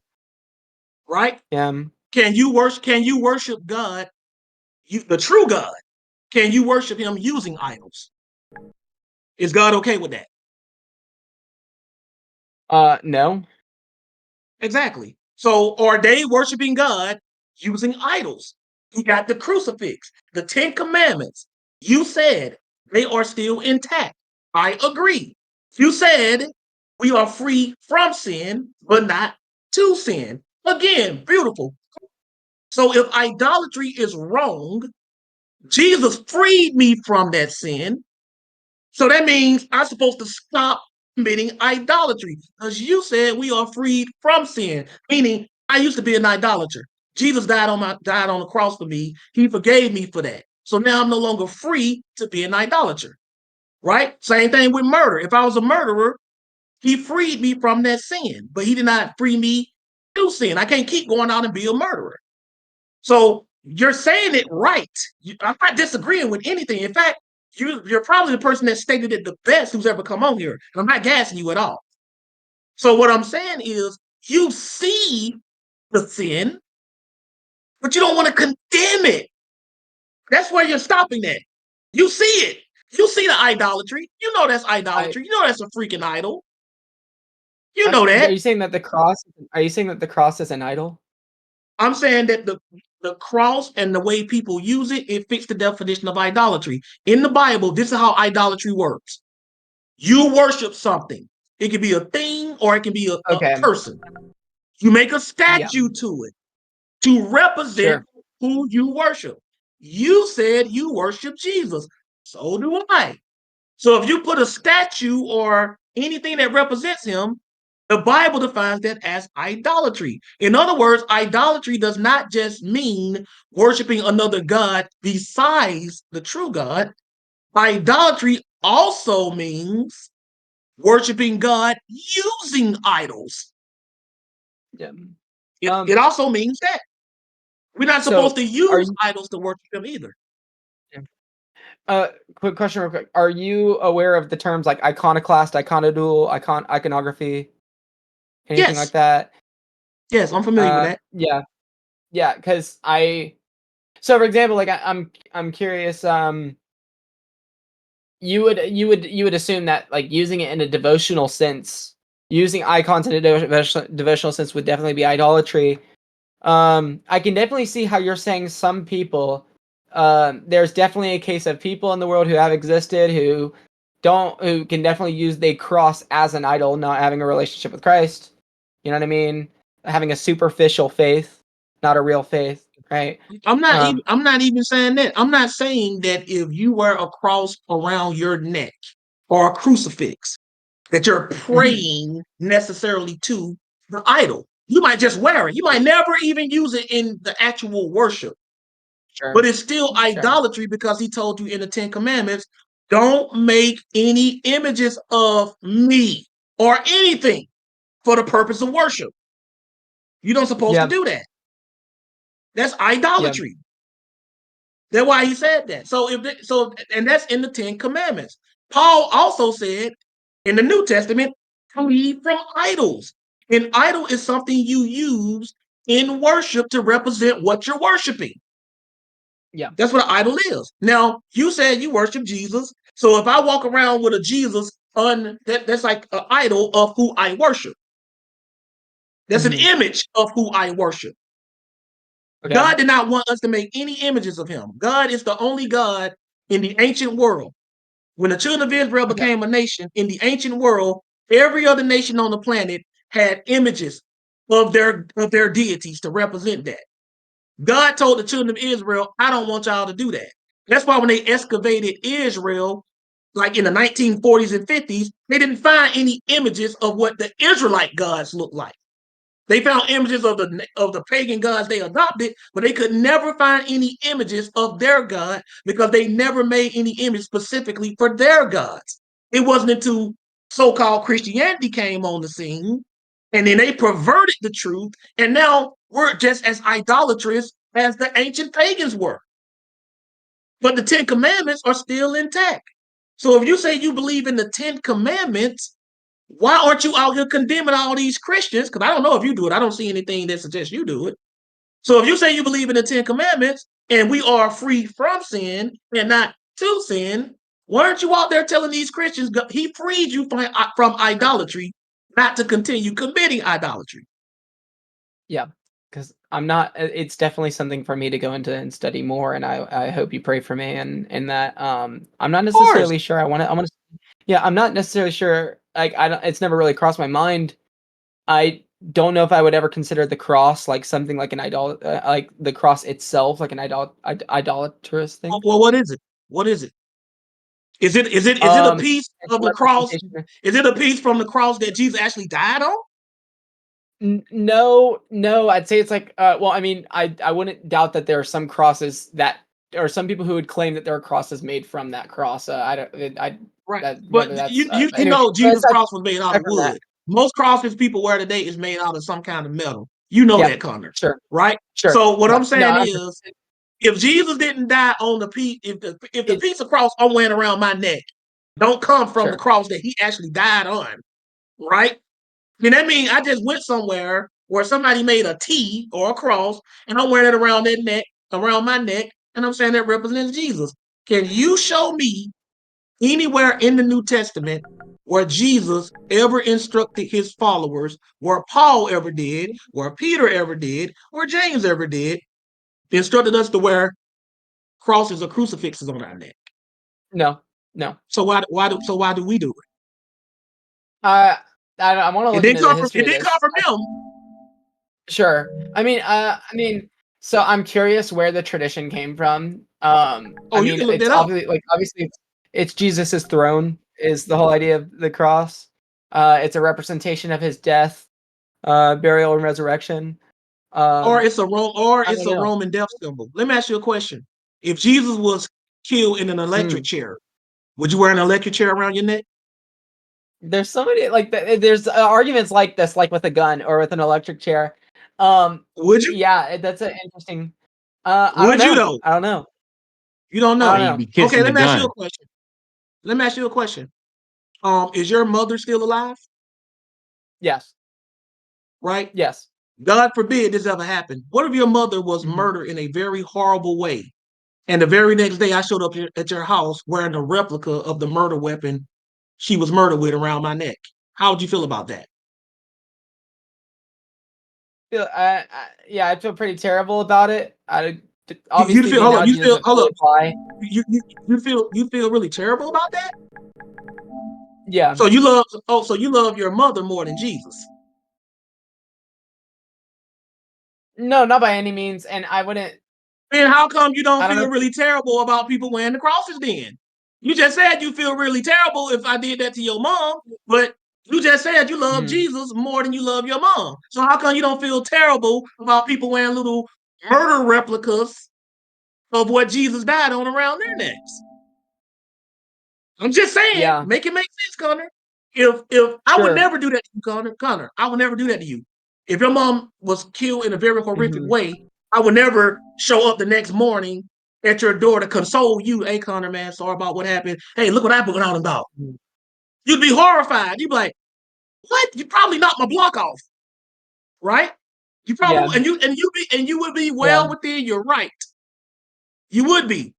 So, but if you love Sure. Jesus more than your mother, where's all that anger and that offense for them doing that to him? I don't even Yeah. know you, Connor. Let me tell you something, Connor. I don't even know you. I just met you today, right? You just met me today. Mhm. I don't even know you. But if somebody did something horrible like that to your mom, and I don't know your mom, and they came in here and they said, "Look, I'm wearing this because of what," I would curse them out, bro. I would go off on them. How dare you disrespect this man, mama, like that? That's what I would do, and I don't even know you.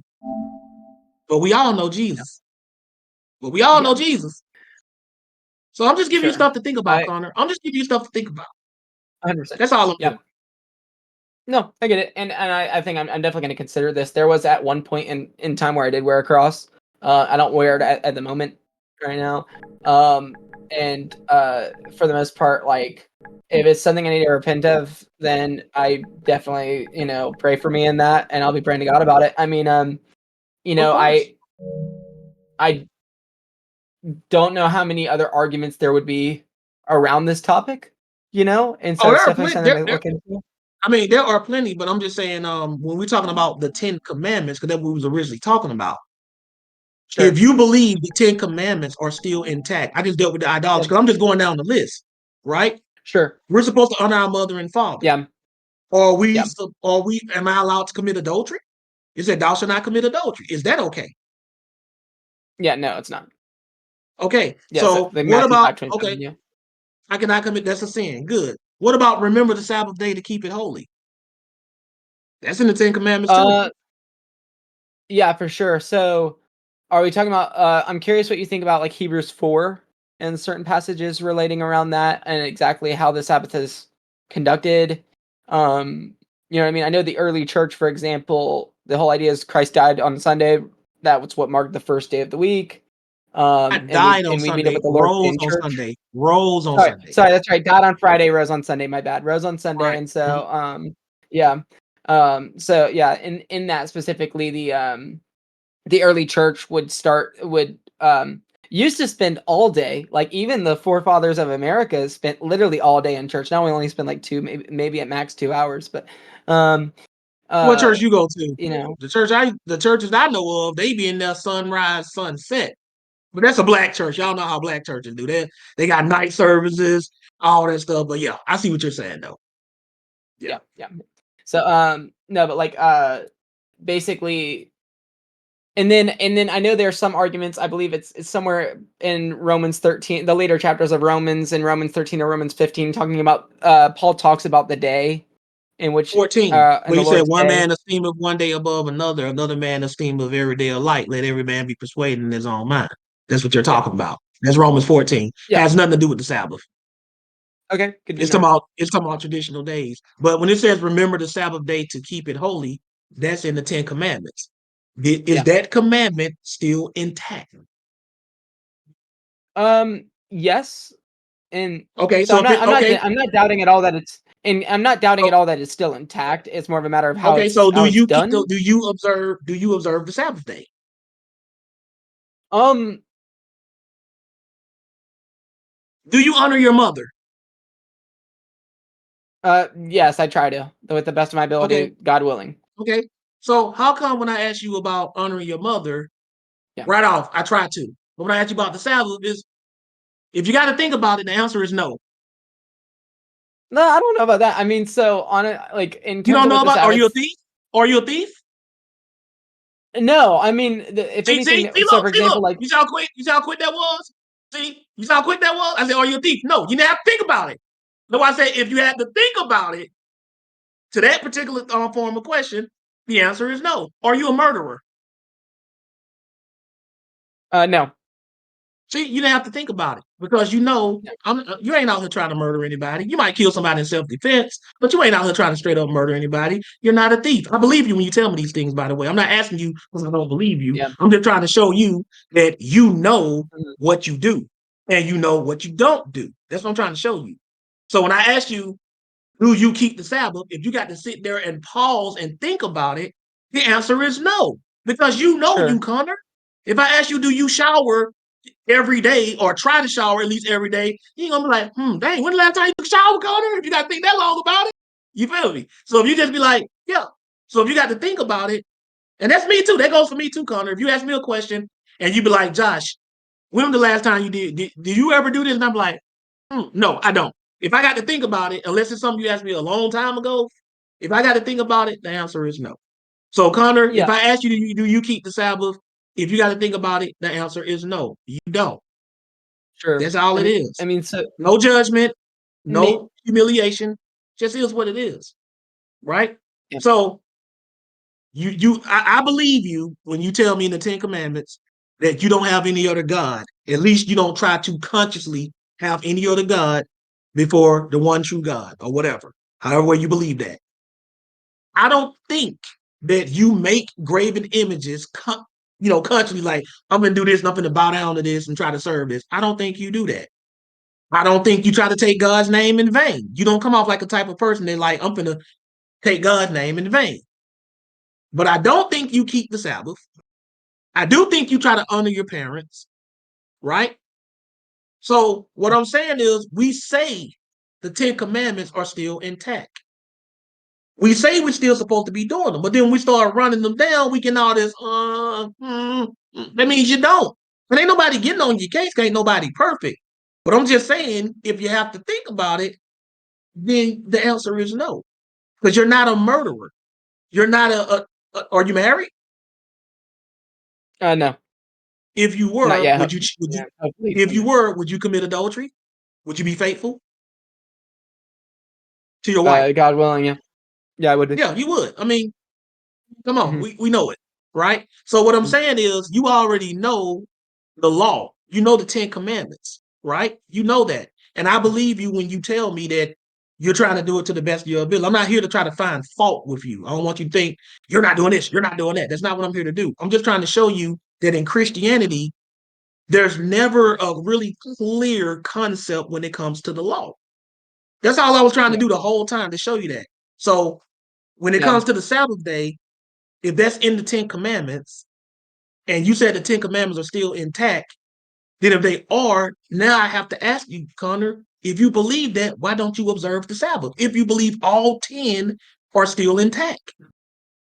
And we're free from sin, not to sin. So he freed me from my sin of breaking the Sabbath. But that doesn't mean I'm free to break the Sabbath. Yeah. I love that, by Yeah. the way. I got that. I love that. You should have told me that. Yeah, a lot of it, a lot of why I originally was talking about the Sabbath and the Whale studies because I was initially not immediately certain on saying yes. It's I didn't know if we agreed on exactly the same definition of what the Sabbath was. Okay, what is the Sabbath? I don't have my own definition of it, so I would like to hear yours. Sure. No, and so I'd like to look at the definition literally of what Sabbath means. I'm assuming it means rest. I know it comes from God resting on the seventh day, right? Like But a mainly sabbatical, the like if you whole take idea a sabbatical. But we're not Oh, okay. interested in the definition of the word as far as how it is used in the Bible. Yeah. Because guess what? Exactly. Let me ask you a Yeah. question. Who was Cain in the Bible? Who was Cain? Cain was the son of Adam, known for being the first murderer. Correct. But if you go in the dictionary and look up raising Cain, is it going to give you the biblical definition or is it going to tell you something else? If I say you raising Cain, Oh, Connor, yeah. you see what I'm saying? So Yeah. this is the reason why you have to use the biblical definition of it, because the general definition to give you all kinds of definitions. Well, we want the biblical definition. Sure. So according to the Bible, what day of the week is the Sabbath? According to the Bible. Go Is ahead. there ever You an said explicit God time where? rested on what day? You said God rested on what day? Oh, the seventh day. The seventh day.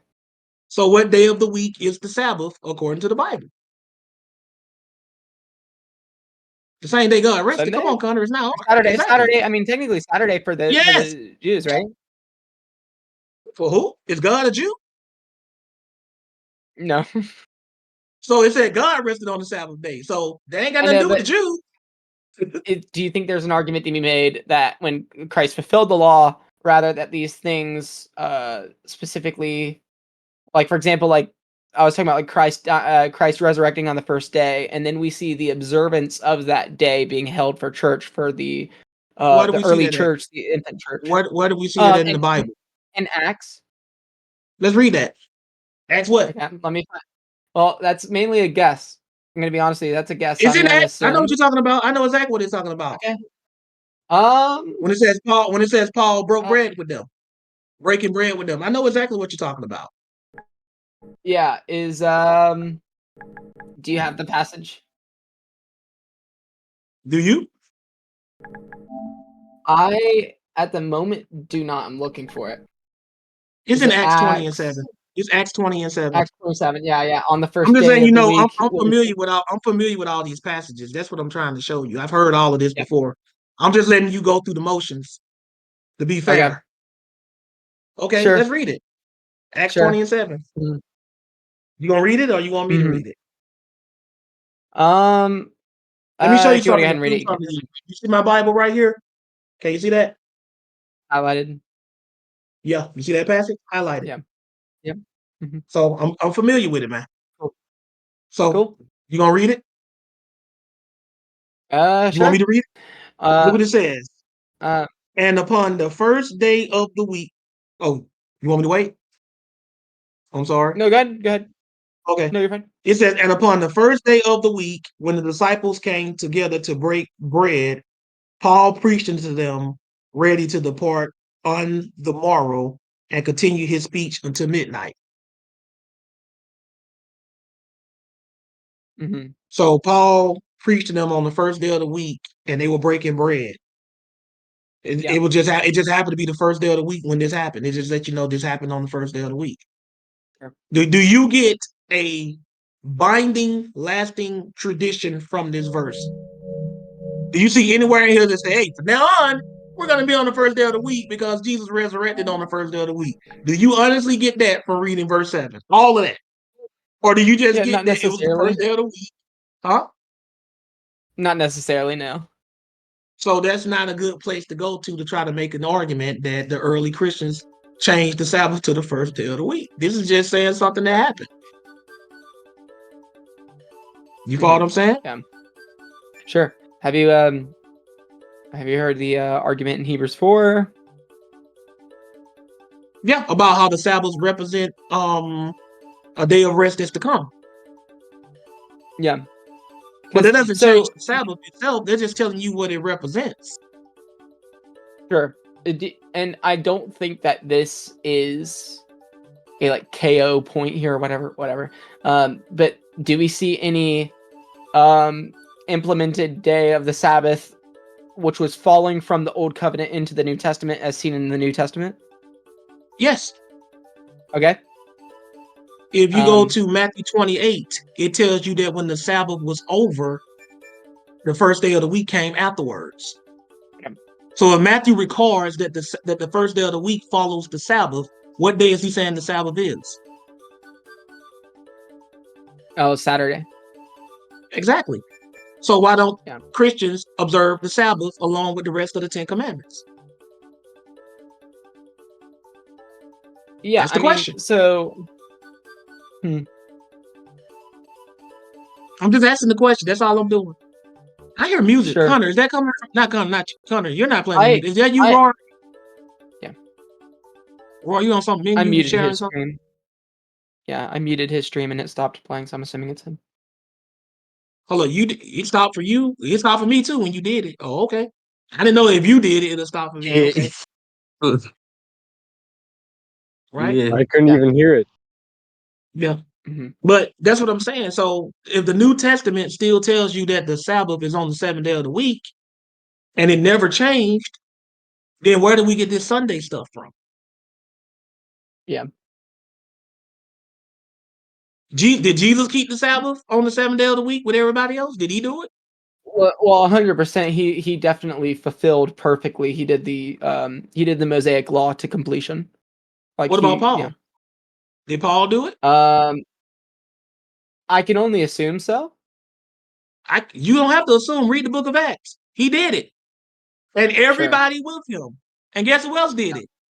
Every single Christian walking around 14 plus years after Jesus died on the cross, the first Christians all continued to keep the Sabbath and all the rest of the Old Testament law 14 plus years after Jesus died on the cross. So if they believed that they didn't have to do this stuff anymore, why did they continue to do it? I don't think I ever really looked too much deeply into the reason. I know it's a thing held by the early church, which continues and going, which is a continuance that stays. When you say throughout the early church, what do you mean? Like the church in the Bible or the church that I would came argue like like in first 300 something AD? or second century. I'm assuming. Right. Sure. These are the first century that you read about in the Bible. This is the first Yeah. people. Or sorry, Right? second, third. I'm assuming. Wait, no, wait. Yeah, that You're would be right. first Second, century. third. Sorry, late second, third. Second, third. You were right. First century Christians, what did they do? How did they do it? I mean, we have the Didache. But I'm assuming Acts I'm talking about in the did as Bible. In the well. Bible. How did they do it? In the Bible. How Sure. did they do it? The first century Christians. How did they do it? Do you have any New Testament scripture talking about how they would regularly observe the Sabbath on Saturday? Yes, the Sabbath in the New Testament is already established to be. I already proved that to you. If you go to the book of Acts, it tells you that Paul and his companions kept the Sabbath. That's in Acts chapter 13. 16, 17, and 18 say that Paul was regularly in the synagogue studying and disputing with the Jews. That's how they kept the Sabbath. Just like we go to church, they went to the synagogue on the Sabbath, and they established that the Sabbath is on Saturday. That's how they kept the Sabbath. They would study together and they would dispute over doctrine. You know what Paul was disputing? He was trying to tell them that Jesus is the promised Messiah mentioned in prophecy. But they all kept the Sabbath. If you go to Acts chapter 13, you can see that's exactly what they did because they said they went into the synagogue on the Sabbath day and sat on. And after the ruler of the synagogue finished speaking, he asked, do anybody in the audience have anything they want to say? And that's when Paul stood up and he started talking about Christ. That's how the early Christians kept the Sabbath. They kept the Sabbath the same way the Jews did. They have synagogue service, they talk first, and after that, Q&A. Q&A, just like I do. That's how we do it here. Synagogue service, Q&A. Now, can you show me anybody in the Bible who ditched the Sabbath to go start doing Sunday? In fact, do you know that the first century Christians were keeping the Sabbath with the Jews? Do you know why they stopped? Persecution? Exactly. They kicked them out. The Christians did not want to not keep the Sabbath. The Christian was like, oh, that's not our Sabbath day Yeah. anymore. They got kicked out by the Jews. The Christians want to keep keeping the Sabbath, but the Jews kicked them out. So they did not stop keeping the Sabbath with the Jews because of some new doctrine. The Jews did not like them preaching Jesus, and they said, y'all can't keep the Sabbath with us anymore. Mm-hmm. That's what the New Testament tells you. The first Christians kept the Sabbath along with Paul. Paul was leading all Christians to keep the Sabbath. Paul. We ain't talking about Jesus anymore. Paul was doing that. Yeah. So if Yeah. Paul was doing it, and what did Paul say to them? He said, "Follow me as I follow who?" Yeah. First is what is it, 1 Corinthians 11:1. Follow me as I follow Christ. Right. And he also said, "Everything that you have seen in me, imitate and do." Yeah. Paul was living like a full-fledged Jew, and he told them to copy me. So why aren't we doing Yeah. that? So why aren't we doing that then, Connor? And by we, I mean y'all, because we do it. Yeah. I mean, so Hebrews does talk about certain things about how we don't go to the temple anymore, right? I'd imagine. Hebrews don't say nowhere we don't go to the temple anymore. Not one spot. Where you get that from? All right. Well, no, I It thought never the says whole that. idea of like Hebrews 5-8. I'm pretty sure around there specifically talks about all how those chapters do is tell you what those sacrifices pointed toward and represented, and it says they could never take away sins. But it never said they don't go to the temple anymore. Paul went to the temple in the book of Acts to take a vow. He went to the temple. Okay. So Okay. why would the author of Hebrews say that when Paul went to the temple himself to have a sacrifice performed for him, by the way? Did you know that, Connor? Yeah. That he went to have a sacrifice performed for him. I thought all that died. Shouldn't Paul have said, wait a minute, Jesus died on the cross. Don't you make any sacrifice for me anymore. He was my ultimate sacrifice. He agreed to it. And it was James who suggested it. Where is this? This is Acts 21. It's in Acts 21. You can read it yourself. And guess why he took the vow? Because people were lying on him, saying that he was teaching that the law is done away with. Exactly what you're teaching. That's exactly what you're teaching. I don't know if I ever really talk about the Sabbath, and that's probably why I'm sitting here. Well, I'm just saying the law in general, like, you're kind of on the fence on the idolatry part, but I'm going to give you credit for that because you don't personally do it. So I can't hold you accountable for something you don't personally do, but you still see other people doing it around you. And I'm pretty sure if you go to a church, there's a big old steeple on the top with a big old cross, and there are probably crosses on the doors, and there are probably crosses behind the pulpit. You follow what I'm saying? All these murder death symbols hanging all around, adorned around your building. I didn't see anybody happy when Jesus was on the cross. Everybody crying. His mama crying. Yeah. The women who followed him crying. Well, the whole point of the cross is it's supposed to be a very graven image. I mean, do you like the idea of crosses being on steeples on top of churches? No, they don't represent No? Jesus. Okay. What represents? What did Jesus tell us to do to remember him? Because he gave specific instructions. What did he tell us to do to remember him? Oh, communion. Or Passover? Yes, that what he told us to do. Okay. And it's called Passover, by the way. Why do y'all call it communion Yeah. and Jesus called it Passover? I know it. I know it's also Sound called a little the too Jewish, don't Eucharist. Eucharist means Thanksgiving. I don't know if that's more a matter of the transliteration over time of it going into from Hebrew to Greek to Latin, and then sometime and all of that going to English. That has nothing to do with it. Communion is a description of what they're doing when they take it. It's not called communion. Like when you go to church, if you say, "Yo, we coming to church," that's describing what you're doing. But once you get up in there, you'll say, "We're praising, we're worshiping, we're singing, we're dancing."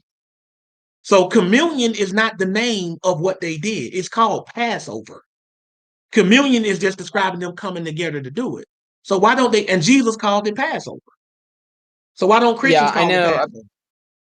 Apparently, I was looking, searching for places because the whole idea is Eucharist is actually the Greek word of Eucharist is actually used in 1 Corinthians 11:24. Exactly, to describe what? Hold on, let's go there. I'm glad. 1 Thanksgiving. Corinthians It 11. literally means it literally means Thanksgiving. Right, but Is what is it? Eucharist. Yes. Now he says using 1 Corinthians 11 and what? 11:24. It's in the side chat. 1 Corinthians Right. 11:24. And it says, and when he had given thanks. Thanks. Right? He broke He it. break He it. said. Is this describing what they're eating, or is it just saying, expressing the attitude they had while they were doing it? Let me see if I can find the exact usage real quick Mhm. in reference to the words that are being stated in the Greek.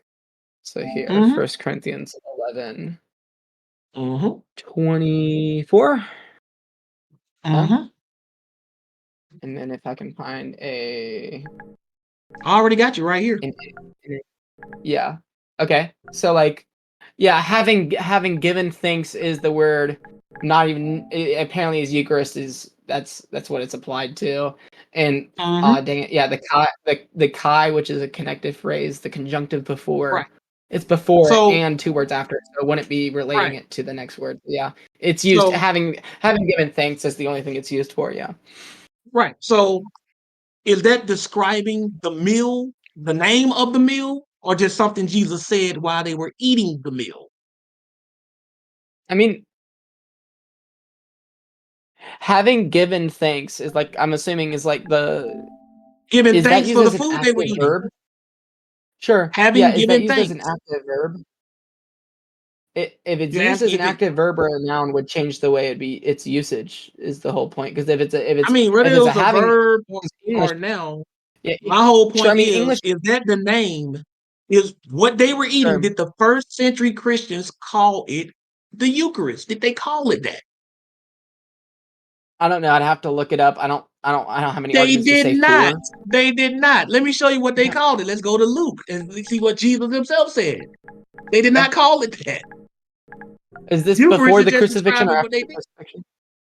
So what? This before the crucifixion. It's Jesus Okay. talking, Yeah. right? I don't think that changes anything. I'm just curious. I don't think Oh, that that's fine. changes Yeah, yeah, anything. yeah. Right. This is Luke 22. Mhm. Right. I'll let you Yeah. read it. 14 and 15. I'll let you read it. Okay. We got oh, I put the Bible bot wrong. Here we go. Mm-hmm. Put a semicolon. And when the hour came, he reclined at table, and the apostles with him. And he said to them, "I have earnestly desired to eat this Passover with you before I suffer." This what? This Passover? This Eucharist. Did it say that? No. This communion.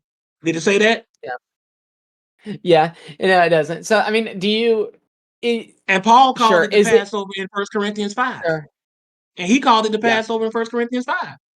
So if Paul called it the Passover and Jesus called it the Passover, why are Christians trying to avoid that word and just use words that just describe what they were doing? The Eucharist says when he gave thanks. Go read verse 19. Read verse 19. Because this is where Paul got that from.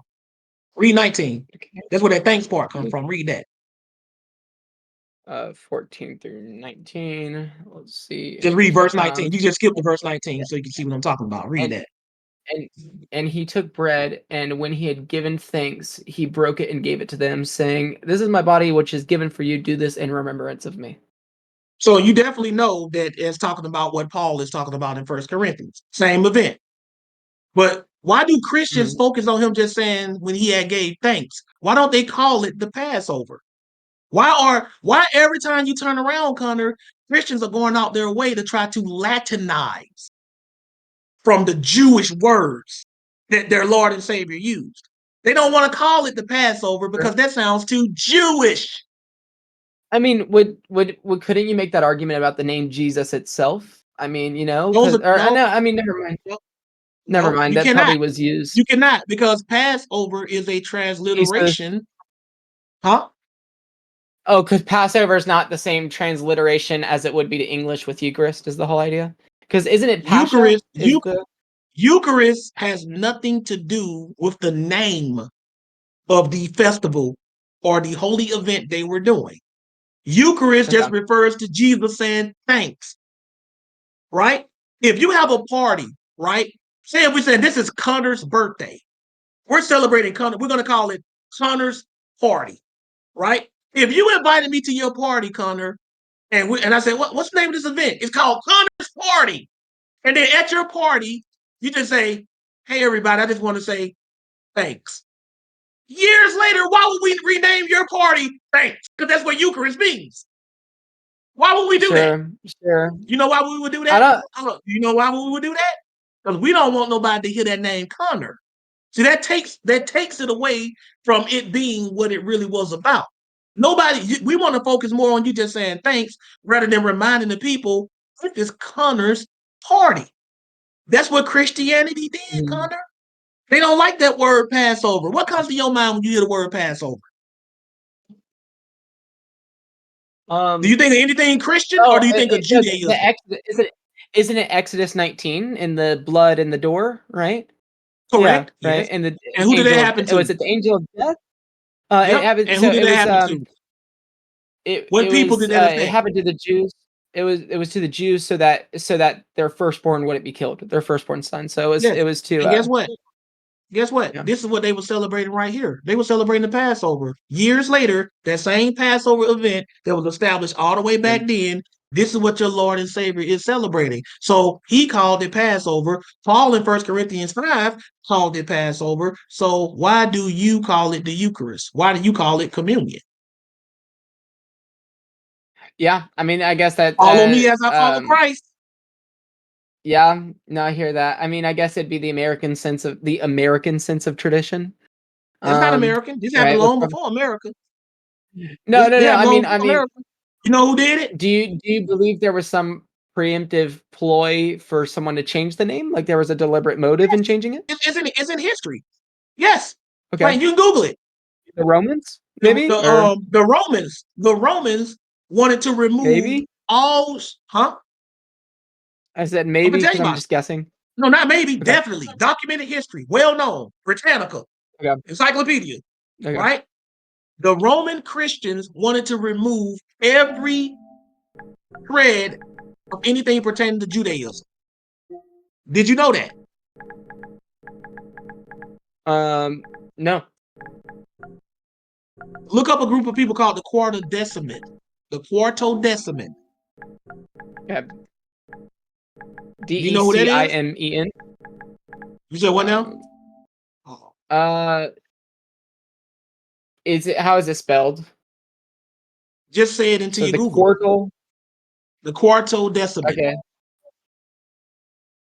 See if it'll come up for you. I'll pull it up for you. You said you put it in the side chat? You found it? No, I put the spelling that I believe it is what you said. The quartal deciman? Yes, the Quartodeciman. Quarto. Okay. Yes. Okay, yeah. These people still celebrated, these are the early Christians that still celebrated the Passover on the same date that the Jews established, right? Okay. The Roman Christians persecuted them. Quartodeciman means the 14ers. They referred to them as 14ers because they kept the Passover on the 14th day on the Hebrew calendar. And they did not like any shred of evidence pertaining to the Jews in their Christianity. So they conspired together to persecute these people and stop celebration of Passover on the 14th day of the first month on the Hebrew calendar, and they start celebrating Easter instead. Which is why you celebrate Easter. Don't you celebrate Easter? I do celebrate Easter. I try and make, and I where try did to make Jesus it, tell us? like Where did Jesus? So where did Jesus I don't like tell the us to whole Easter celebrate bunny Easter? crap. I don't do that stuff. Rather. But what about the name itself? Where does the name Easter come from? Easter. I thought it. That's why I know about Pascha to begin with, because I looked this stuff up and I thought the whole idea was it was like They're not the somewhat same. of a tradition passed from. They're not the same. Pascha and Easter are not the same thing. They both fall in the spring. The pagans celebrated Easter. The first century Is that Christians and the Saturnalia? Jews. Is this something with Saturnalia? No, this is not talking about No? Saturnalia. That's Saturday. That's Saturday.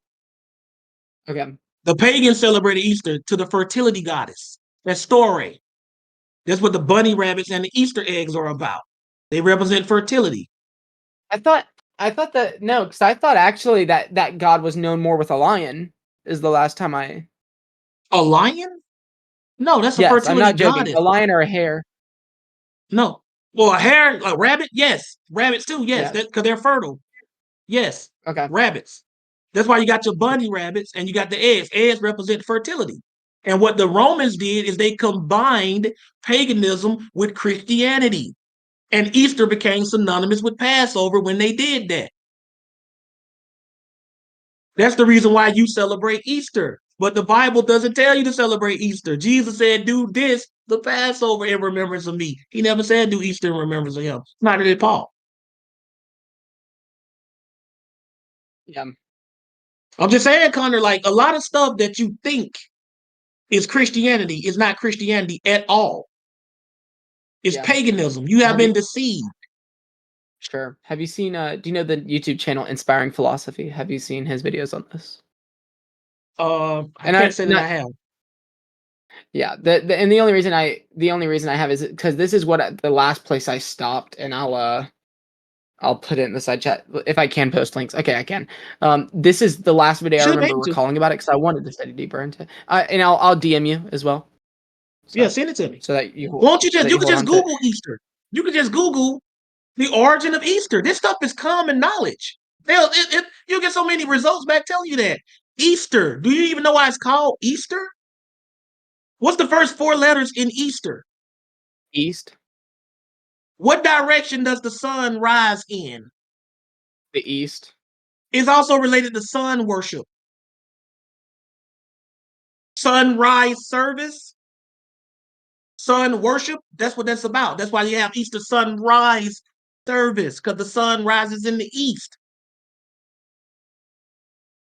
That's why you go to church on Easter Sunday. Day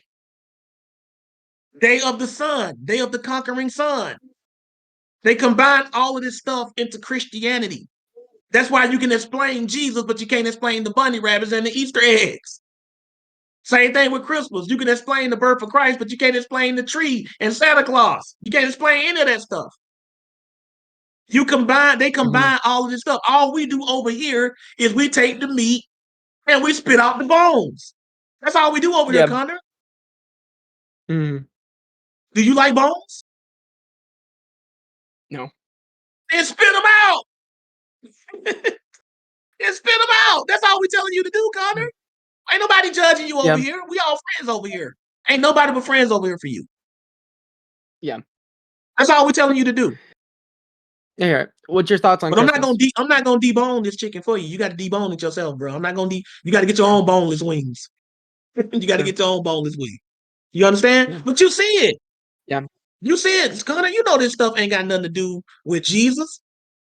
They incorporated this stuff into your religion. You can look it all up. It has nothing to do with your Lord and Savior. They combined it. They blended it. That's what they did. All we did is we're separating it back out. I don't want anything to do with that Easter stuff. Jesus didn't say nothing about that. I don't want anything to do with your idols and your crosses. He didn't say anything about that. Just get rid of all. If Jesus didn't say it, that's the first step. That don't mean it's necessarily bad just because Jesus didn't say it. But if he didn't say it, and then you find out that it comes from a pagan source, you got to get rid of that. And that's what your Easter is, right? Do you even know why you're hiding it? Why are you searching for eggs on Easter, Connor? Why are you doing that? Why you got Easter baskets? Why are you doing that? I don't know. Hold up, this your religion and you don't know?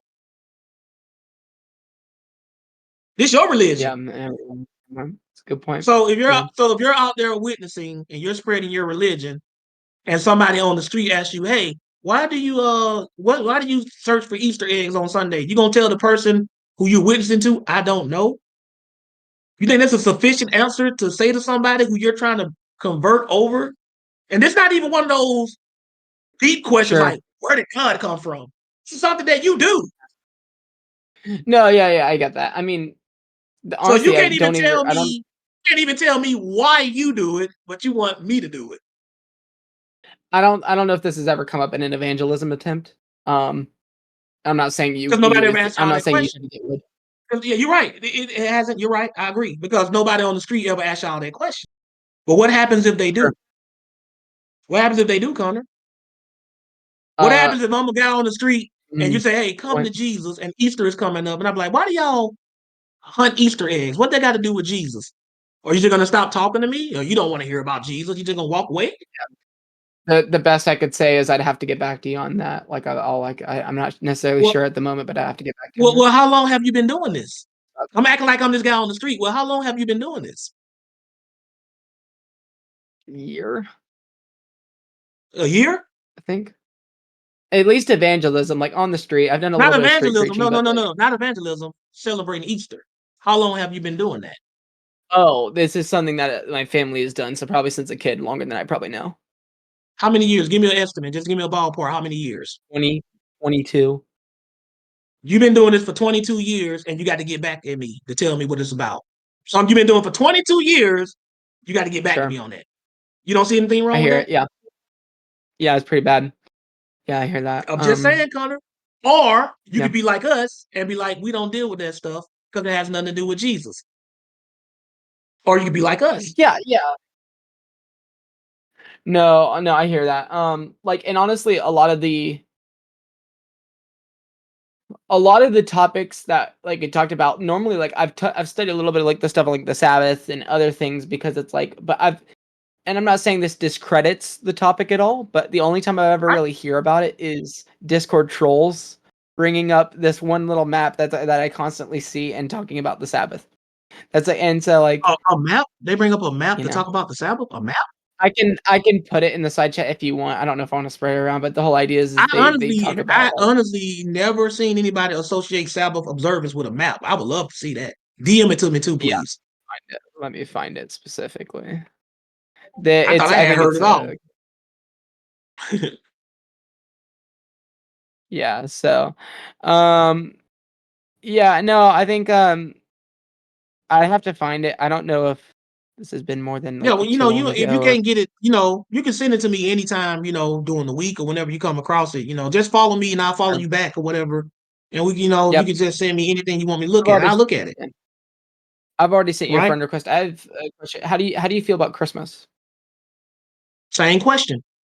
What do decorating a tree got to do with the birth of Jesus? I know Jeremiah 18 is often brought up in this because it talks about specifically people think Christmas trees are related to Jeremiah 18. How much do you feel about the It's actually Jeremiah the 10, I topics? believe. It's Jeremiah 10. Because doesn't it come from the story of, because I know my family specifically will say that they do not believe in Santa, or rather they hold observance in this day, and specifically it's because do you believe in the story that it was Saint Nick and he specifically would tell kids to put their stockings above their fireplace? And There was originally, according to tradition, a real Saint Nick.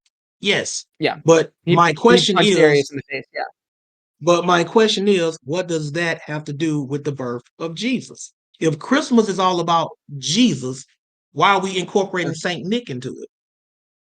Do you believe that because I know there has been debates on this, exactly like trying to record his age back to exactly where he was born, considering his age in the temple at 12 and other times, but do you believe that his age is or his birthday is in December? How could it have been? The shepherds were watching their flock by night. The Palestinian winters are too cold. They would have had their flock inside. Mm. You can also go to the book of Nehemiah and read that at that time of the year, winter time, the rains were too harsh for them to even be outside. The rains, not the snow, the rains. Mm-hmm. And this is in Bethlehem? Or in Jerusalem, in Israel in general. Jerusalem. Okay. Yeah. Right? But he was born in Bethlehem, right? My question to you is, I really personally don't care what month or what day he was born. I'm just asking, what do trees and a fat guy riding through the sky on reindeer have to do with the birth of Jesus? That's all I want to know. When did that even come about? I know when it came about, but I want you to tell me, do you believe in Santa Claus? No, I don't think my Or you parents ever told me to believe in Santa Claus. Like, I'm being serious about that. Like, we would talk about Saint I Nick believe and the story I of believe Saint it. Nick, but There are people, I can believe you, there yeah, are parents that don't lie to their children about that, right? yeah. Have you ever told a kid there's a Mhm. Santa Claus? No, not that I remember, or if I have, it was jokingly, but You don't have any nieces or nephews or anything like that, or little baby cousins that you told them what Santa Claus getting you for Christmas, or what you asked Santa Claus for Christmas. probably You said never that. done that, I definitely probably said that at one point or another. so you lied. I guess I did. So now we're lying to kids to celebrate Jesus' birthday. Hmm. That sound right to Yeah. you? Is that you see what I'm saying? That this just regular stuff, Connor. I'm just saying this is what we do. And the only thing I'm asking you this because I did the same thing. I'm not putting you out here like, oh, I'm better than him. I can't believe he did it. I did the same thing, and people hit me with the same questions I'm hitting you with.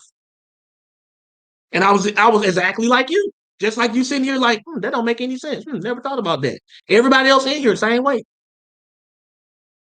Sure. What you know what you need to do, you know what you need to probably do, Connor? This is my honest suggestion because you seem like a very intelligent individual, and this ain't no gas or anything. You really do, and you also seem like you're a thinking person too. Like I can see it in your face. Like when you have people on camera and you're saying stuff to them, you can tell if they're actually absorbing it or just kind of just brushing it off or whatever. You can tell. I'm looking at you as I talk to you, and I can see when I say stuff to you, like there's this look on your face of like real deep thought, like I can see it in you. So my suggestion to you, Connor, is you do two things.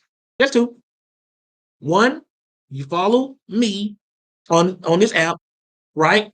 And continue to come back and check us out. And two, you go fact check everything I just told you. That's the only thing I ask you to do.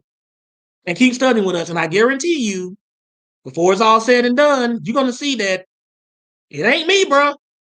It ain't me. You see it too. The question I ask people, the question I'm asking you, the answers you're giving, I give the same answers. These are not answers that I wouldn't say myself. Because then it would make me insincere. I wouldn't do that to you. Yeah.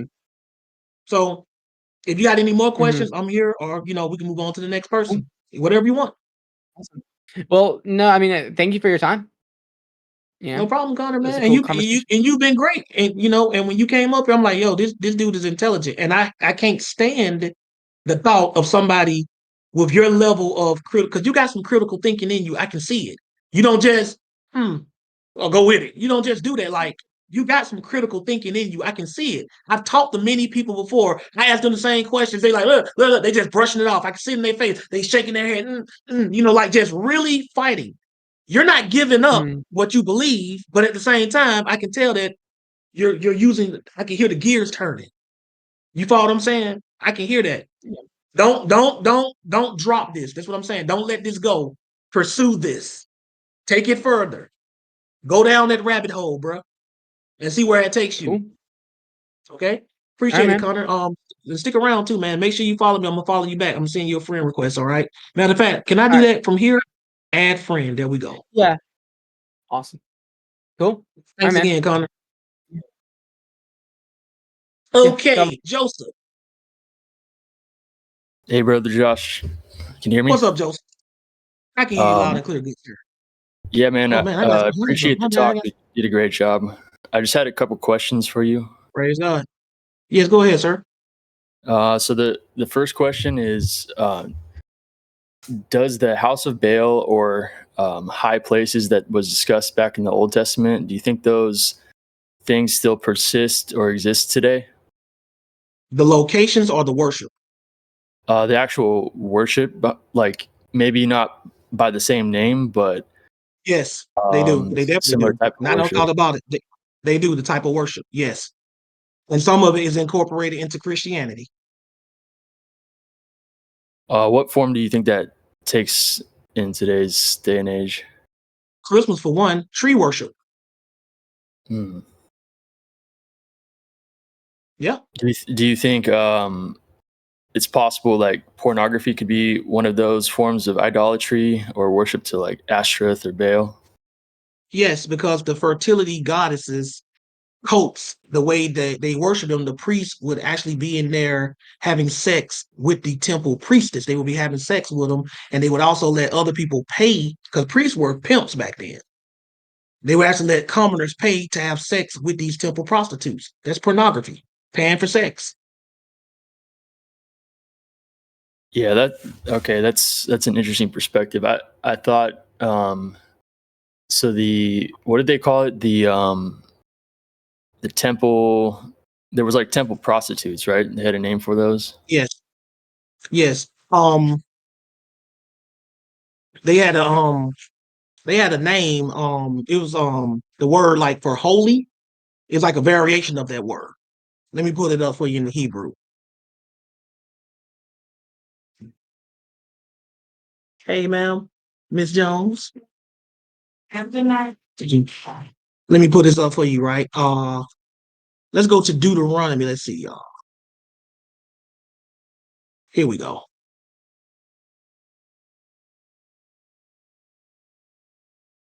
Yep. There we go. Deuteronomy 22 and 21.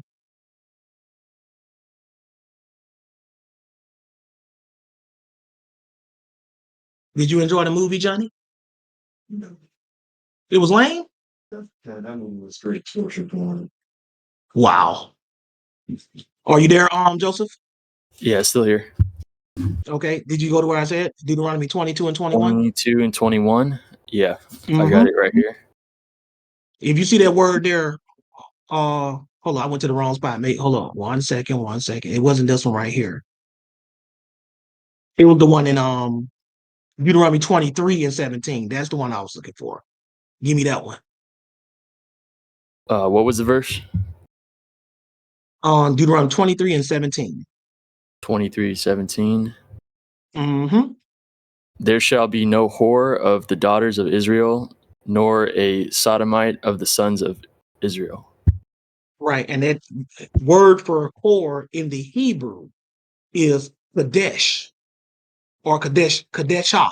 That's what it is, kadeshah. Right, that is a variation of the word for holy in the Hebrew, which is kodesh. And this word means, when you look it up, it means a female devotee, that is prostitute, harlot, whore. And they would have these prostitutes in the temple. So kadesha, that's the word you want to get for a temple prostitute. Yeah. Is that the same as a shrine prostitute? Yep, same thing. Temple and shrine Yeah. are synonyms. Got it. So if that's the case, what do you think it would look like today to tear down the house of Baal? Because every time another king, like a righteous king, such as like Josiah, Mhm. In 2 Chronicles 34, when he takes the throne, he goes through and purges everything Mhm. from the house of Baal, Asher poles. What do you think the equivalent to that would look like in a modern era? Like Tearing the down those kind of idolatries. the structure itself, Maybe an like the example. steeples. They call them the high places, like the steeples on top of a church with the cross. Poles. You do know that a cross ain't nothing but a pole with a horizontal piece going across it. Okay. You seen the Asherah poles? Did you see what it said? The Asherah poles? They're called Yeah. poles. What is a pole? Just a bar. I mean, Yes, exactly. so that brings a question actually about a specific verse in 2 Chronicles 34:6. Okay. I can read it real quick, but it's when Josiah was actually going through the purge, it Mhm. says specifically, it's right. If you start at 5, it says, Said and he 34. 34:5, Okay, I'm there. Mm-hmm.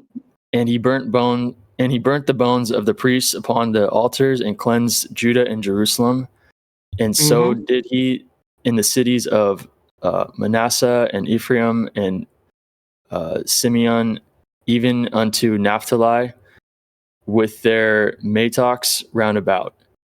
And so I saw that it mentioned matocks right there, and I looked Mm-hmm. up in the Strong's Concordance what is that relate to, and it showed a Mhm. sword. A Mhm. Matok being like either a tool or a sword, and Right. that kind of reminded me of when I see certain people that practice Sunni Muslims. They wear Mhm. the sword around their neck. So, Right. I mean, But that's not that's talking more of a about that. A scimitar. Manox is like a more like a pickaxe, like you say, like a tool. Okay. You follow what I'm saying? So So he why was just getting rid. Go ahead. was Naphtali like known for those specific tools, or was there a specific reason to bring up those tools and why they were roundabout when mentioning all of the idols being torn down? Because he was getting rid of the idols and everything they used to build the stuff. Okay, I see. That's what he was doing. And I've done classes on this before too, Joseph, where I show that how this is incorporated into modern day Christianity. Yeah, I'd be interested to go back and find that. Mhm. For some reason, what came to mind when I first read that was like the swords that you see in kind of um, modern The era. scimitar. They're Yeah, called scimitars. I know what you're talking about. well, they kind of resembled. I mean, even the crosses that Christians would wear around their neck too. Yes, that's their idol. I know what you're talking about. They wear it like this, like the sword is like at the top part, like that. It's doing like that. Yeah, exactly. Yeah. The Shriners have that same symbol. Mm. So if we were to move like as a nation, as a country, or even just as a community back towards resembling some of these kings that they came together, they tore down the house of Baal, tore down the Asher poles. What do you think that would look like, at least in the form of young men today, if pornography is something related to potentially Asher worship or Baal worship? Oh, they What would would that delete look all the like? porn. They would delete all the porn sites. They would destroy all of the pornographic tapes and DVDs or whatever. Right? That's what that would look like as far as the pornography part of it is concerned. They would also go over to New York and destroy the Statue of Liberty. They would also go into a lot of courtrooms and destroy um, the goddess of justice. You know, the blind justice holding the scales. I've They never would seen destroy that. that too. Wow. Yes. Google image that. Do you know why they say justice is blind? No. Google image blind justice statue. I'm gonna look that up. Same thing with the Statue of Liberty. That's a goddess too. The Statue of Liberty is a gigantic idol. Yeah, I knew about the Statue of Liberty, but I've never seen the Justice one. That's pretty interesting. Yes. Google it right now, the image of it. Yeah, I see It's it in a lot of with the courtrooms. scale. Okay. With the scales, right? Yep. What's it called? What did it say it's called? Lady Justice. Lady Justice. That's the goddess of justice. Now, why don't you read what it says she came from? Emperor Augustus in the Roman pantheon. Mm-hmm. Hold on. In the Roman pantheon. You know what pantheons deal with, right? Their deities, like There you go. Keep reading. Let's see what it says. she's in the Temple of Justice, established by Rome, and the The emperor's head Temple of Tiberius. Justice established by Rome. The temple. What do people do in temples, Joseph? Worship. Correct. Keep reading. The justice became a symbol of virtue, of justice, with which every emperor wished to associate his regime.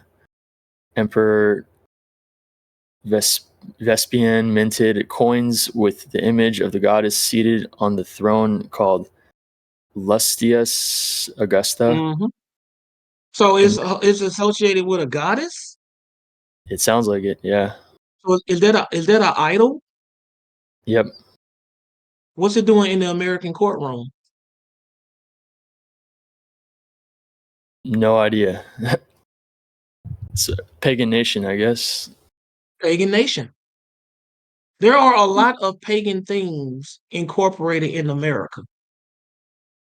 Even the name of some of your body parts is associated with paganism. Your solar plex, that's the sun, solar. Your Achilles heel. You follow what I'm saying? Look this stuff Yeah. up. Why is this right here called your temples? The size of your head. Why they call that your temples? I don't know. Look this stuff up. So, I'm trying to. What? mentioning your point about mentioning tearing these things down and deleting, DVDs, pornography, all of these things. Nowadays, a lot of people are streaming it straight from the internet. So, Of course. what would that look like? Like, do we need to smash Oh, you the know, computers? what I'm Or saying is, if we, I misunderstood you. What I'm saying is, what that would look like if we got God's permission to come together and just do what Josiah did. That's Yeah. what that would look like, right? I didn't know you were asking me like personally how you would do that. You were asking me like personally. I mean, in both ways, I think the cleansing or the purge would have to take place on a local, like in my own life, before a national level, Exactly. probably. But say if God said, I'm raising you up, Joseph, to be the leader of this nation, and I want you to run it the right way. Say if you became president, you definitely have my vote. If what you would do is you would send out a decree saying all pornographic stuff, Pornhub and all the other ones, OnlyFans stuff where they're selling sex, you would just get rid of all of that. You would make it all illegal. Yep. First, you get rid of it and you would make it illegal. That's what you would do. You would make strip clubs illegal. Strip clubs, OnlyFans, porn, all of that stuff is considered pornography. It's all considered fornication. That's what all that stuff is considered. So do you think it's You do know that the word pornography comes from the Greek word for fornication, which is porneia. Did you know that? No, I did not. Pornography, literally, when you put ography on something, it either means the study of or the viewing of. Pornography literally means the viewing of fornication. Wow. That's what it literally means. You're studying fornication. Yeah, that's wild. Yeah, words have meaning. How many times I got to say it? That's true.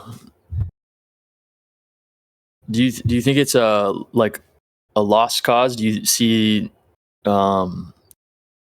the leadership of this country, or even on a lower level, like local governments, ever placing some kind of ordinance like that, or is it just something we need to deal with as Christians in living in this Both, country? but I'm gonna tell you this: I've never heard a president talk about Jesus like I've heard Trump. I've never heard it done. I don't Yep. see presidents say they believe in God, but the stuff Trump be saying, I'm like, yo, like that's kind of extraordinary. You follow what I'm saying? Yeah, absolutely. Saying that, humbling himself, saying that people say, you the most famous person in the world. He said, oh, I'm not the most famous person in the world. Jesus is the most famous person in the world. I even seen him do a whole election where he was talking about America needs to humble itself. When was the last time you ever heard a president tell America we need to humble ourselves? Yeah, I haven't seen that in my Anybody life. ever heard a president talk like that? Anybody ever heard a president talk? I would love to know.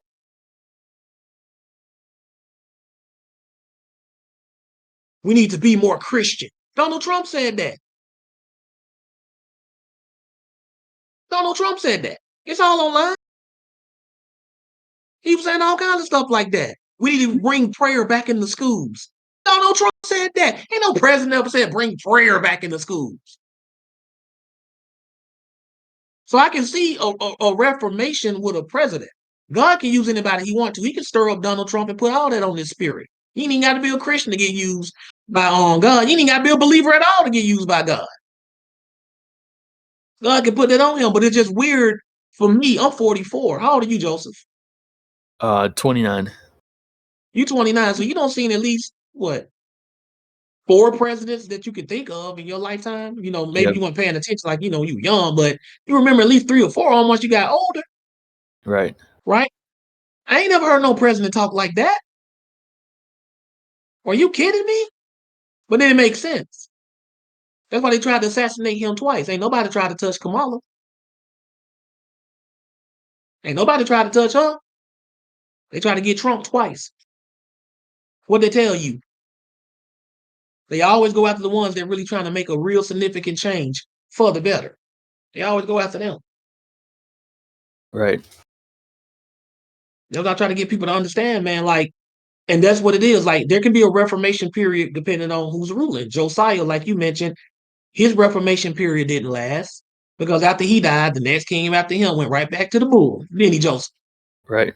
Yep. That's how it goes. So the best we can ask as Christians is that, yo, can we get a ruler during our time that's trying to do right? This country got divided because a bunch of women wanted to kill their babies. That's all they talk about, reproductive rights. That's why we really got that. I'm glad that Trump became president and did what he did. I'm glad because he exposed a lot of these witches out here. And when I say witches, sisters and brothers, I'm not saying that as a substitute for the B word. I mean actual witches. A lot of us got sisters who are witches, mothers who are witches, wives who are witches. I'm telling y'all, I'm gonna do a documentary on this feminism stuff too to show y'all. Y'all don't even know that feminism, like feminist movement, it was started by literal witches. Literal, like not like, oh, that's just a bad word he giving. No, actual witches. Actual, factual witches. And you talking about you a feminist. No, you a witch.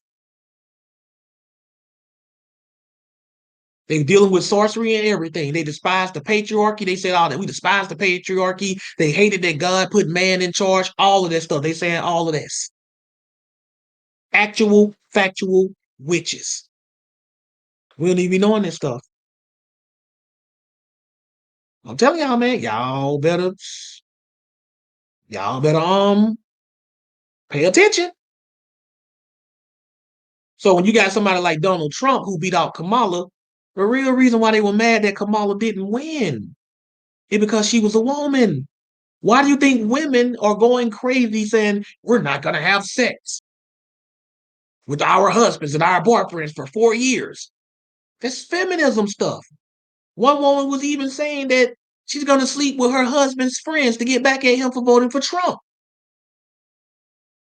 That's feminism. That is evil.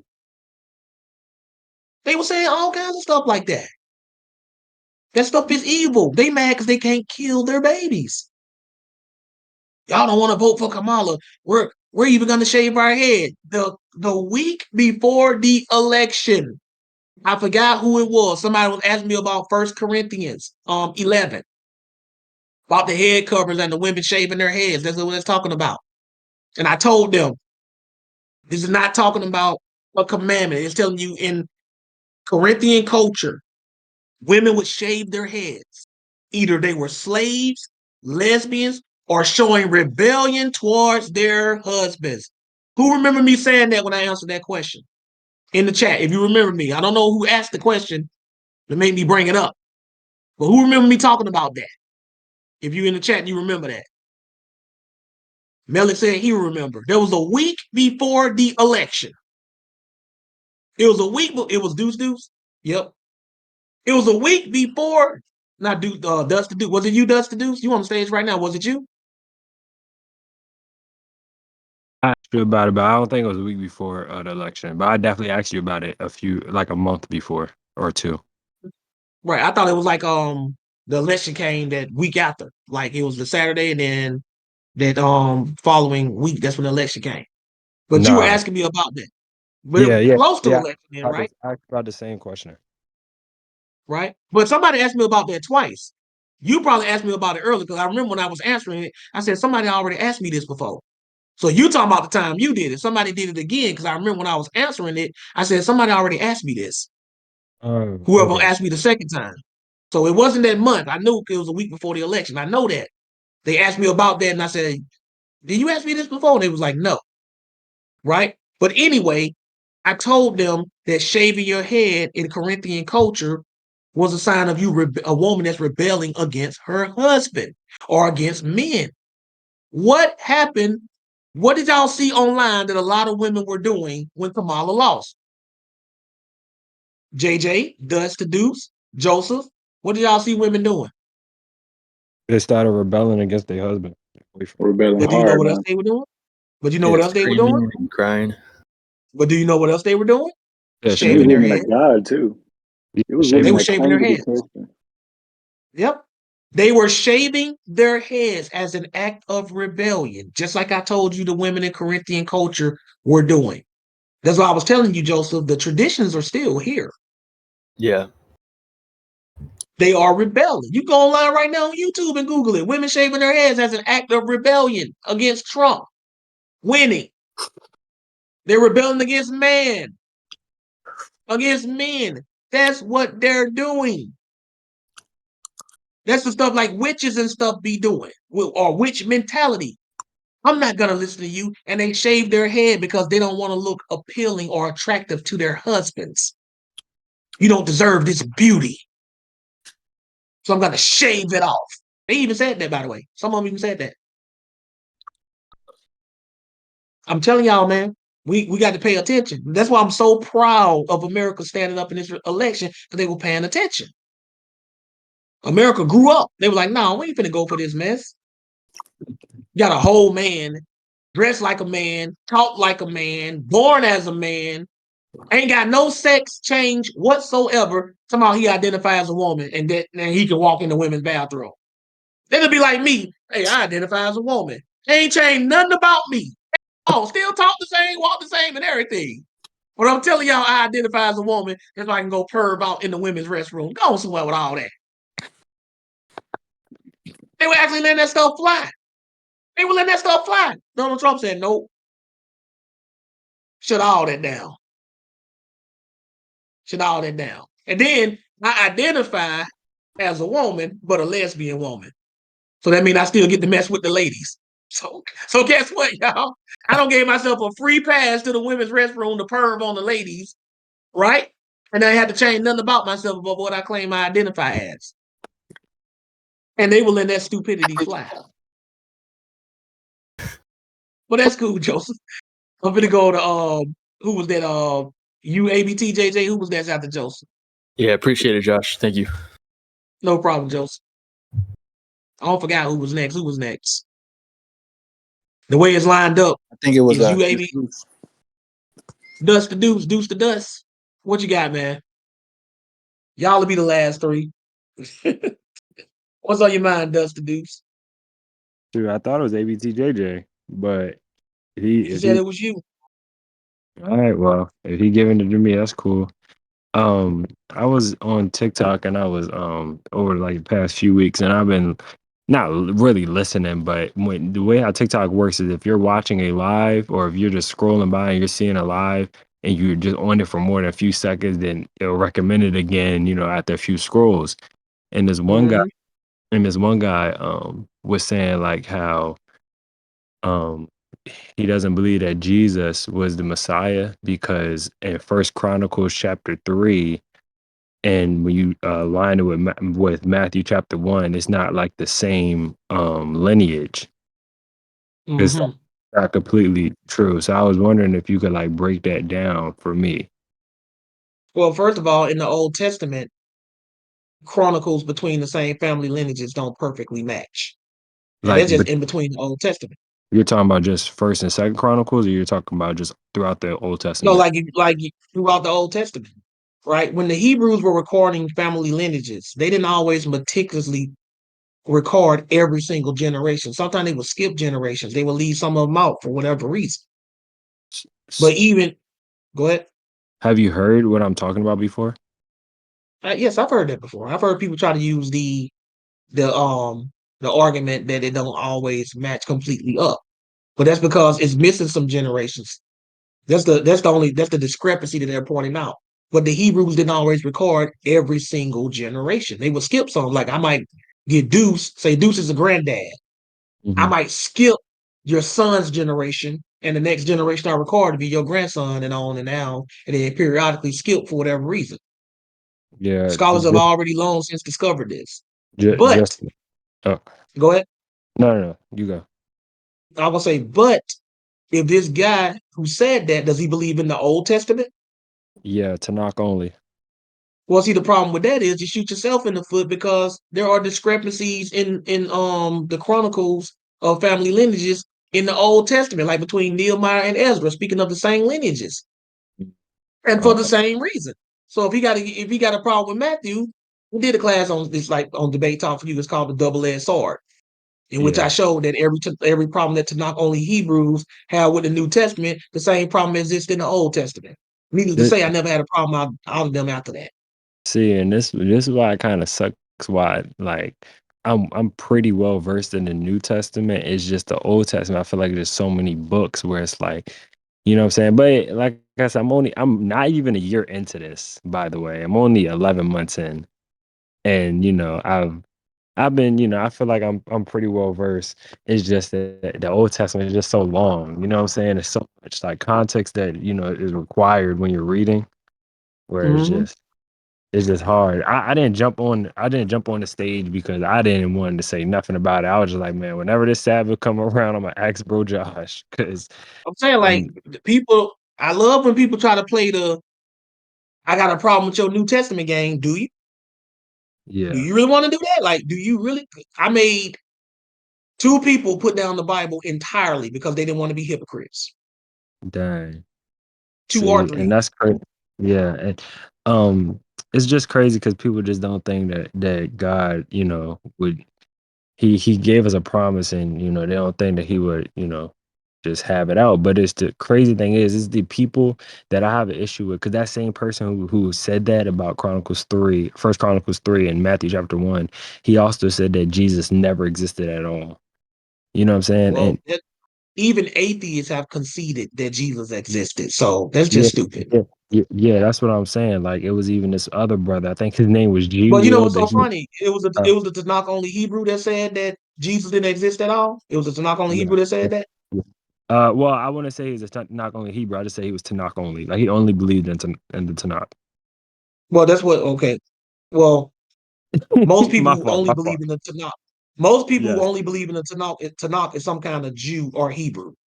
I Okay. ain't never Okay. seen no regular dude just walking around just I don't believe in nothing but the Old Testament. No, that's reserved for either the Tanakh only Hebrew or the Jews. My Those are the fault. only Just two just group of people. my But fault to here's confuse the you thing, there. Just finish your thought. right? I'm just saying, right? So he said he don't believe that Jesus existed. Here's a fun fact: there is no archaeological evidence to support that Abraham existed. Yeah. Did you know that out of every Bible figure, Jesus is the only one that got the most proof of his existence in history? Exactly. Exactly. Because you can go to obviously the Bible, then you can go to the Quran, and then you can go to the Vedas. Well, you can't use the Quran because the Quran came after the fact, but you can use Okay. Josephus. You can Okay. use the Talmudic books, Mhm. right? You could use Tacitus. Mhm. He's one of the people that worked for the Roman government. He mentions him. Okay. And there are other, I got a whole stockpile of evidence from extra biblical works that testify to the existence of Jesus, right? Yeah. Yeah. He's the only one in the Bible with that much proof of his existence, more than David, more than Abraham, more than Isaac, more than Jacob. So if he were to come up in here, it's like Jesus didn't exist. I can prove better that Jesus exists than you can prove Abraham, Isaac, Jacob, David, or Moses. You wanna know something funny, brother Josh? I'll Mhm. This is what I hit him with. I'll be like, okay, he never existed, right? So so I asked him how long has the Earth been around? They'll say some odd billion years, right? Or whatever. And then I asked him, okay, so what is the year like what happened 2024 years ago? And then they get quiet. Because they're like, Mhm. I'm like, well, that was the birth of Jesus. I know it wasn't 2024, probably like around 2028 or something like that, or 2019. However, people like switch it up. But regardless of the fact, it happened 2,000 years ago. You know what I'm saying? Right. And I'm like, So So how? what I'm trying to figure out is how in the world they doubt the existence of Jesus, who was 2,000 years ago, Mhm. but everybody that existed before him 2,000 plus years longer further back than that, oh, they definitely existed. And Exactly. Jesus is the one with the most proof for his Exact. existence. Exactly. He's the most. That's the weird part about it. Like I said, So, double-edged sword, Dust. so look. The most famous person in history never existed. What you talking about? That's their Who? Julius that's their Caesar? logic. Talking about Jesus. That's their logic. The Oh, most famous person in history never existed. Because he's the most famous right. person in history. You know what Yes, I'm saying? hands down. Right. And here's the thing about it. Fun fact. There was never a dispute about whether Jesus existed or not until like I think it was like the 15 or 1800s. Hmm. This is a modern day argument, relatively speaking. A modern But day argument.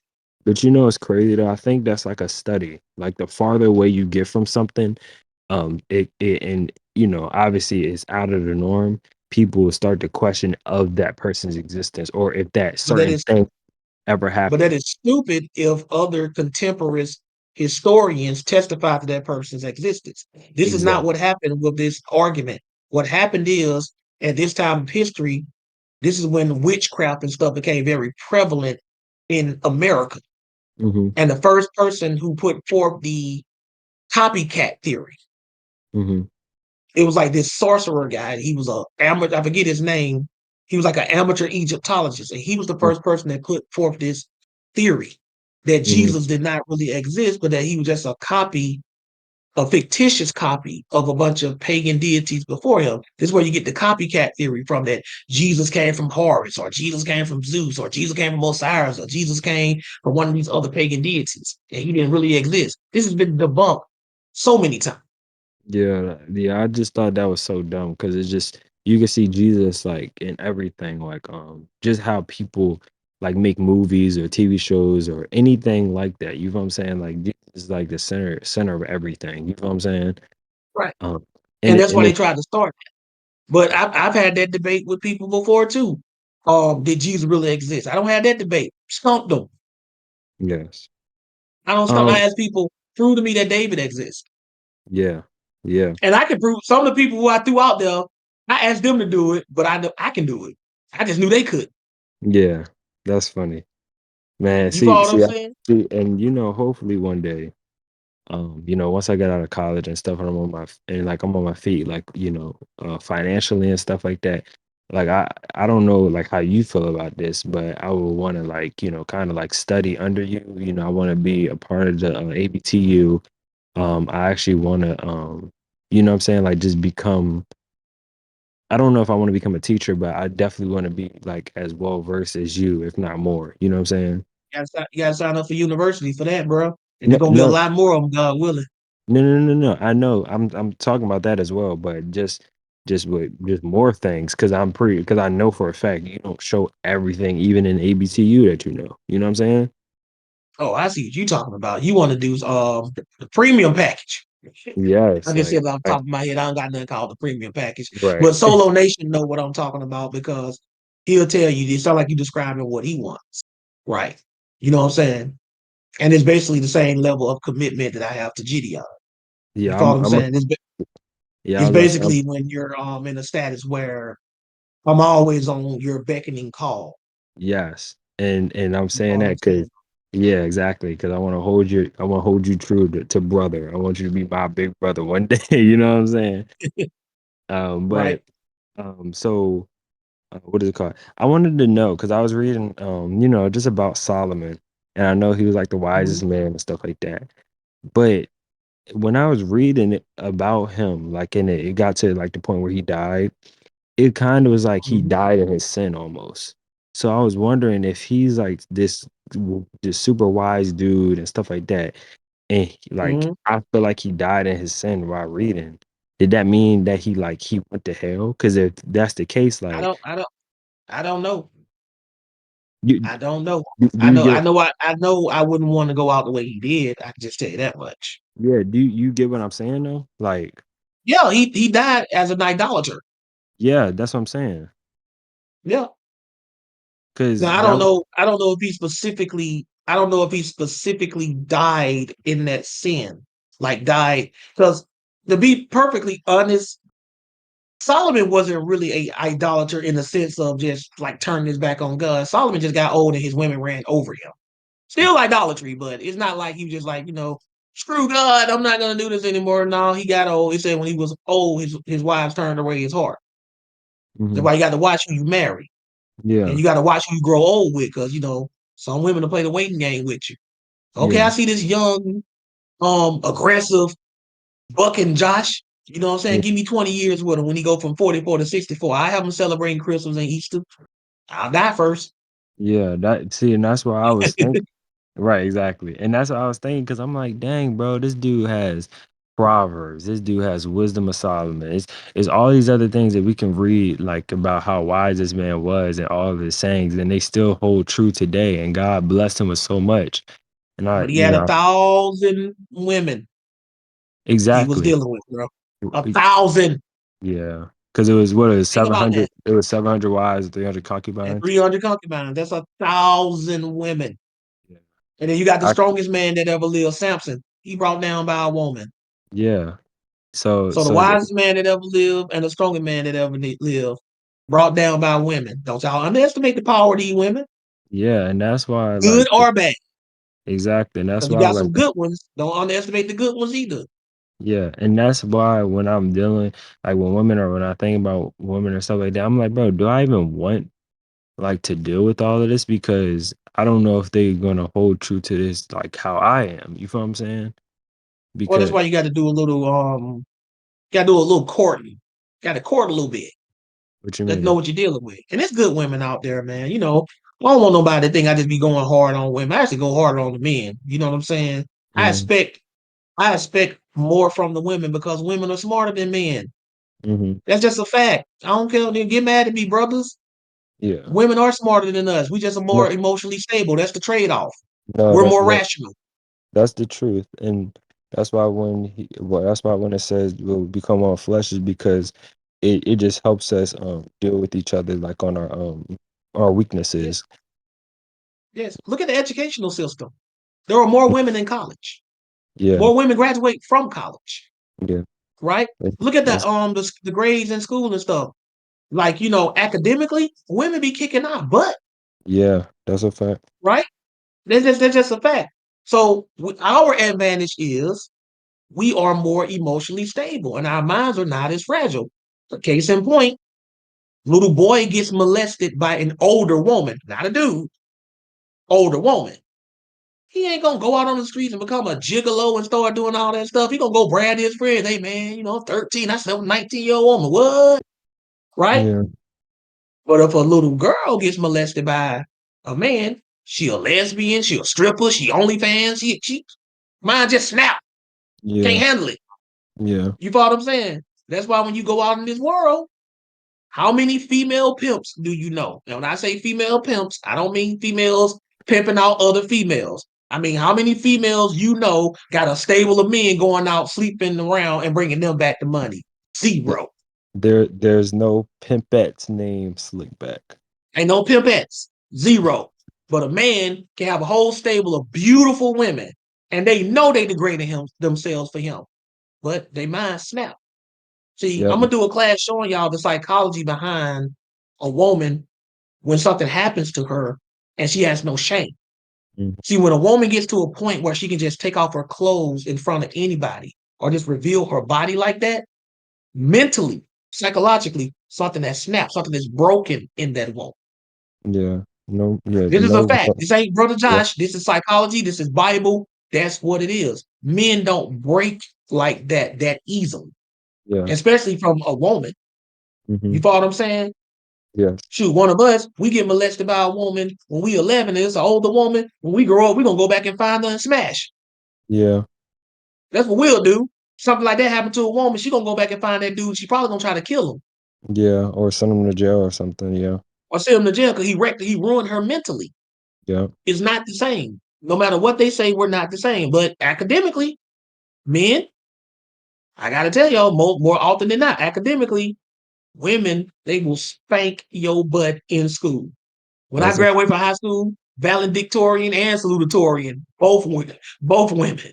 You follow what I'm saying? Yes, that's a Both of fact. them were. You follow what I'm saying? Um, They be kicking butt. yep. I wanted to know how do you think do you believe that Moses wrote the entire book of Deuteronomy? Somebody just asked me that. See, I'm telling y'all, I know I'm not tripping. I talked to somebody. I had a session about that. Uh-huh. Somebody asked me that in a session. Was that you, Solo Nation? I ain't trying to put out our information. Was that you, Solo Nation? We were talking about the book of Deuteronomy and stuff. Let me pull up my chat. I know I won't be tripping. Solo Nation ain't answering right now. Yeah, I remember Geo asking about that. Who? Geo? I don't How know. long ago? This was super recent. Oh, never mind then. That was a while. Probably weeks ago. Yeah, it was probably Solo Nation in the session, right? But no, he did not write all of Deuteronomy because he couldn't But record his own death. But wait a exactly. minute, does the Deuce? I can't let you take up all the time. Got to get ABTJJ and also Holy Tadaban, Okay, right? I was just wondering if you thought it was Joshua that wrote the last bit of it. That's what some people think, but it could just been any scribe. But it was probably more than likely Joshua, right? Oh, okay. All right. Good night. No problem, man. You got to get you another session in, Deuce, because we be hitting, I do. we be hitting it. ABTJJ, what it do? Hey man, I just got one question. So in Okay. Deuteronomy 22, verse 26, I believe, 25, where it talks about a damsel being in the field, right? And Mm-hmm. a man forces her to lie with her. Like to Mm-hmm. me, that seems like a rape, you know what I mean? But That would be a rape, except the word force is not used in the King James. true, it is used in a different translation. So Here's the thing. Here's the thing. Do you know what Deuteronomy means? no, to be honest. It means second law. Okay. The reason why it means second law, because it's just a repetition of everything that Moses already said. So Oh, when you see a law in Deuteronomy, it's already been stated. But you got to go back and find where that law was stated. And it's not necessarily going to be stated exactly the way it's repeated in Deuteronomy, but there's a law that you should be able to find that lines up with that one. okay. Which should be in the Levitical. Or Exodus Leviticus. or Numbers. It's going to be in Exodus, Leviticus, or Numbers. It's going to be in one of them. Mm. Do you So know what? Deuteronomy is just a repetition of all those laws, then, and it gives more information a lot of times, right? Yes, that's what Deuteronomy. That's why they called it. That's not the name of it in the Hebrew, the Borium in Hebrew, but it means this comes from like the Greek transliteration of what they call it, which means second law.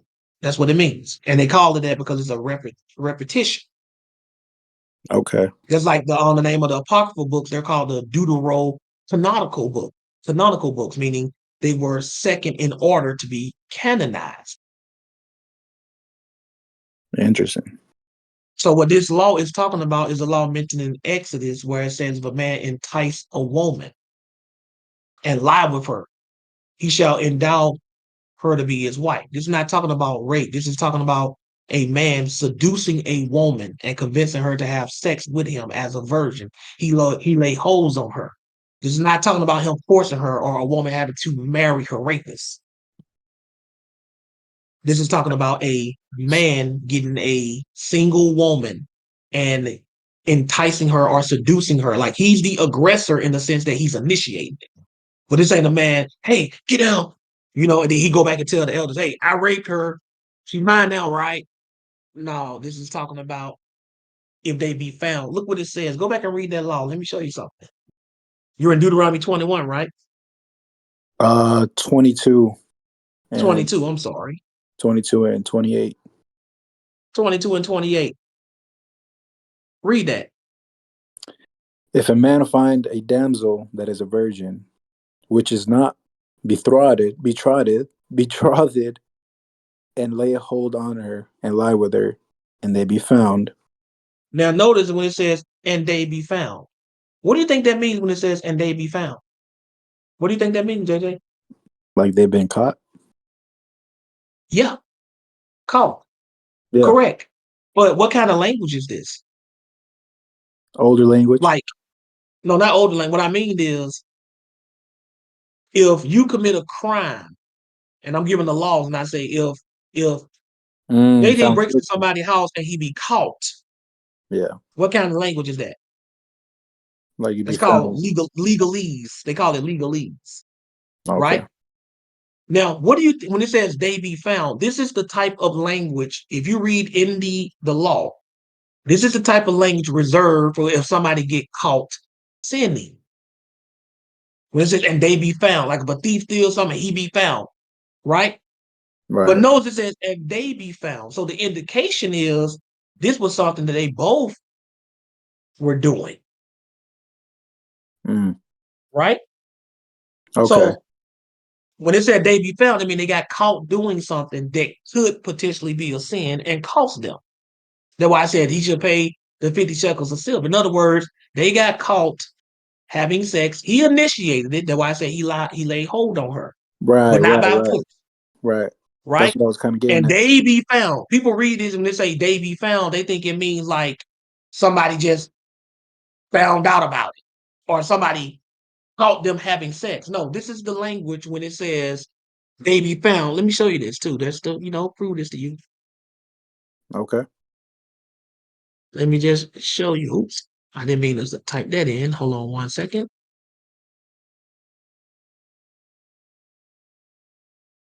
Into the law. Let's go down to let's go to Exodus 21. All right, bet. Read verse 16. Exodus 21, verse 16. Hold on.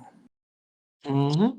Okay, it says, and he that stealeth a man and selleth him, or if he be found in his hand, he shall surely be put to death. They go that be found, right? Exodus 22 and verse 2. Read that. If a thief be found breaking up, okay, and Right? be smiting, Exodus 22, Exodus 22 and 7. if a man shall deliver unto his neighbor money or stuff to keep, and it be stolen out of the man's house, if the thief be found, okay. See? Let's pay If double. the Deuteronomy 17 and verse 2. Wherefore the people did chide with Moses and said, give Oh, us water. 17 and 2. Deuteronomy 17 and 2. Oh, I'm in Exodus. Hold on. There be found among you within any of thy gates, which the Lord thy God giveth you, man or woman that hath wrought wickedness in the sight of the Lord thy God. Have you Transgression. noticed that every time you use that word be found, it's always associated with somebody caught doing something they ain't got no business doing? Yeah, man. Yep. I And see it it now. said in Deuteronomy, it says, and they be found. It didn't say if he be found, they be found, which indicates that they both, that this was consensual. He was just the one that initiated it. But where did they get that law from? It had to be copied from a law that exists. Go back to Exodus 22 and read 16 and 17. Because it's just repeating a law. It's not a new law that popped up. It's repeating this law. Exodus 22, 16 and 17. I So got what? to highlight it too. I got to highlight it too, I think. So you already familiar with it. Read that. And if a man entice a maid that is not betrothed, that word that kills me, and lie with her. It's betrothed. Betrothed. Okay. Yep. And if a man entice a Right. maid that is betrothed and lie with her, he shall surely endow her to be his wife. Or endow. Right? This is the same law. It just reads a little differently in Exodus. So the taking hold of her happens after the seduction, because that's what entice means. Convince her. Yeah. Right? And it does. Or are you reading from an actual book, or are you reading from like online or something? I'm reading from my phone, but I got the book. I'm sure it has like a reference on it too. Yep. If you look at the reference, it's gonna take you to Deuteronomy 22. Okay. So this is not talking about rape. This is talking about a guy who seduced a woman who's a virgin. She ain't got no husband. She ain't never been had sex. Seduced her into having sex without first going through her father and making anything official, and got caught. Got you. They just had to pay that penalty for it. They had to pay that penalty, and he had to marry her. Oh, that makes sense. That's what it's talking about. But the Okay. rest of this law in essence lets you know that if her father had the, you know, he had the option to refuse. Yeah, I remember that. Yep. Mhm. It's kind of messed up, right? But hey, Messed up on his part because he went about it the wrong way. yeah. But he might as well let his daughter marry her because, you know, everybody in Israel, they wanted virgins. Yeah. So about that Septuagint, why is there not like a Hebrew translation? Why is it always Greek? I understand it's like one of the first languages after the Hebrew language. Why is there not a Hebrew translation to a Hebrew Bible? You know how we got the Septuagint is Greek? Yes, but where did they translate? What the Septuagint was translated from a previous text. You know what it was translated from? The Dead Sea Scrolls, I believe. No. No, it was translated from Hebrew, a Hebrew text. No, yeah, but there's no Hebrew text though. Like, you know how we have the Septuagint from Greek to English. There is a Hebrew text. It's called the Tanakh. Oh, okay. It's right up here. Oh, hold on. I can't It was written in Hebrew first, I can't see and your then they camera. translated it. Then they translated it to Greek. The Septuagint is a translation from the Greek. The King James and some other modern day translations are a translation from the Hebrew. Okay. So it's So called you the got this Tanakh. Hebrew. Okay. Well, it is what they call the Old Testament writings. They call them the Tanakh. Yes. But the Septuagint wasn't just something they just came up with freshly, like a fresh original copy of the from the Greek.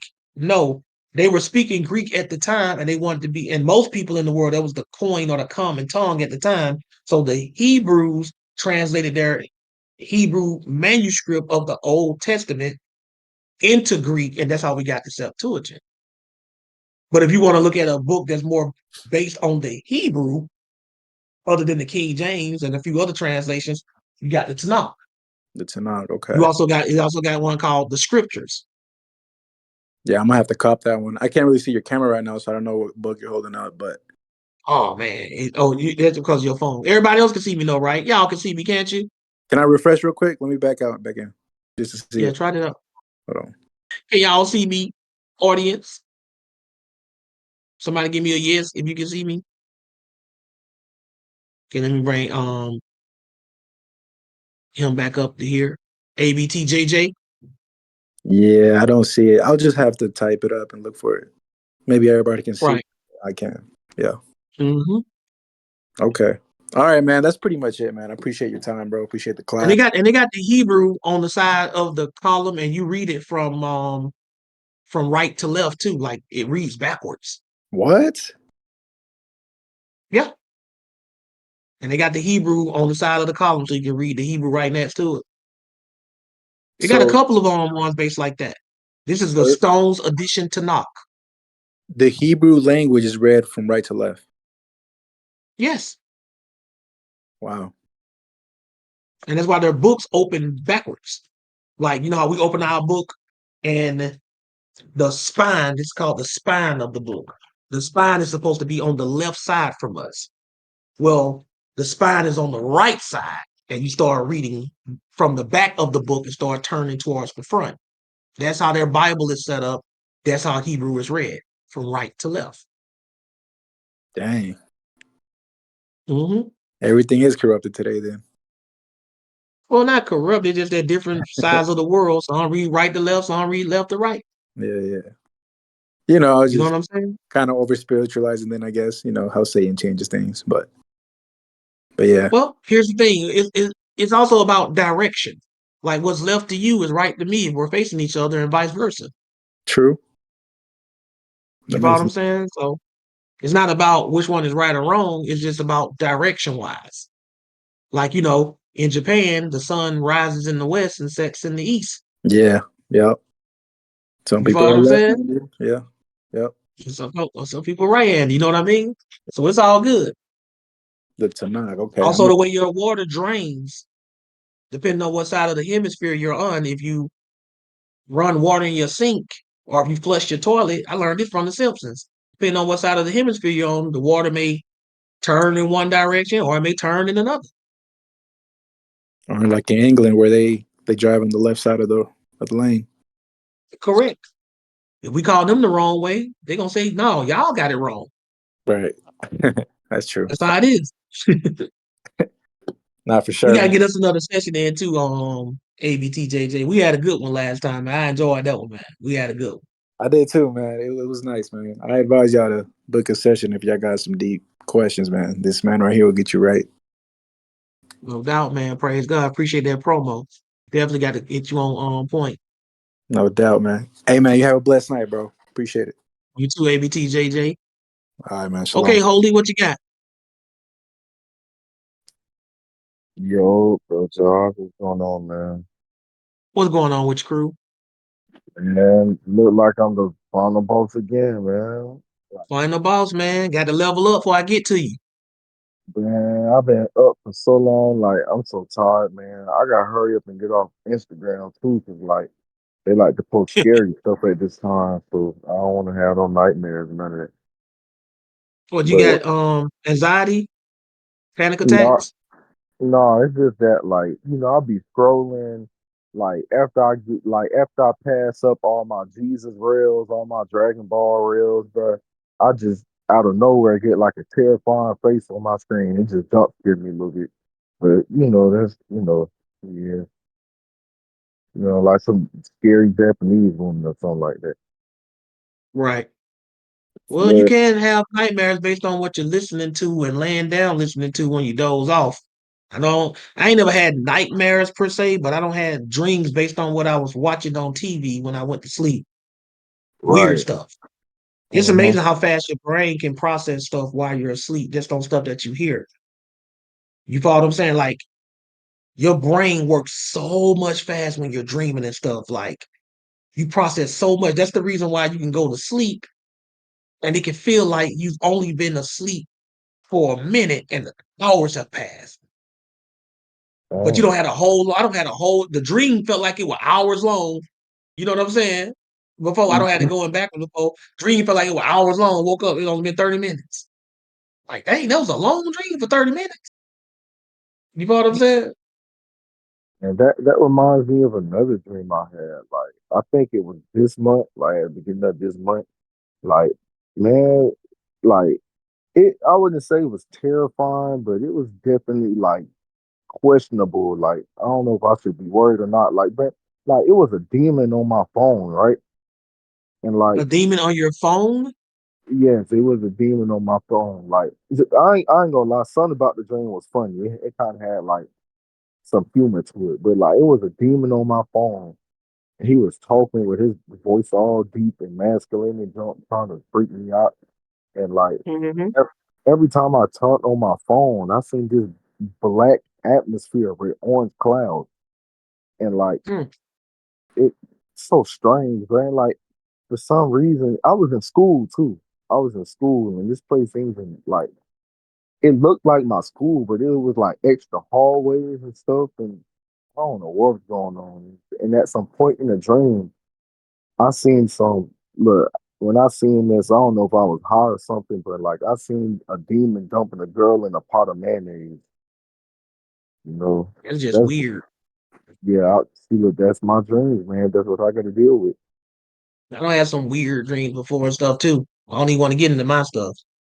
I have mostly lucid dreams though. Like that's dreams when you know you're dreaming. Right? Yes, I heard of them. I actually wanted to have them before, but I was kind of scared. Like, I ain't gonna lie.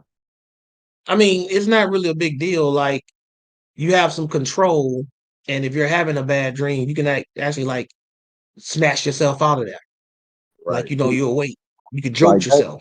that's what I was scared about. Cause like lucid dreams, like aren't they like more real than regular dreams?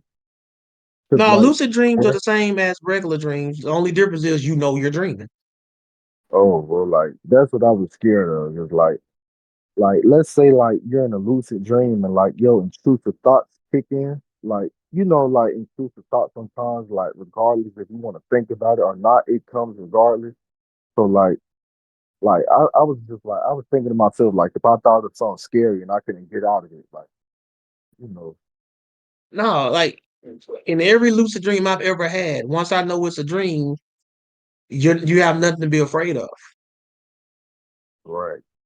You just don't because you know it's not real, right? And I've even laughed in my dream because I knew it was a lucid dream because I don't have some stupid dreams before, man. Like just don't make any sense. You follow what I'm saying? Right. Like just don't make any sense at all. I don't have dream. I had one of the weirdest dreams I had. I had 4 arms. You know, like Goro on Goro. Mortal Kombat. On Mortal Kombat. I don't play Mortal You don't Kombat play like Mortal Kombat? mm. This man don't know. How old are you, Holy? I'm 16. Oh yeah, I forgot about that. You supposed to know about Mortal Kombat. Come on, you 16 and you don't know about Mortal Kombat? I Do you mean, play video games? I know about it. Yeah, I got like I play a lot of video games. I got mostly Nintendo, but I'm a game freak. Like Yep. you should see my Well, room. Goro is this half human, half dragon on Mortal Kombat, and he got you know 2 sets of arms. He got the 2 regular, and he got like 2 more under him.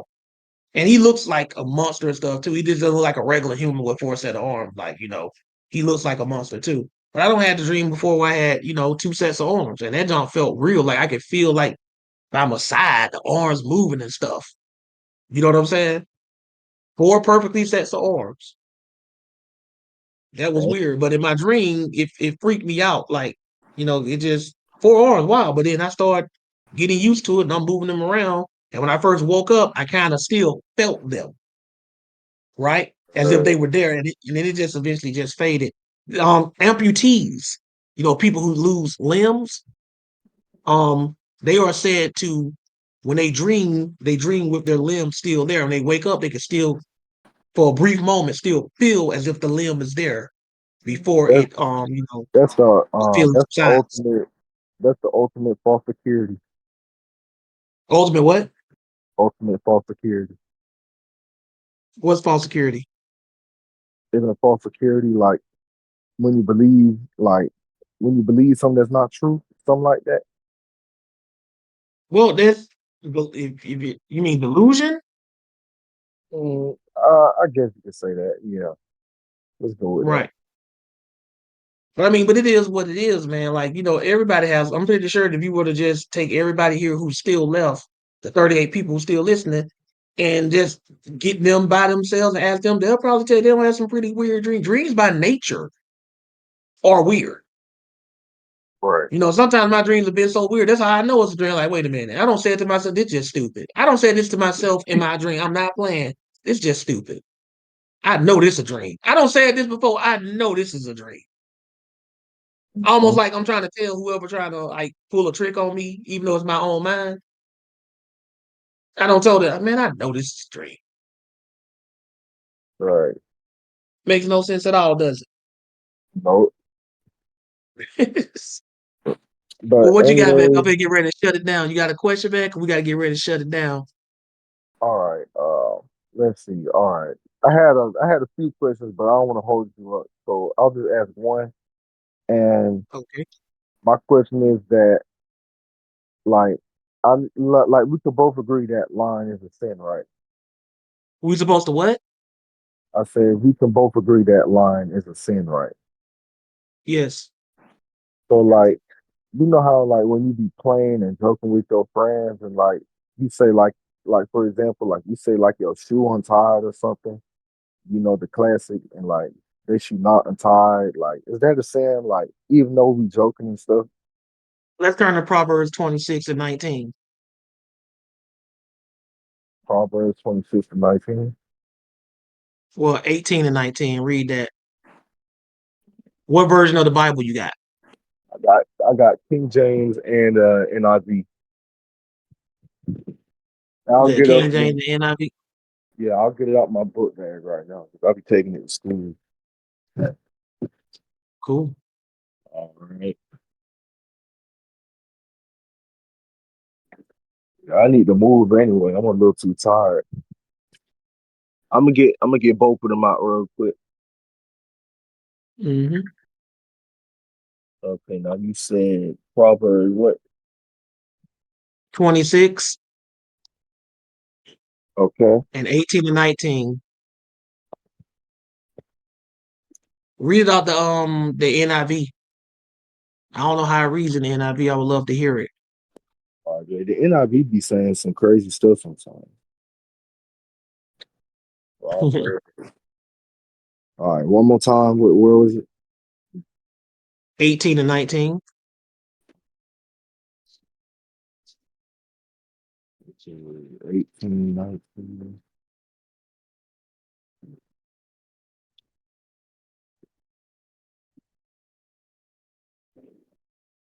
All right, hold on. Almost there. All right, 18. All right, so it says,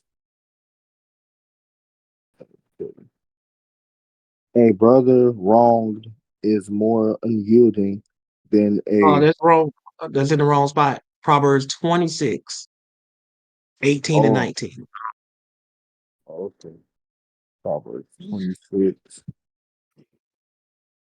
Mm-hmm. All right. Okay, and it says, like a mannequin shooting flaming arrows of death is one who deceives their neighbor and says, I was only joking. Oh, there we go. Dang. Did that answer your question? Yeah, that answers it pretty well right there. Mm-hmm. Plain and simple. Yep. You see, look like the Like a Bible maniac believe. shooting flaming arrows of death. That's what it's comparing that to. Dang, bro. Dang, so we can't even joke like that, man. Well, that is one of the main reasons Gideon stopped trolling. Right, Because trolling is essentially you lying and deceiving people. right. And there's even a pagan origin behind why they call it trolling. Oh, really? Yep. But that's another time. Oh, You know, I had to break all that down for my guy Gideon, you know what I'm saying? Had to do it mhm. for him. Me and Right. Gideon, you know, we still have sessions too. We still Mm-hmm. have sessions. And anybody who ever had a session with me, it ain't like when we be on here on Discord, because you know, it just be that one-on-one and we talk about everything. And so just so many places, man. By the way, shout out to everybody who donated and who've been taking these sessions. A special shout out to both of my solos. You know what I'm saying? Solo Nation and Solo Joe Stars. I think that's pronounced that. We had some deep conversation. You know what I'm saying? JJ too. Don't forget about JJ, ABT JJ. Ooh, man, we be talking about some stuff, man. They'll tell you, man, it ain't like when we do these. It Right. ain't like when we do these. Right? But I know you ain't nothing but 16, so you know, I ain't gonna try to put that on you, Holy. You know what I'm saying? I'll try to work something out with you because like I said, I don't try to break the kids, you know what I'm saying? 'Cause I know they ain't got no money like that. You feel me? So we'll try to set because you seem like you be having a lot of questions too.